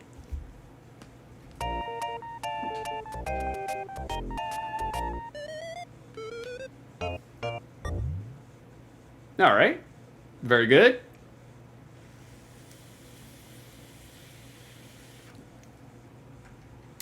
Gets to the point. We got Bub and Bob. And it's just a demo after that. Okay, we don't need the demo. We know how to play. I was a child in the 90s, hanging out in arcades. I know all about the puzzle bobbles, all right? You guys can't contain me. You guys ready to see a bust a move champion? Hold on, let's check out our options. No, we're done. That's we checked out our options from the beginning, from the top. All right, there we go. Are you guys ready to see this for 15 minutes straight? Because that's what we're doing. That's what we're doing. The busted move champ. That's right. I only have the most busted of moves, you know? Of course, the game gets harder as you go forward. You lose the ability to see where the bubble is going to go. So it does get challenging. I think it's like after, I don't know, the 5th stage? Oh, you got a timer on there too. You can obviously knock down other bubbles as you accumulate. Chat, we're gonna lean on you heavy on this game, okay? So by all means, please give me things to talk about in chat. Do not leave me stranded. Don't leave me hanging, bro. Okay, dude. I did play it for the SNES for sure. Definitely rented it for the SNES. I would say the majority of my bust a move legacy memories are for the arcade. I did it mostly on the Neo Geo. They would have multi carts for the Neo Geo. They have multiple games that you could play for the Neo Geo in the arcades. And bust a move, so you would. Oh, they already got rid of the aiming reticle. Oh, that's not good. That's not good. Bust a move was in every single one of those. Like, I think like the entirety of the times that I went to the arcades, I only saw one Neo Geo multi-cart, a coin-op machine that didn't have a fucking bust a move in it. It's basically if you had a fucking pizzeria, a bust a move arcade cabinet would spontaneously germinate inside your pizzeria. It's like you created a pizzeria, well now you got bust a move. It's in there now. So you could not get away from it. In the mid 90s, man, and late 90s, bust a move was everywhere. Everywhere. Without a doubt. I don't think we can line that up. No, we can't. Oh, that fucking sucks. Can we trick shot it? Can we trick shot it? No. Oh! I love this stupid game. Has to mention it. Forgot I didn't. Oh, look at Frank! King of the ass pennies once again. Wearing the copper. Oh, fuck. Wearing the copper crown. He's not letting John take it. He won't. Oh, shit. That's not good. He will not allow John to go home with the crown of the ass pennies. Frank wants it too much. Frank could not keep himself away from Bust a Move. He needed Bust a Move in his life. This is the game, guys. In its entirety, Bust a Move. Shit. You cannot squeeze up in those corners, that's for sure. All right. Chat, do you guys have any resonant memories of Busted Move? Busted moves? Did you guys play any busted moves as a kid? Do you guys know Bub and Bob? Are you on a first name basis with them? Oh no, uh-oh. We're getting down to the wire here, boys. Getting down to the wire. Oh shit. Oh, we gotta work fast. Okay, good, we got rid of it. All right, now this is what we do. We're gonna chain react that. Oh, there it is. All right, we can just throw this shit over here because all we need is a yellow. Uh-oh. Uh-oh. Uh-oh. There we go. Good. Thank God. All right, we got our yellow. We're done here. We're done here. Thank you very much. Thank you very much. I just ended up rolling a joint and cuddling with the animals. Nothing productive was done. It's Saturday, Frank. You ain't got to do a goddamn thing. I was like, I'm not doing a goddamn thing today. I'm doing this, and then I'm taking a shit and a shower, separate, not at the same time. At the same time would be more efficient, but you know, in terms of time anyways. And then I'm gonna get my magic stuff, and I'm gonna go play Magic the Gathering with some in-town friends and get drunk. After this week, oh man, I'm ready for a drink, that's for sure. Ready for a fucking drink. It's been a week from hell this week, man. Oh, okay, cool. They changed the bubble mechanics. There are little power-ups in the bubbles. So that's variety. It's giving you a little something so this game doesn't become super boring really quick. Oh, very nice. Hell yeah. That's how you do it, boys. That's how you do it. I planned that. In Versus Super Busted Move 2, the chain reactions go hard. Fuck yeah, man. I don't think I've ever played Busted Move 2. That's for the PlayStation, I think. All right, there we go. And then all we gotta do is this one up here. Bada bing. Look at that, 2 moves. 2 moves. It's like me beating Axel in video games. 2 moves, that's all I need. 2 moves. Uh-oh. Uh-oh. Okay. That's cool. What does this one do? Oh, okay. So they're mixing it up here. Oh shit, that's not good. That's not good. Can we squeeze in there? No, I'm supposed to squeeze in there. All right, well that helps. That works. All right, cool. That's very good actually. They're smart to start implementing the different bubble mechanics very early on. Cause this, oh fuck. Cause this looks like a game that might get a little on the dull side very quickly if you didn't spice up the action a little bit. Well, obviously it controls well. Thank God, cause if it didn't, that would be terrible. Cause all you need to do is press one button and move left and right. The soundtrack will totally not drive anyone crazy if they listen to it. It's very baby, chibi, kawaii sort of stuff, so it's to be expected. Big Japanesey energy, you know? It's understandable. It's understandable. Okay, there we go. We snookered it in the corner there. Hurry up. All right, we're hurrying up. We're getting there. I'm fucking starving right now. I'm so hungry. I could literally eat my fist. Got it. Got it. Okie doke. I mean, it is cute in the sense that the bubble bobble enemies, they are trapped inside the bubbles. So, you know, if you did play bubble bobble, you got that little Easter egg. Which I'm sure, you know, that was the selling point of the game. Oh, shit. There we go. Bada bing. I have to go, or I hate to go, but I have to go stream too. Yeah, go stream, Julia. Not a problem, mama. Not a problem.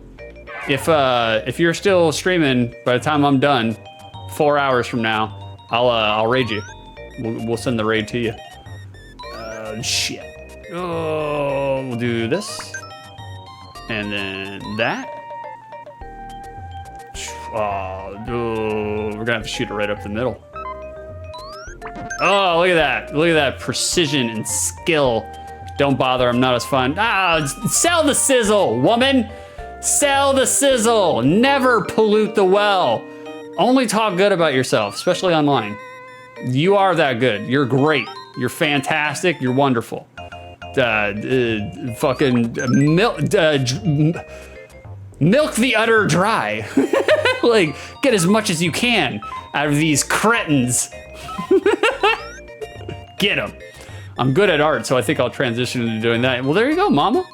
There you go. Just do some art live on stream. Brother Kyo does it all the time. He's got a bunch of people in his chat just watching him do arts. So, always sell the sizzle. Never pollute the well. Never pollute the well. There it is. Like, because back when I used to be a part of creative writing workshops and creative writing clubs, I would tell people all the time, because, and I understand it's a very intimate process to show your creative works to other people and then have a giant class of people all reviewing it and remarking it, and millennials and Generation Z, their first go-to is to be self-deprecating, and self-deprecating's okay, like in small bits. Don't be self-deprecating for hinge hunas, because that shit, it just comes off a certain way through online tone. The tone is not there. Don't be self-deprecating for hinge hunas, and I would tell, you know, people in the workshops, because they would always like start before we would critique their story, and they'd be like, well, this isn't very good story. It's not, it kind of lags, it kind of blah, blah, blah. And I was just like, and I would point out to a bunch of people, I was like, ooh. We got peed on? What happened there? I would tell a bunch of people, I was like, look, bro, you're polluting the well. Don't pollute the well. Always sell the sizzle, always. Because what happens is when you pollute the well, oh, we got peed on again, nice. When you pollute the well, people are like, you know what? I hadn't thought about that before. They're right, they're exactly right. Like, you know, like this story does suck. And so they go in with that already preconceived notion that it sucks. And so it's just like, man, anytime you're in the creative realm, even if you are lying through your teeth, and believe me, I do a lot of that here on this stream. Like, if you are lying through your teeth, always sell the sizzle. Always, always. Because worst case scenario, you rook somebody by, you know, selling the sizzle, making them believe that you're better than you actually are, you know? So it's like, you got nothing to lose if you sell the sizzle. Worst case, they're just like, well, he said he was good, but I'm not too sure about that. You know, never talk yourself too far down nor up. Both will make you fall. You are correct, Axel. You're on the mark. You are on the money, brother. You are correct. And I mean, look, self-deprecation is fine, you know, like, just so long as it's hard, because self-deprecation, it used to be an art form, but now so many people, now the incels have used, oh shit, fuck, I fucked that up. Now the incels have used self-deprecation so much that a lot of self-deprecation gets pegged as compliment fishing. Like people looking for compliments. I'm not saying that's what you were doing, Julia. I'm not saying you were doing any of this. This is just me having a long-winded random tangent, like, because there's not much to talk about with this game, all right? Like, you know, the gameplay is what you see it is. So, you know, I'm just rambling at this point in time. So I'm not talking about you in specific. I just use you as the jumping off point to go into a long 15-minute rant, so nobody remembers how boring this gameplay is. Nowadays, it seems like people use self-deprecation as a means to fish for compliments. It's kind of like, they're just like, oh, I'm not really good, I'm really bad, I suck. So other people will say, no, you're not, you're really good, you're fantastic, you're wondrous, you're the best, blah, blah, blah. And I'm just like, ugh. Usually when people, you know, start dogging on themselves, I'm just very quiet, and I'm like, okay. See what happens, you know, go from there. So, I don't know. And I mean, look, I understand, you know, some of it is just self-confidence, you know, like you just gotta promote yourself like you're the shit, you know, because like, look, as it pertains to promotion, nobody else is gonna promote you like you promote you, you know? You gotta be your biggest and your best cheerleader at all points in time. That's the only way you can make it in this showbiz that we do here. Bada bing. Right. Chat, you guys got anything scandalous planned for this weekend? You guys doing anything crazy? There we go. Got it. That's a shame. I went to art school and got critiqued heavy for years. That doesn't faze me. Well, that's good. That's good. Like, oh, I know what you mean. Yep. Mm-hmm. You know what I mean. You know. All right, can we? Oh no, we fucked up the trick shot right off the bat. Can we do it? Nope. Fuck that one up too. Wow. Maybe we can get it all the way up there. Oh, are you for real? Okay. Obviously, I'm a person who needs the reticle. You can tell? You can tell. All right, we'll get this bit, though. There we go. That works. That's cool. All right, we'll bounce this. Bing. And then we'll do this over there. Oh, shit. Fucking goddamn it. All right, go down. Go down! All right, timer's going off, but I'll complete this level. Wow, that was a breezy 15 minutes. That went by real quick. I thought that would take forever. There we go. All right, we're gonna, ah, shit, they gave me a purple. What the fuck? What the fuck? There we go. Throw the whites in there, or the grays. I don't know which ones those are. Throw the greens in there. There you go. There you go, and there you go. All right, let's check out the next stage. 81 seconds? Okay, you get it. You get it. You get it. We do not need to languish on busted moves. You get it. You get it. All right, let me turn this down so I don't deafen Erica again. Sorry about that, Erica. We're still trying to figure out the right schmicks for sound, because I have to turn it down for the OST when I'm talking about the notes, because if I don't turn down the OST, it'll drown me out when I'm talking. But then if I don't turn it up for the commercials, then it's too low. I still haven't figured out the right schmicks. We'll get there. We'll get there.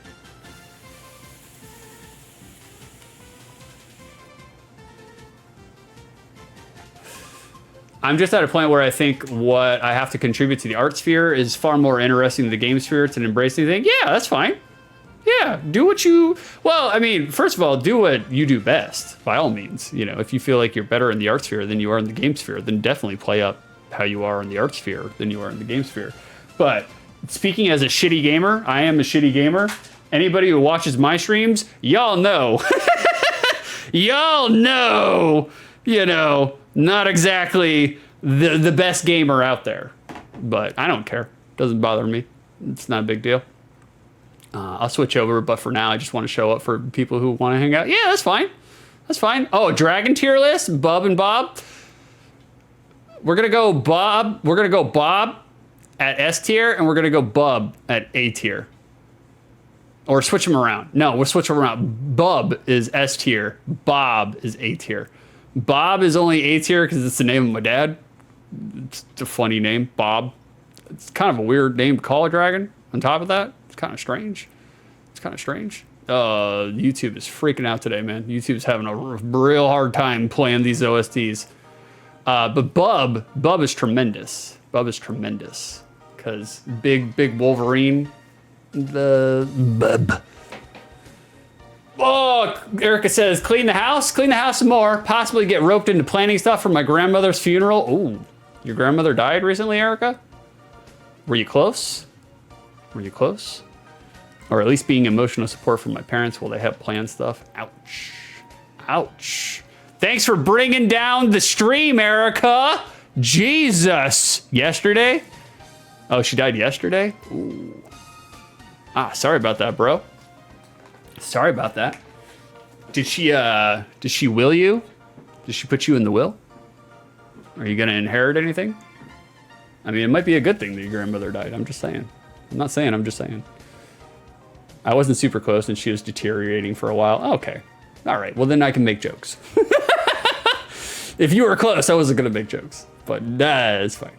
My family members, I'm not very close to them. I joke about them all the time, even when they die. That's fine. Just like species got stronger, we got better as a species. Okay, like, that's my family though.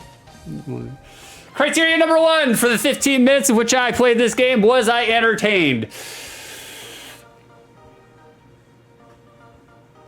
Yes, marginally so though. We were really riding the line on that one. Really riding the line. Bust a move. It's got some wear marks on it, boys. Got some wear marks. I didn't look at the timer. I was engrossed with the puzzle action. So I'm gonna say I was entertained. It's not exactly the most thrilling, gripping game, but I was entertained. Entertained enough to give it a pass for the first criteria. Criteria number 2.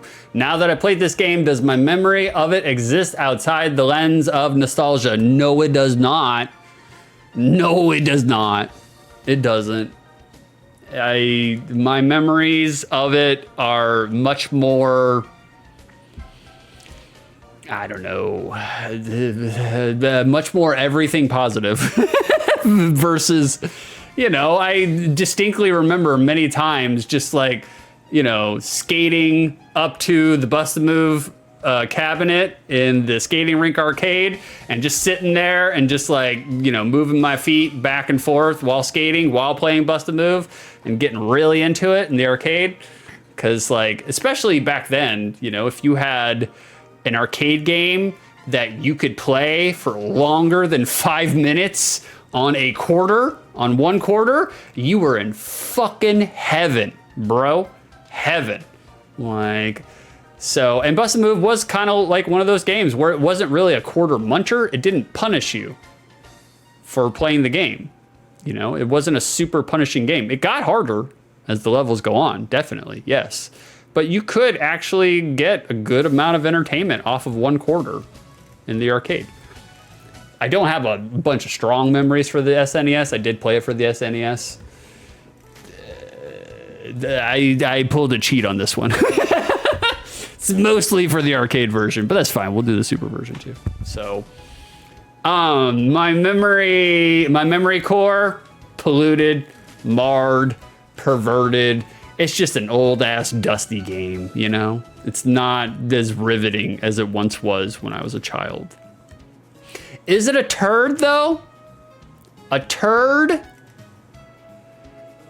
I'm gonna say no, it's not a turd. I don't believe it's a turd because not only is it functional, it's doing what it's supposed to do. It's a match 3 bubble puzzle game. So there's nothing wrong with it. Nothing at all. The sound was functional. The music was functional. Axel loves the soundtrack. The gameplay itself, they do mix up with some variety. The different bubbles do different things, which is smart. Thank God. Otherwise, it would have been a turd because it would have been just significantly boring.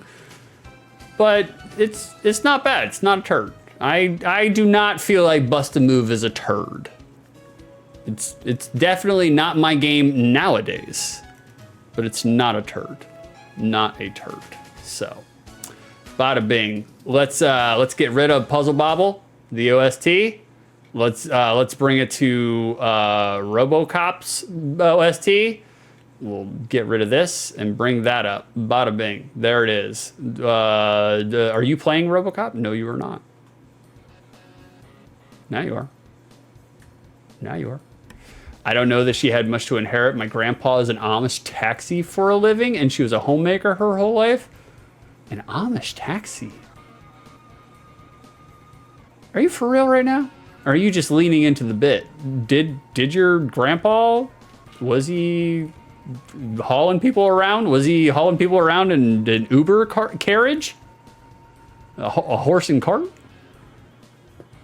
I find your life outside of the stream realm, it's super fascinating, Erica.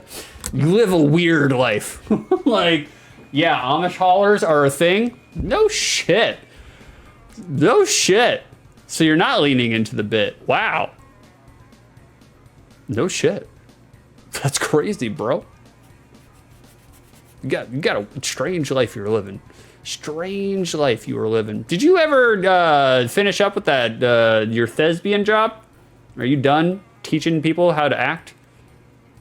Are you down to just one job now? Box art.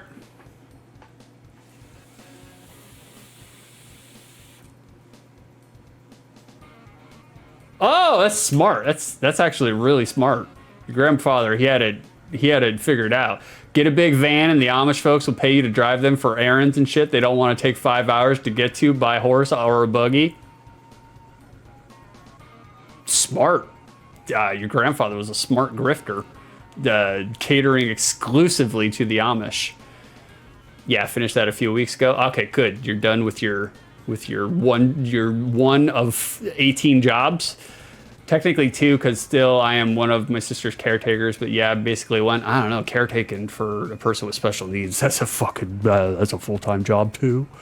Hopefully you're getting paid for that one. I know she's your sister, but still, time is money. Money is time. Money is also money. Box art, Robocop 3. Does this box art slap? Does it hit? Does it execute? Does it do the things that it's supposed to do? I vote yeah. Yeah, I'll say yes. This is the PAL box art. This is the European box art. There was not a high-res version of the American box art. So they look exactly the same. They're super similar. They look exactly the same. So you're not missing much. It just has the PAL version underneath it and the little Famicom colors to the side. That's all. That's the only difference. So I think this does hit. I think it does execute. The criteria 1, is there action on this box art? Do we see verbs? Yeah, we do see verbs. Robocop is blasting off with his jetpack.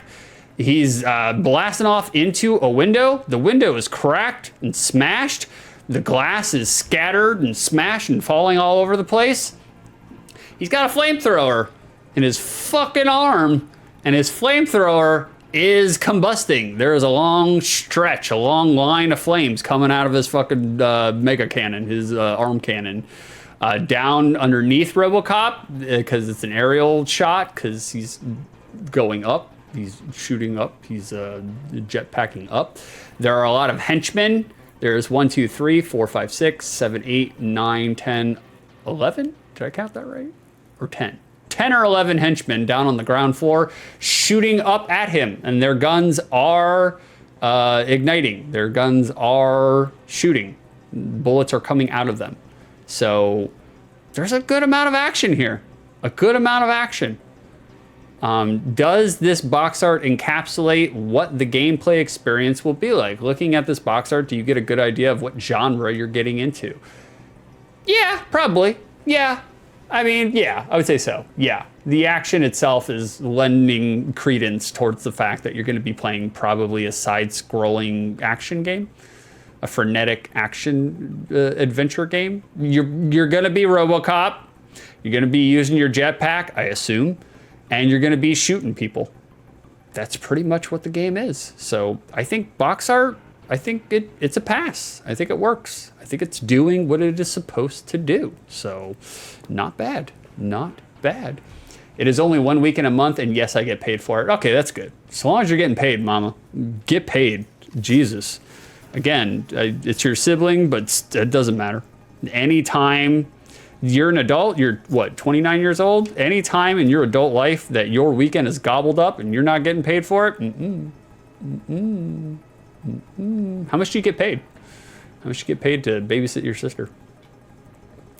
Robocop 3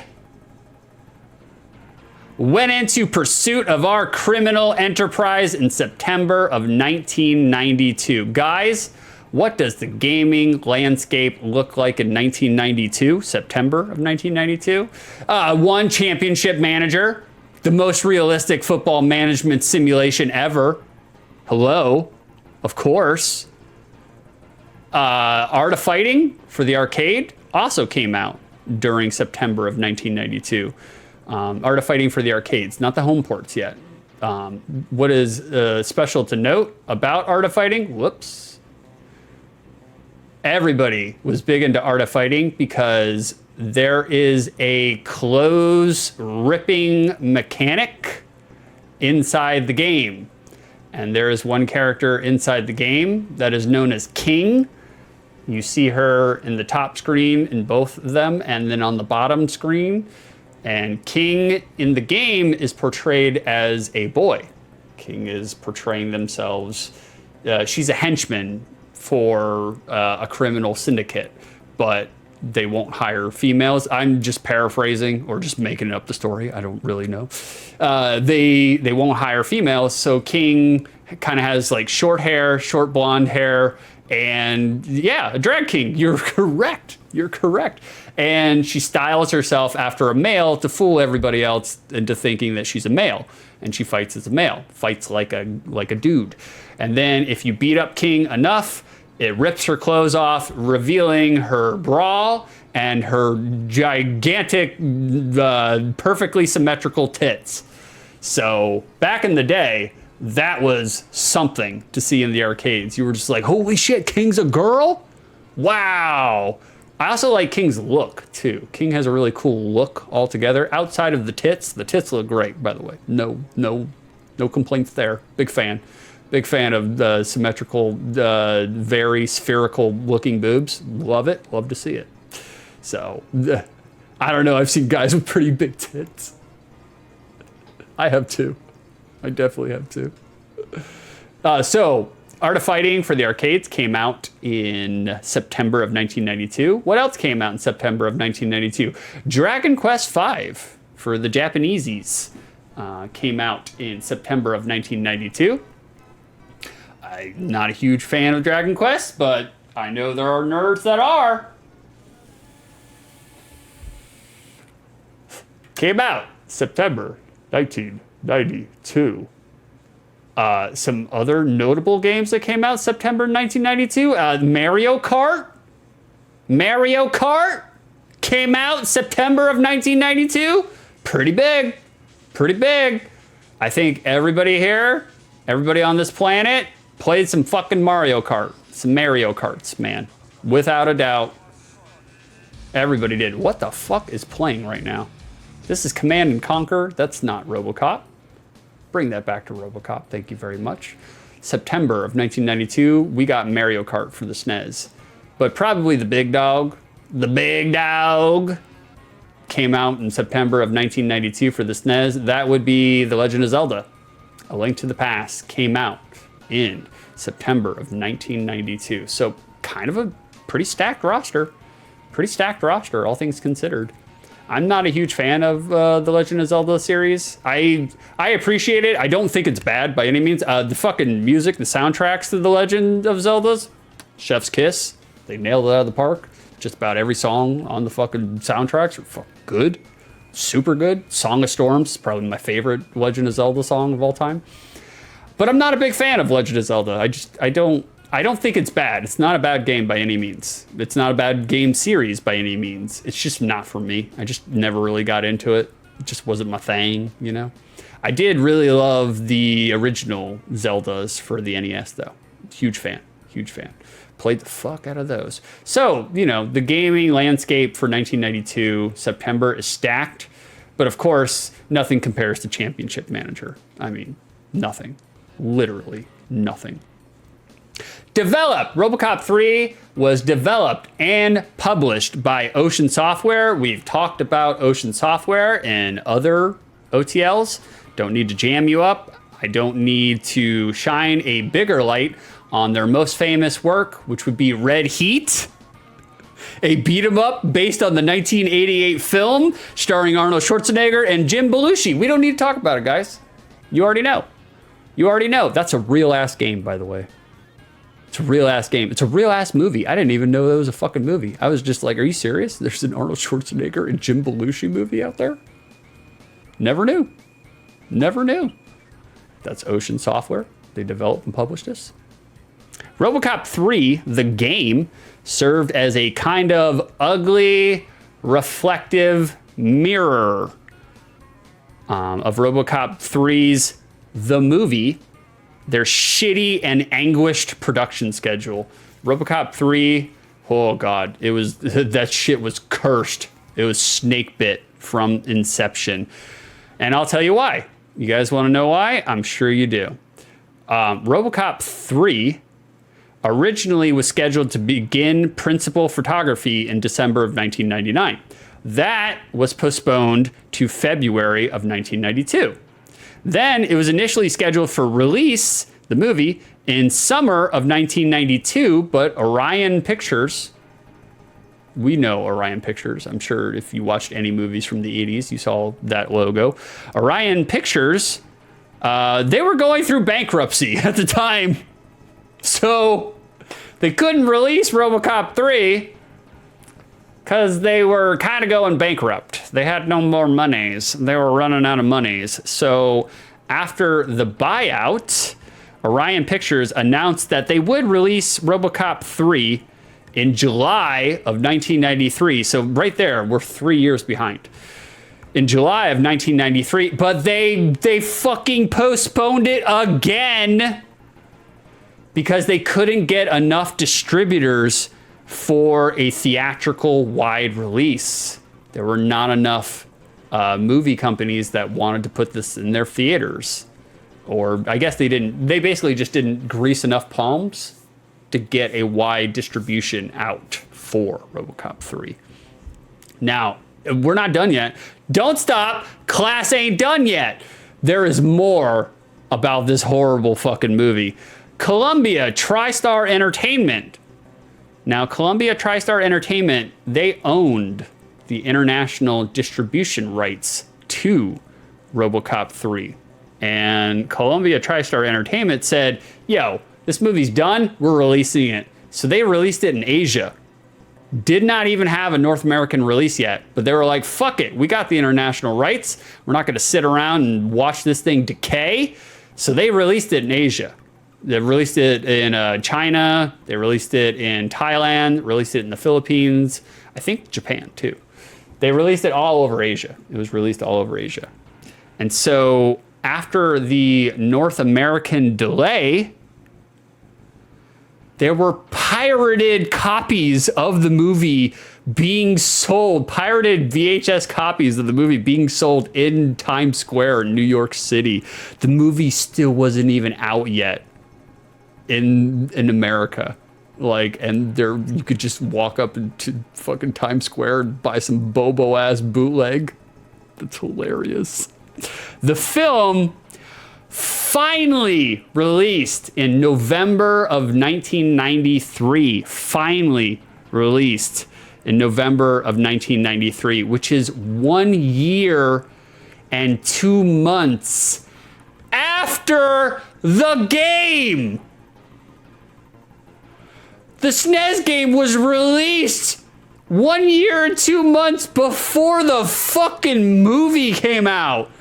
I have never heard of that with a movie IP release. Never. I've never heard of that before. I'm sure it's happened at some point in time somewhere else, but I've never fucking heard that before. That's so bad. And the problem with that, not that it was a huge problem, but the problem with that is anybody who played Robocop 3, it mirrors exactly the plot of the movie. So anybody who played the video game before they saw the movie spoiled the movie for themselves. What a fucking mess. Fucking mess. That's hilarious though.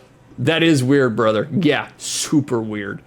I'm sure it's happened at some point in time. I've just never heard of it. And it's funny because they did all that. They went through all that. The movie still sucks shit. Largely because they PG-13'd the movie, you know? Like, and I feel like if you have a movie series that's an R-rated movie, an R-rated movie series, if you have an R-rated movie series and then you voluntarily switch it over to PG-13 to capture a larger audience, dead in the water. Dead in the water. Movie sucks. Me personally, I refuse to watch PG-13 movies. I refuse. I feel like I'm not watching the entire theatrical experience. I feel like I'm watching some watered down shit for companies to make money. If it's not rated R, or if it's not like PG and it's an animated movie, I don't fuck with it. Don't even fuck with it. I'll watch the Marvel movies because, you know, it's fine. That's fine, whatever. Although I haven't seen a Marvel movie in fucking years, so. So yeah, the movie sucked because they watered down a lot of the violence, a lot of the graphic violence to the movie, which is kind of the appeal to RoboCop 1 and 2, is it's very graphic violence. It's very gritty, it's very dark. And on top of that, they did not have Peter Weller, the actor who plays and voices RoboCop. So they changed out the actor. He was filming another movie at the time, so he could not commit to RoboCop 3, especially with his fucking production schedule being cursed. So he couldn't commit to it. So they just threw in some other guy. And I'm just like, bro, Peter Weller makes RoboCop. He is RoboCop. He is Murphy. The OST is getting a little weird now. Like, if you don't have Peter Weller voicing, I feel like you don't have a movie. You don't have RoboCop.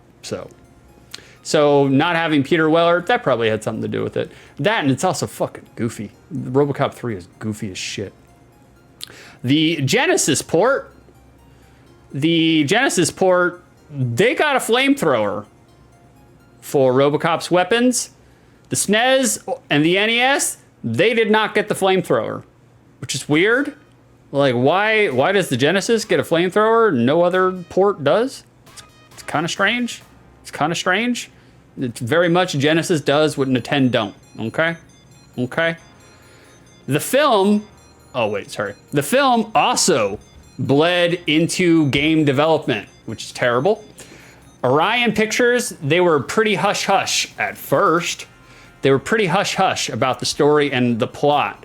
So the developers for the Amiga and the DOS version of the game, they had to piece things together, often taking a blind leap of faith. Quote, Martin Kenwright, one of the developers for RoboCop 3, he said, Orion Pictures initially kept most of the film's story details secretive, so the DID, that's the development team, had to proceed using guesswork, which ultimately resulted in some mistakes. In one instance, recalled by Martin Kenwright, someone mentioned that RoboCop was going to ride a gyrocycle. We took that to mean some powerful motorcycle, so we spent ages thinking about RoboCop racing about on a bike, only to find out later it was a jetpack. Weeks of work wasted. Terrible. Ocean Software had the Amiga version developed so it would not play without an included electronic key that plugged into the second joystick port, and that was a means to combat piracy. Not only was the game cracked despite the copy protection measures, it was cracked and disseminated a week before release.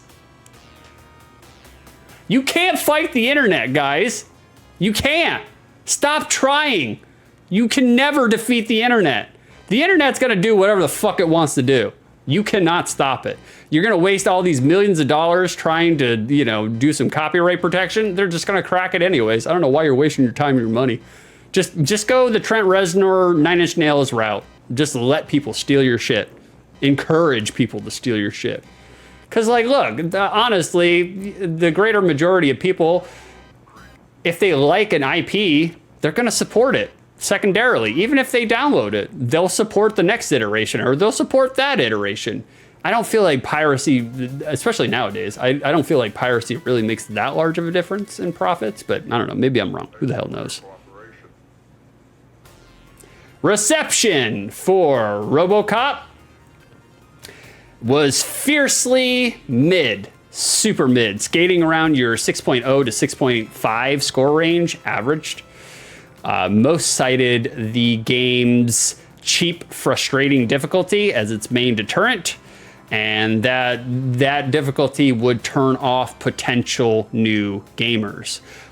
Some commented on the game's piss-poor collision and the fact that Murphy controls like his on-screen iteration, cumbersome and unwieldy. A slew of criticisms, paragraphs of detractors and distractions. Right at the end, like they quoted, they would have under the reception page for Wikipedia, they have this large block of people just shitting on it. Just massive turds being dropped on this game. And then right at the end, there's one sentence, one little line that says, quote, Nintendo Power praised its graphics and music.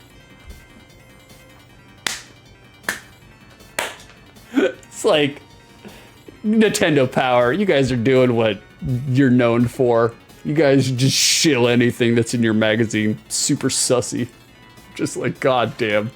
I thought that was just inordinately hilarious that everybody was shitting on this game. Nintendo Power is like, no, the graphics and music are good. We got some bonus material. Of course, it's not the same timeline, it's not the same time frame, but Robocop did make an appearance in professional wrestling. Weirdly enough, WCW brought out Robocop for, I can't remember what the pay-per-view was. York, are you in the chat? York, what pay-per-view was Sting and Robocop? It's definitely in the 90s, definitely in the early 90s. It's got to be 89, 90, or 91. It has to be one of those. But they brought out Robocop for a bit, for a segment, for an angle, for professional wrestling. And he didn't do anything because he's in this suit where you can barely move. So he basically just walked around and looked like Robocop while Sting was hanging out in his pink Zubaz. Love those Zubaz. God damn, the Zubaz is so fresh. Holy shit. Man, terrific. So, Sting, Robocop. Guys, Robocop 3, not a great movie. Not a great movie. It's kind of a piece of shit. However, the villain for Robocop 3, tremendous. He was actually a really good villain. Really good. Not only is he scary and kind of weird looking, but this man does his job in being very expressive. Like, this man is acting with his face, and he's doing brilliant. I think he's doing brilliant. It probably is cheesy. It's been a long time since I've seen Robocop 3. It's probably a little on the cheesy side, but out of all the GIFs I saw, this man was knocking it out of the park. Like, I felt like he was a cool looking villain, if nothing else. Capital Combat, you are correct, York. You're my boy, York. We look past all the fish fuckery, but you're my boy. Fantastic. Capital Combat, that's correct. Fucking terrible, man. It's time. It's time. Oh. Johnny. I'm unprepared. Okie doke. Okay. John wants me to redeem performance poetry. Holy goddamn, it's happening. I can't believe it. We made it. We made it. All right. Deal's a deal. You asked for it. Let me wet my whistle.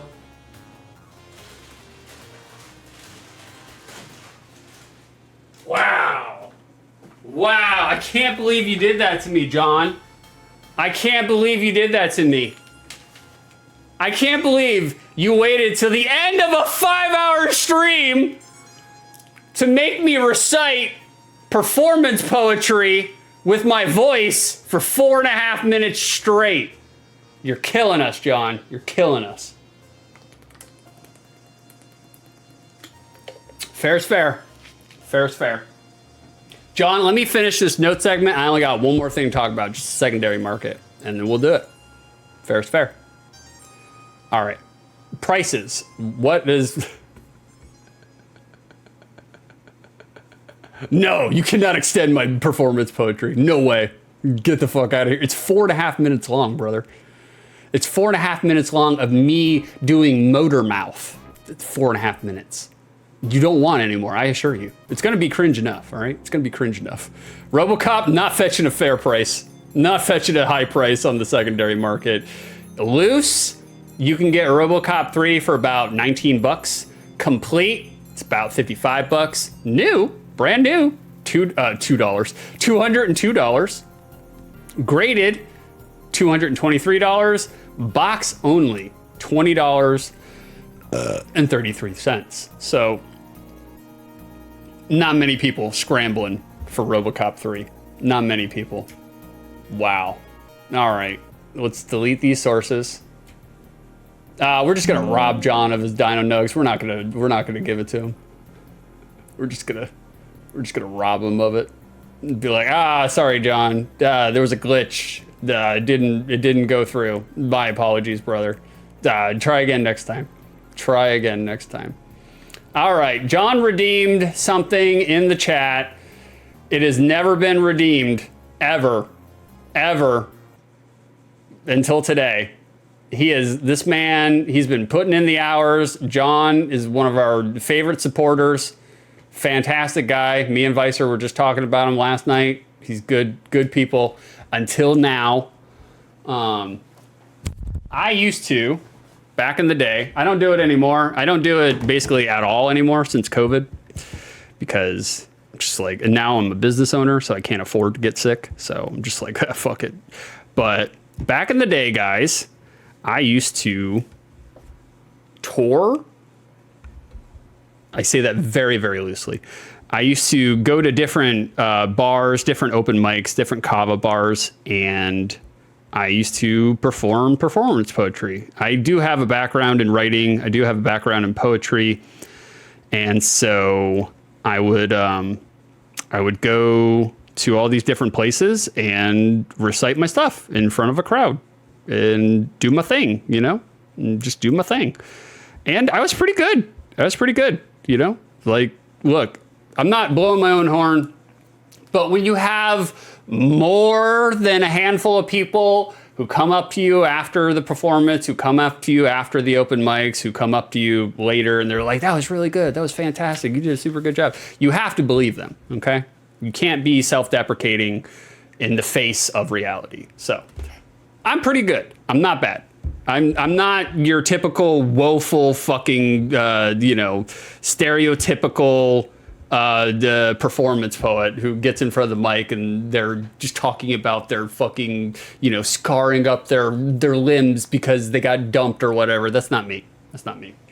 So I did one. I have a couple. Where is you sure about that, Redeem?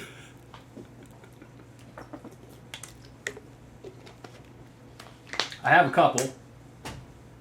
I have this one memorized, but it's been a long time since I performed it, so I'm gonna read it. All right, I moved it to story 6, so you guys can get the full, so we don't, block this out with garbage.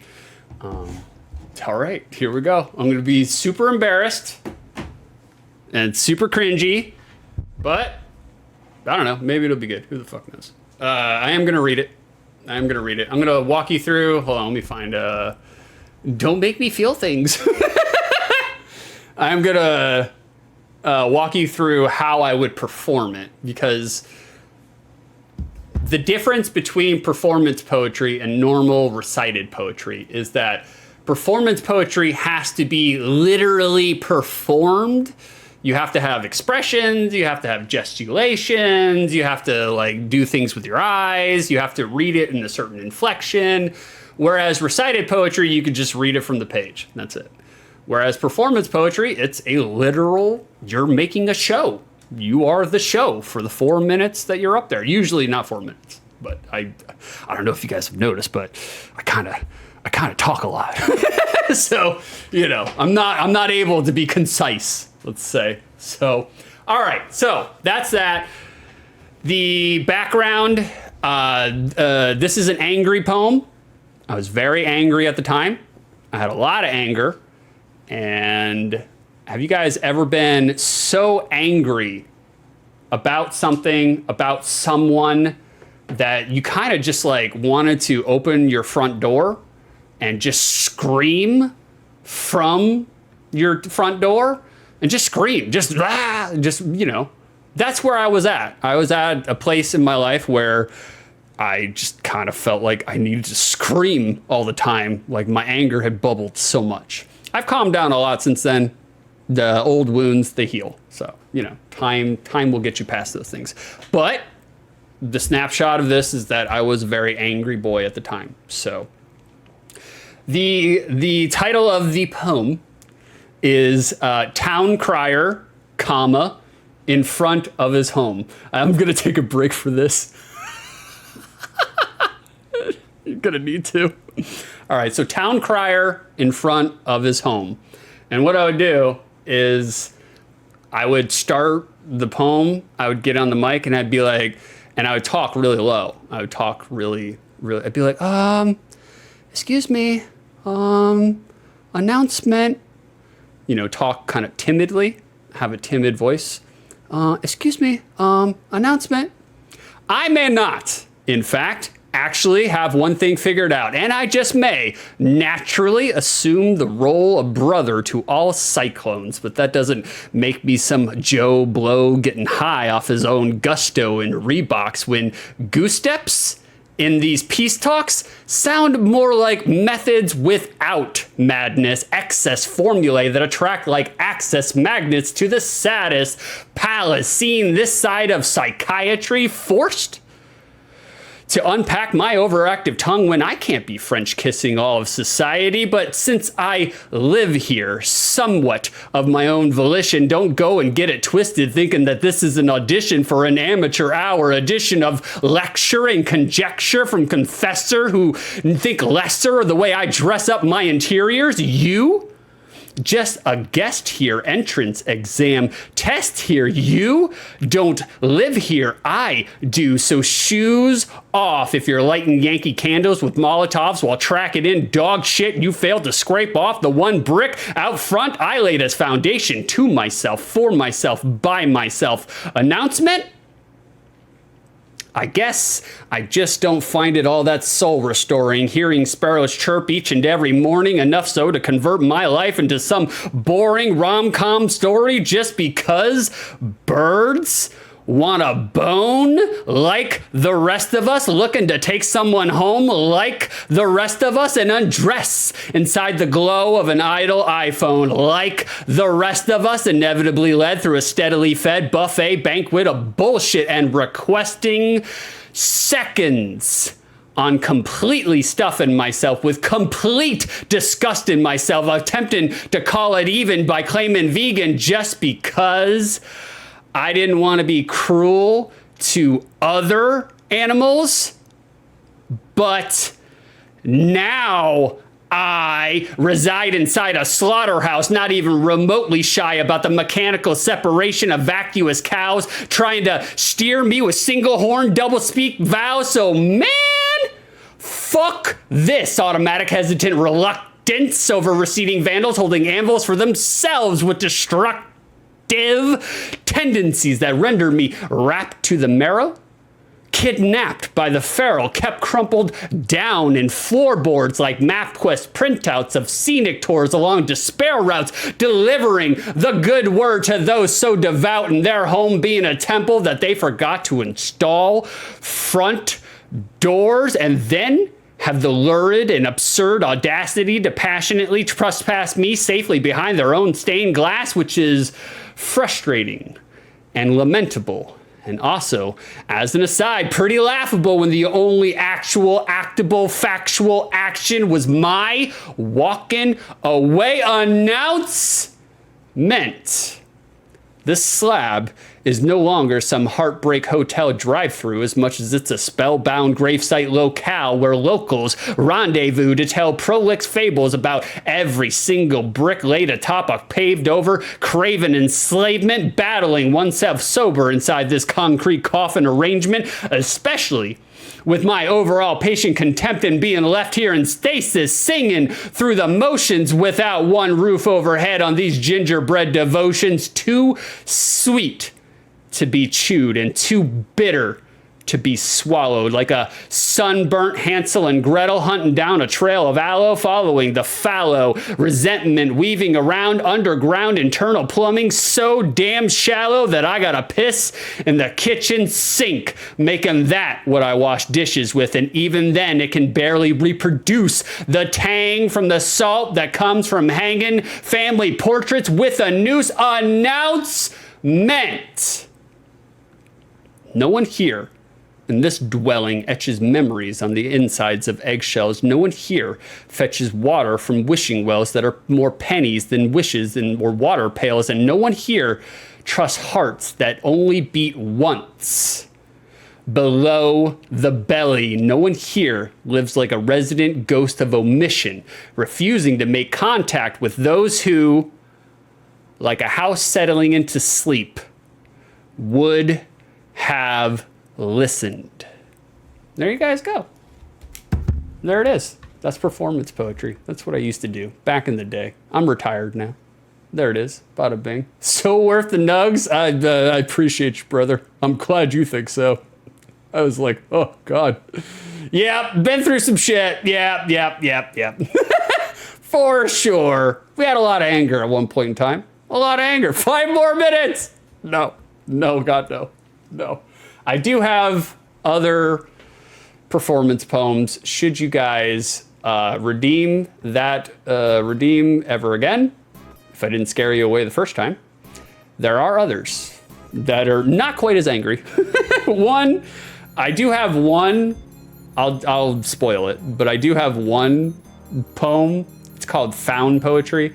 And what you do with found poetry is you find your lines of your poem all around you, you know? And what I did this for a year straight, worked on it for a year straight, every single day. What I would do, I would go to Bumble and Tinder and Hinge, and I would literally, word for word, take lines from their profiles and just mash it all up into some sort of like cohesive poem, some rhythmic, like lyrical poem.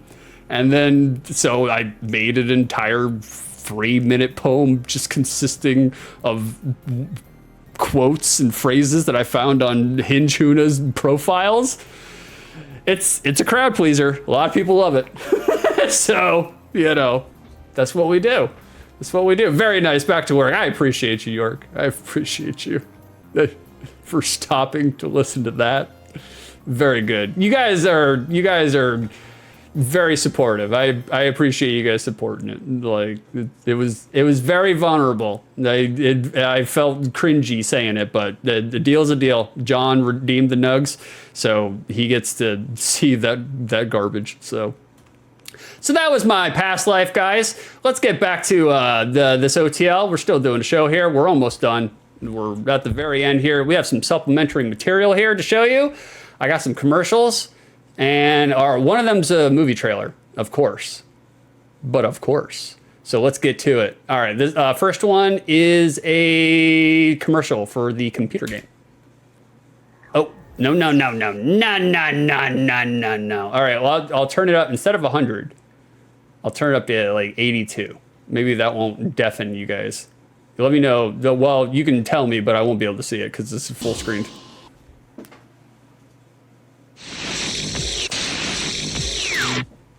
This is Media Break with the latest news update.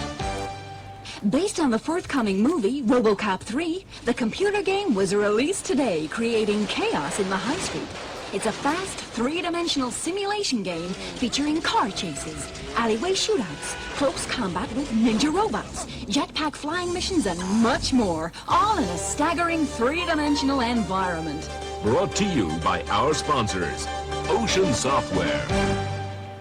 Okay, that was actually a really kind of cool advertisement. I don't know if I would show that gameplay footage as gripping gameplay footage, but you know, especially saying, "Oh, gripping action." Did I do this right? Hold on, guys. Yeah, we did it right. Okay, we're good. We're good. We're good. All right, now here's our official trailer. It'll get a content strike, I guarantee it, but it's fine. Here's the official trailer to Robocop 3. I gotta go piss. Yeah, you could tell right away, you know, it's not our boy, you know? It's not Peter Weller, is that his name? So, oh, we're still mobile? Okay, let's take this out. Let's crank this back down so I don't deafen anybody when we come back. All right, boys, let's get into it. Our final game of the day. This one, remember last week when I was like, man, this OTL breezed. This one did not. I feel like this one feels every bit of 5 hours and 11 minutes. Every bit. All right, let's see if we got an intro.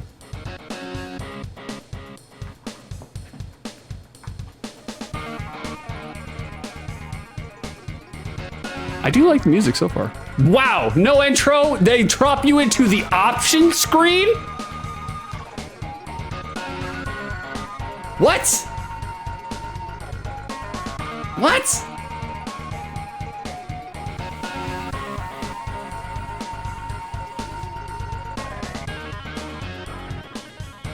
Why do they drop us into the option screen? That's so weird, man. So weird. All right. By the way, thanks for redeeming, John. Thanks for redeeming that. Thanks for hanging out for that long to get 40,000. That in itself is. That's one of the reasons me and Vice were talking you up last night. And we were saying that John is such a great guy, super sweet supporter, like low-key dark horse comedic element to Super RPG Friends. Erica, I forgot to read. I don't remember the per hour, but it shakes out to about $250 a weekend. And most of the weekend is just me sitting on their couch playing my Switch. Well, fuck yeah, girlfriend. That's fucking tremendous. Wow, nice. Very good. Erica, how many Dino Nugs do you got? He got the 40K before me. How many do you got? I just stopped doing everything else I'm doing, did. You guys are nice. You guys are nice people. How about it? I love my supporters. 36K? Oh, shit. Ooh, we gotta make sure we got the next one in the chamber. Uh-oh. All right, we're making it 80,000 nugs. All right, we'll press start to play. 15 minutes is on the shot clock. We're in it, boys. Let's do this. Let's play some video games. What the fuck?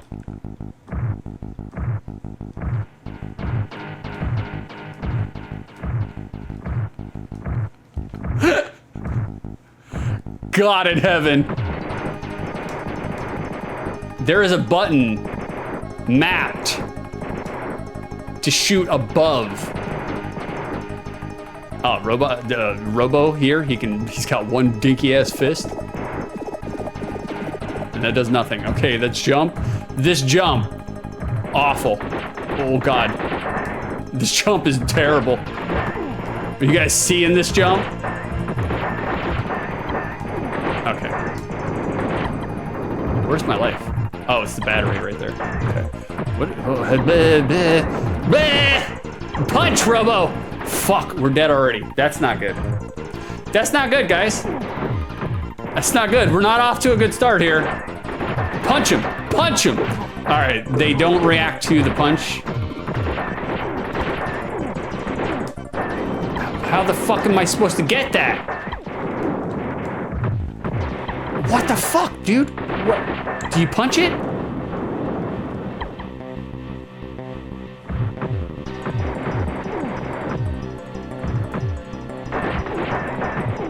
All right. We may rage quit out of this one, guys. This may be the fastest rage quit we've ever done. I can't even get to whatever the fuck this is.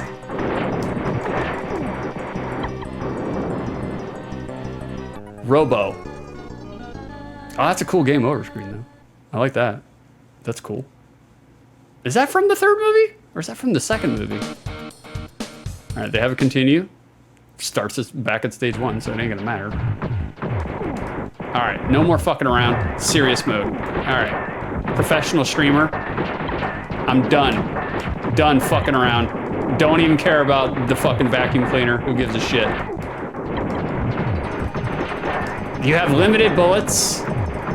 You can shoot diagonally. Okay, that's good to know. All right. Excuse me? Oh, okay, that moves over. Oh, you get a spread shot. Oh, that's cool. That's cool. That's cool, guys. I like it. All right, we're spread shot. Can we go in there? No, we cannot go in there. Robocop moves like ass. It looks like he's stuck underwater. Okay, so the second one goes first. Oh, are they changing the timing? No. Yeah, no, they are. What the fuck? Why would you do that? Why would you change the timing pattern? All right, we're going through. Look at, there's no way you can get through that without getting hit. No way. Robocop don't have a dash. He can't fucking move fast. I can't even shoot down, for Christ's sakes. Look how burly these guys are. Jesus Christ. This guy's been working in the gym, man. Fuck. I didn't know Tatsuo was the motion cap guy for this. Jesus. I shot up my own power up. And I'm out of bullets. You gotta be joking me, man. I can't even punch this guy. He's too close. Okay, thank God. Okay, we have bullets again. Okay, well, that's good. What? Guys, we just might rage quit. I'm tired anyways. God damn it. Okay.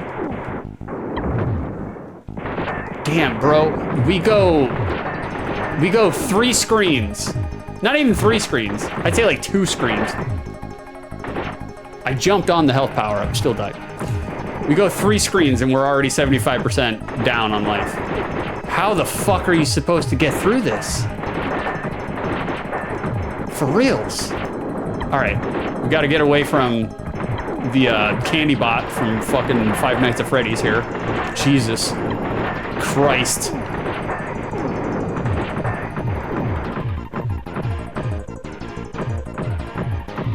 They even put a sound for Robo's heavy ass walking. Look at that, as soon as we drop down there, we're dead. That wasn't health? What the fuck is that? They have a red cross. What would it be? That's like universal health power-up language.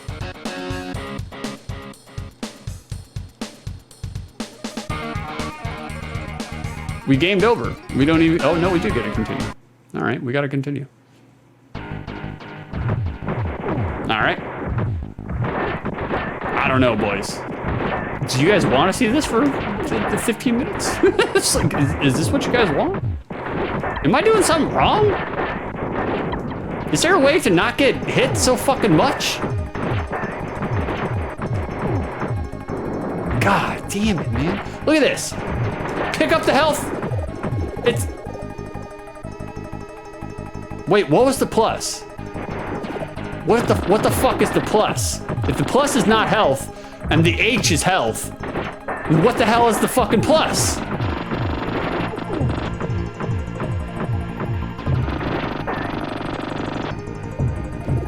Okay. Oh, okay, we have more spread shot than we do. Okay, so they're both lined up? Do we have to wait till they're both lined up? I'm guessing. Look at this bullshit, man. Why would they do this? Why would you have the timing of this, the pattern getting reset? Wonderful. Wonderful. It could end no other way. Okay, well, that helped. All right. We're just gonna take it really slow. Really slow.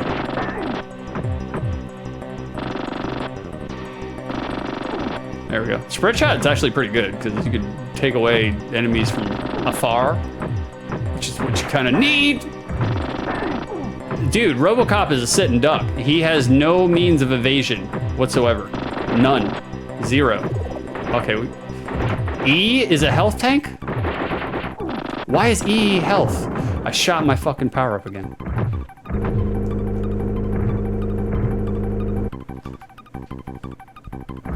Oh God, Robocop has no iframes, none. That's why when that bike hits me, it literally saps all of my life, all of it. Damn, Robo, couldn't you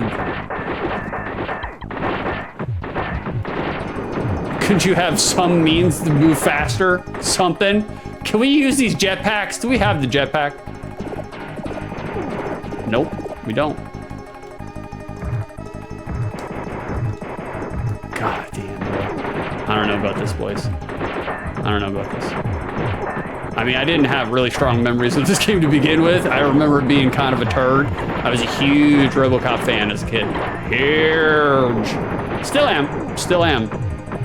Obviously, the original is where the money's at, you know? Nobody... 2 is okay. It's kind of clowny. They got a little goofy with it. And 3 is a fucking shit show. But 1 is a... Oh, God damn it. 1 is an absolute classic. Not just in terms of genre, but in terms of cinema. Fuck! Look how much life that took! How much time do we have on the timer? 1 is amazing. You are correct, brother.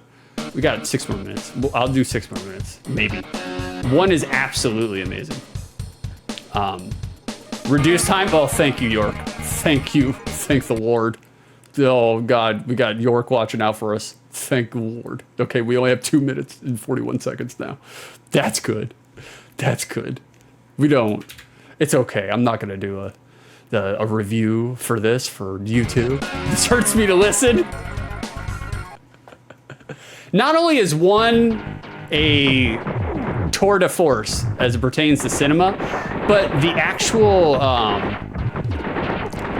whoever their locations manager was, whoever was in charge of setting up the locations and making sure the sets look good for the movie, give that guy a fucking award, because the actual scenery, the atmosphere, the topography, the places in Robocop 1, fantastic job, man.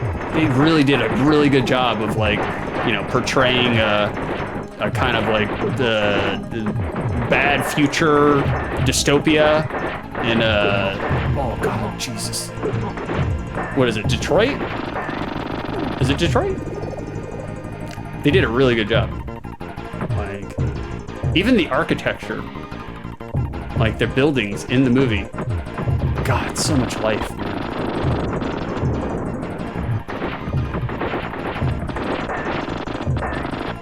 Fucking A, bro. There's no way. There's no way. How does anybody beat this game? How?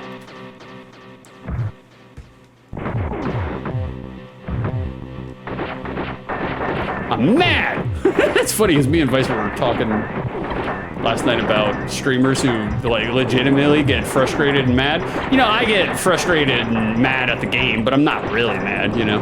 I'm too much of a pothead. Oh, Jesus, okay, I'm getting a little fucking mad. I'm too much of a pothead to actually take it seriously, to legitimately have my emotions affected by a fucking video game. But we were talking last night about streamers who actually do let their emotions get affected by games. I just find it hilarious. Because I'm just like, man, I care so little about things that I'm just like, I can't even imagine a world where I actually get like frustrated and rage quit, like break controllers, get mad or whatever, or get mad at my chat or whatever the fact. I don't know. I can't even wrap my head around it. I'm just like, it's a video game, guys. I mean, look, I've definitely gotten challenged in some video games before, and I was like, you know, It's like, okay, we're gonna have to take a break from this for a day and incubate and get better while we sleep, because we're on tilt. This game has tilted us, you know? This game right now tilted the fuck out of me. Because, all right, timer's going off. I'll keep going until I die. We'll do one more death. I don't know how you're supposed to beat this game though, man. Especially without bullets. Especially without bullets. That punch is worthless. And then blowing up your own fucking power-ups is wonderful too. How are you even supposed to do this? Oh, we did it. Wow. Wow. Okay. Robocop has no means to evade. Nothing. He's just a sit and duck, man. Man is literally a walking billboard. He's getting hit with everything. Birds, bullets, everything. Oh, Jesus. This game also, it kind of... Oh, shit, I got no bullets anywhere. There we go. This game also kind of reminds me of oh, shit! A very old Sega Genesis game. What the fuck am I supposed to do with that? Like a super old Sega Genesis game. And there's platforming? Are you serious? They put platforming in this game? Why would you do that? All right, we're making some progress now, I guess. Oh my God, the platforming is excruciating. Why would they do this? Robo can barely walk, and you're gonna make him do platforming? That's insane. Okay, we're actually doing pretty good now, to be honest with you.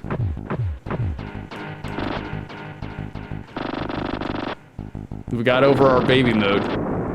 Having a tantrum. Oh shit, what is this? Oh. What is that? Okay, we got a laser gun now. Cool, I guess. Everything dies to one hit, that's good. I like that. Oh wow, Robo actually fucking ducked something. Look at this. What the fuck does the plus do? I picked it up, my health didn't do shit.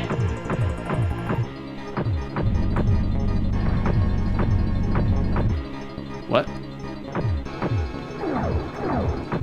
Okay, is this the boss? It's just an enemy rush? Okay, cool.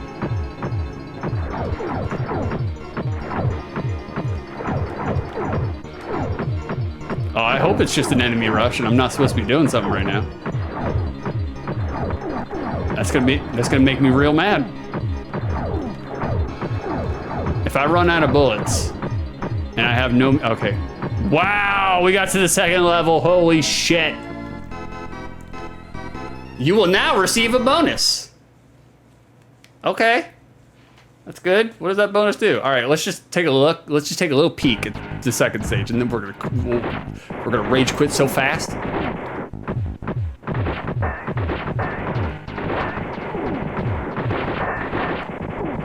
What the fuck, bro?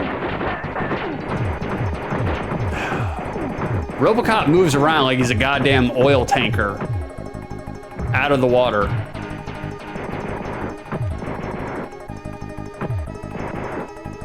Excuse me? What the fuck am I supposed to do?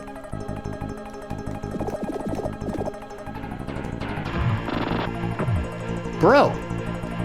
There's a lift? Oh, there's a lift. Okay, yeah. That makes sense. Okay, that makes sense. Thank God we got York here. Otherwise, I'd just continue to get mad at this game. I mean, they're giving us a little bit of variety by putting us all on an elevator. There's got to be an elevator stage. Always got to be an elevator. Always. Is there fall damage? Yep, there sure is. Dead. D-E-D, dead. Fuck this game. I'm done with it. And I've had enough. I've had enough, boys. I can't take it anymore. Robocop, it defeated me. It conquered me. It's, oh, so mad at that game. So mad. It's not a turd.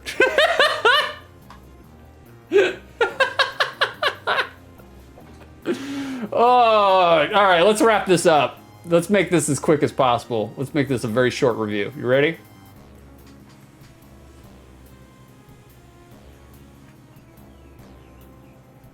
You guys ready for it? Here we go. Criteria number 1 for the 15 minutes in which I played this game. Was I entertained? No, no, and fuck no. Criteria number 2, now that I played this game, does my memory of it exist outside the lens of nostalgia? No, no, and fuck no. This game is a goddamn turd. Don't play it. End. We're done. We finished. I don't need to say anymore. I fucking spent an hour writing notes for this piece of shit just for it to do me like that. Fuck this game. So, thank you, York, for mercifully granting me the ability to cut 3 minutes off of it. We all could use that. Guys, we were so close to having a 5 out of 5 today. It's been 2 weeks in a row? 3 weeks in a row? Where we almost had 5 not a turds, but Robocop decided to fuck us over right here in the end. Right here in the end. All right, well, I'm gonna see if I can find a streamer that is streaming right now. And so we can rate them, and then I'll do the recap, and then we'll close it out, boys. We will close it out. I might stream... Okay, Julia is on.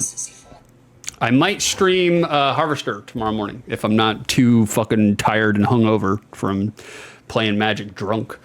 We'll find out. We'll find out. So if I do, I'll be here, you know, my normal time, 8:30-ish, give or take. So, all right, let's go through the recap. Let's can we get some music here? It's a little low. There we go. All right, let's go through it real quick. Turbo mode. Left hand, not a turd. Right hand, those are turds. What we got here, Knights of the Round, not a turd. Not a turd, ladies and gents. Super Punch Out, not a turd. Not a turd. Gundam Wing, best game we played. Best game we played today. Not a turd. Tremendous game. Really good game. Bust a Move, not a turd. Has aged. Has deteriorated. Not a turd, though. Robocop, that's a fucking turd. So turdy, I didn't even give it, I hit it under Bust a Move. That's a turd. Robocop 3 is a fucking turd. The worst. Terrible. Let's bring up this. Let's do one more shill. Guys, if you liked anything that you saw here, if you like what you see, if you see what you like, make sure to give me a follow. Make sure to give me some subs, some donos. Pay me. Give me money. I deserve money. I'm just doing irony poison. I don't actually need your money. I will take your money. Definitely will take your money. For sure. But you don't have to fucking give me any money. That's totally cool. Just help the channel. Support the channel. Show up. Chat. Make fun of me. You know, rib me. Go to my YouTube. Check out my YouTube stuff. That's where everything goes. All of it's archived. Got like 202 videos up there. Every week. There's reviews. These reviews, OTL reviews, being chopped down into a more palatable size. So people, oh, look at that. Look at Johnny taking the crown right at the end. Check you out, Johnny. 69. Nice. Nice. Go to my YouTube, watch my YouTube, subscribe, like, comment, do all that shit, you know. That shit does make a big difference to streamers, but if you don't, that's fine too. It's not a big deal. Who gives a fuck? All right? You know, who cares? I'm here for y'all, to be honest with you. I'm not doing it to get famous, not doing it to get, definitely not doing it to get rich. So, I do it for y'all. If y'all didn't show up, I would stop streaming. You know, no pressure. Not trying to pressure you. I'm just saying you guys are very important to the formula here. Very important. I feel like my chat and community, it's the only reason I stream. It's the only reason I wanted to stream was just to be able to skip it and, you know, talk shit to y'all. That's it. That's the only reason. Thanks for the stream. Thank you, York. Thanks for being there in the clutch like usual, brother. With the capital combat and then reducing the time for Robocop. A friend of tremendous merit. kick ass tonight? You know it, baby. I'm gonna. I got spanked so fucking hard last weekend. It was so bad. So bad. Let's raid Julia the Juggernaut. They were here earlier. They were talking shit about themselves. So let's go ahead and give them a raid. Bada bing, the raid has been created. We're gonna raid them. We're gonna do it. I'm gonna need to play some Robocop when I get home. Are you driving right now, York? Are you driving? Are you doing the 18-wheeler thing? Like, is that usually what you're doing when you're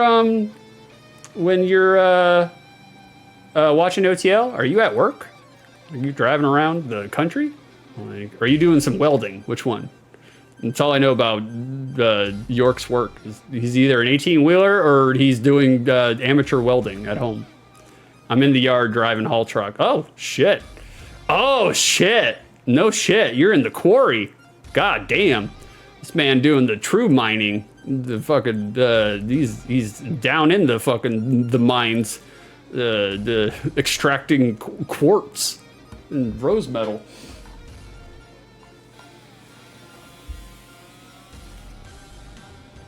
Well, guys, you've been tremendous. I'm no longer doing Bro Down on Mondays with Beef. We're shifting over to Sunday mornings. Bro Down is going to be Sunday mornings now, not Mondays.